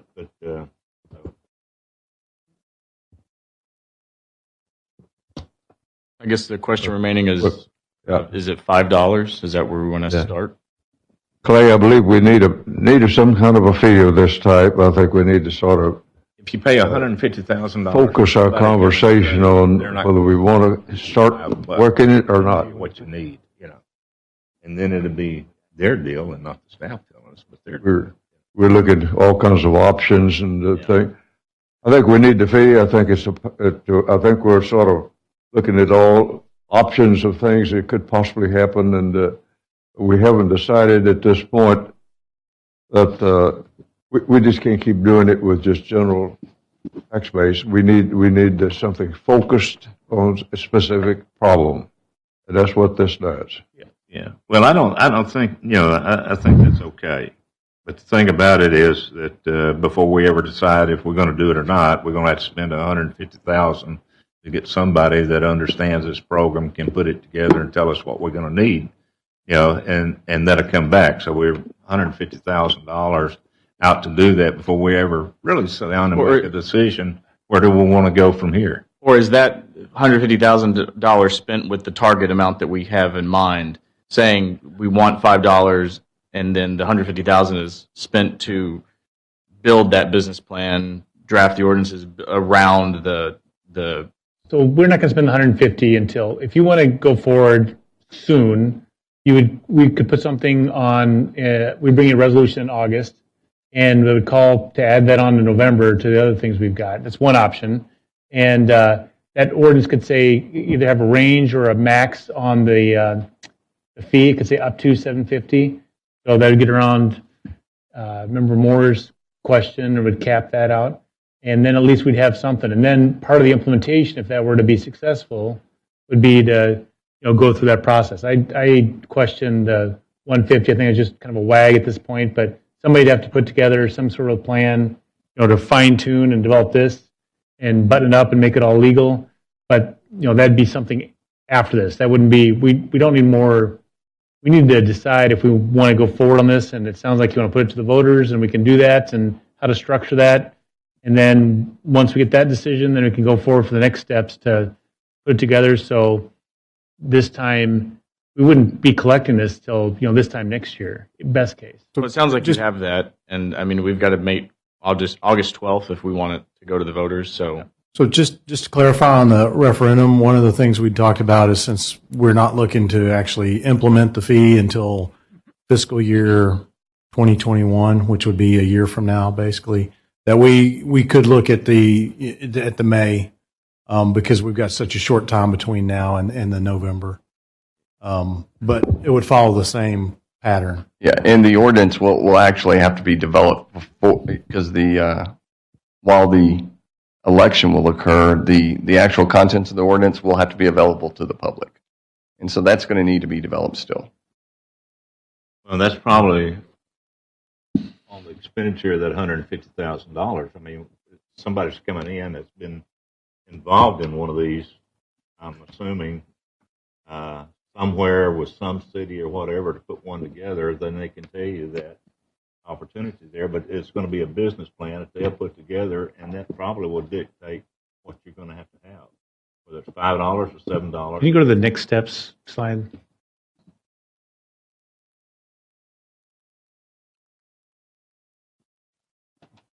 So I think we kind of got a consensus on step one, and most of step two, it sounds like they're more for the referendum. And as Mr. Coker said, we can put that together and bring you back something, whether it be in August for November or a little bit later if we don't feel like we can package this all together, and if you feel like you don't have enough information yet or whatever, but that'd be the way to go. But that step three would be after the ordinance or the referendum. If we would get voter approval, and then we would spend $150,000 to be able to develop the business plan to implement the program. Well, the problem is, if you do the step three after the voter approval, that means you're going to the voters without a fee. And consequently, you would be asking the voters to essentially approve a fee that they don't know what the fee is going to be. Citizens still going to have to pay for it, did it one way or that the way. other. And just so you know, because it is a two-step process, I mean, the council can pass the ordinance itself, and it doesn't impose a fee. So you could do the ordinance at any point in time. It's the levying of the fee. And I mean, the thought process is that you would end up developing the ordinance, having the fee that you're going to propose, and then that would be proposed to the voters so that they know what they're going to be voting on. At least that's what we had discussed. I mean, but Darren, can we go ahead and agree that let's see what the ordinance would look like? That's what that's what the next focus is going to be on. Yeah, I think I'm hearing two different things. Yeah, I think that what we can do is with staff effort, come up with what we believe is a fee for a target amount of revenue, which is somewhat what they've done already. I think once the fee is adopted, then we can come up with an expenditure about how to best use that revenue for targeted projects, but I don't think that we need to. I don't think we need to spend the $150,000 to show that a $5 fee is justifiable. Right, and so I think it was anticipated that, again, this council would go through the process, adopt the ordinance, levy a fee, and then it would be, that would then be taken to the voters to approve. It would not be not take effect until it had gone to the voters. Exactly. I think the issue is whether we're hiring a consultant to tell us what the fee should be in advance of us having the fee. I think what we're consistently saying is that $150,000 to advise us on the best use of the fee and how to implement it would come after the voters have approved the fee. I mean, if you look here at Darren, you're shaking. What would we need? What would you're asking then? I think you're asking the voters then to approve a fee without a plan in place. Well, we have. I think it's DOA. I think we have a plan in place. We have a master drainage plan. We have a targeted amount of money that we need to spend on the drainage projects. We can allocate an associative fee or how much we can take off of that. I mean, I don't know what the consultant would provide us. I don't know what the consultant would provide us that we don't already know. And I'm not saying you need to hire a consultant up front. I just think that, I mean, we've sort of got a plan in place here. I think you can base your ordinance on that and then get that approved. There we go. Yes. That's what we want to do. Yes. All I'm saying is that you need to go to them with a specific fee. Because we were talking over here and he was like, well, we wouldn't necessarily have the fee attached to that. Well, we would need to have the fee attached to the ordinance. No, we want the fee attached to the ordinance. We don't want to spend $150,000 on a consultant. So we're saying right here, Trent, that need this assist of a consultant familiar with the process to complete and develop the program. Yeah. I mean, that's telling us that we don't know what the program is. You know, we want to blindly walk into something that we don't know what the program really is. We want to hire an individual that's I guess smart about this type of program to develop it for us. So you want to spend $150,000 before we go to the voters? I don't want to go through all of them process on this thing and end up and say, well, we don't even know what the heck we're doing because we've already asked it up front that we want to get somebody to come in and help us develop the program that is familiar with it, with that type of program. I don't think that depiction of the consultant is accurate. We've got the guts of the plan. That's something that you need to check that. And the scope of that we can get into, but to say that we don't have an idea about that, I don't think that's accurate. I can take a kind of a shot at that, is that we've got we know what the operational costs are. We know what those are. We know what some of our operational cost needs that'll have to be additional personnel, replacement equipment, those sort of things are. Some of what's got to be fleshed out is if you adopt that $5 fee, we showed you how much is available to do either cash funded projects or projects that would be revenue bonds through this fund. And so those are the ones we really would need to put together in a program from our, I think, Robert said we had 70 intersections that flood. We've got a list of 30-something drainage projects, probably 25 of which nothing's been done on yet from Hurricane Harvey, plus other existing drainage issues, is to really, instead of just say we're going to do this much in projects each year, is to flesh out the true program of projects and then work through the financial policy documents that you have to have going along with this and help us kind of flesh out an overall program. I don't think we have to do all that before we put it in front of the voters with whatever fee we think is the fee we want to put in front of those. But those are some things we'll have to really flesh out at some point before we make a final adoption and implement, I believe. Okay, well, I agree with you on that. The way I was reading this, though, that we really don't know what we're going to do. We're going to drive that. We've got the list of projects, and we're going to drive that. It's just we don't have anyone to say go do this over the next 6 months right now. We don't have the capacity with our own. To be honest with you, I think y'all as a staff and everything has the capability to put this thing together without spending $150,000. But we do. We don't have the capacity. We know what we want to do, and then it's just developing how much money we're going to charge to do it. I agree. We have the expertise. We don't have the capacity. We don't have enough people with enough time to do this over, the next 6 months. What are you doing on the weekend? Member Perez wanted to bring this a year and a half ago, but it takes us, we just don't have the people to be able to throw at this stuff. And just to clarify, there's no way it'll be able to meet the timeline to get it on a November ballot, simply because if the council's going to adopt it first, adopt that and levy the fee, November, and then submit that to the voters in November, there's multiple public hearings that have to occur before we can even get to the point of adopting the ordinance that you would want to put on the ballot.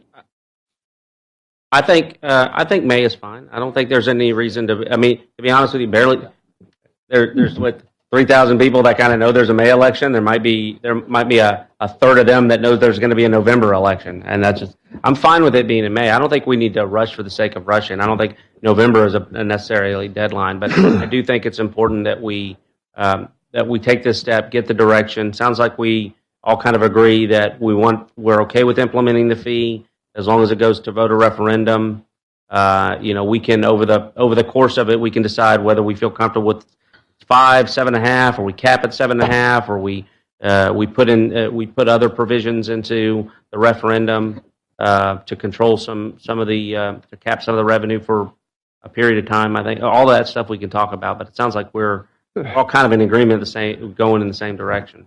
I think if you're going through on it, I think May's a better time because if you're looking at November, I don't think you're going to have the information together. And if you're going to put a fee out there for the citizens to approve, you better have everything in order to really discuss it and put it in front of them the way it should be. And I don't think we'd have the time to do it between now and November.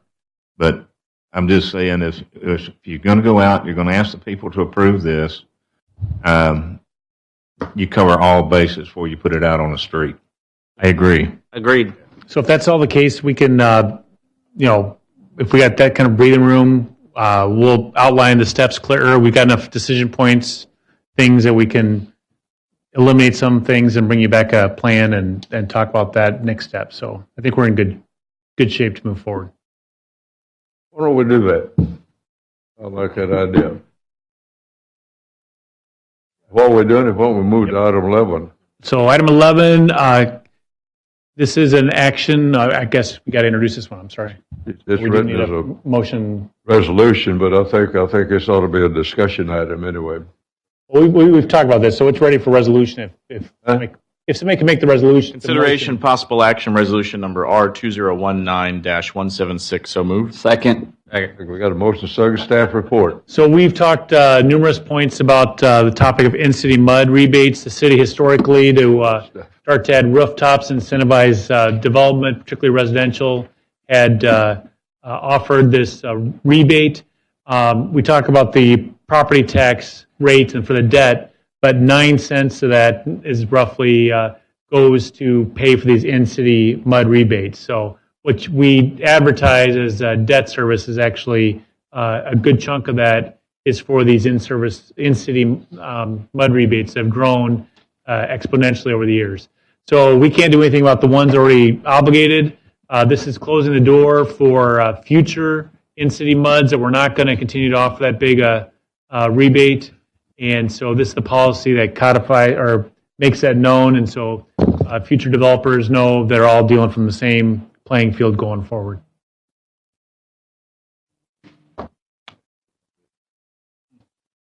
I hear a motion.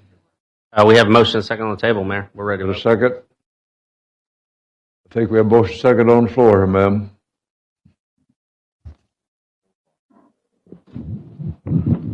Councilmember Hernandez, how do you vote? Aye. Councilmember Moore? Aye. Councilmember Owens? Aye. Councilmember Orlando? Aye. Councilmember Perez? Aye.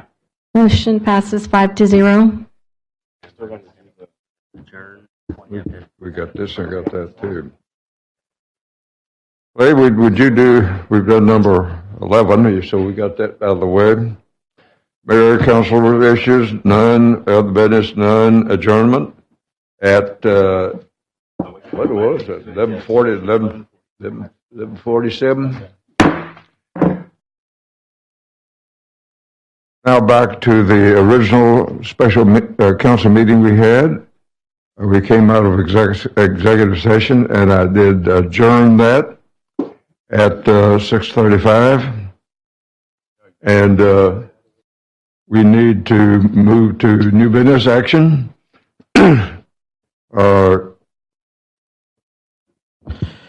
Why don't you do this, Councilman? Oh, you can't leave. You can't leave. We got one. We got one thing we got to do. No, we don't have to go to executive session.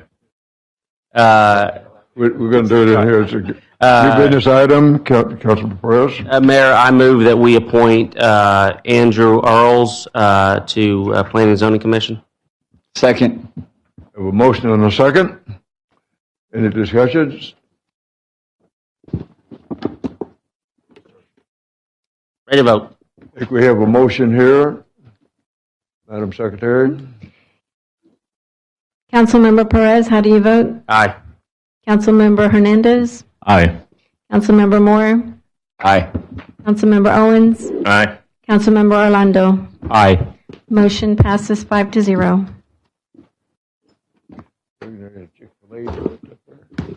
Yeah. Salad.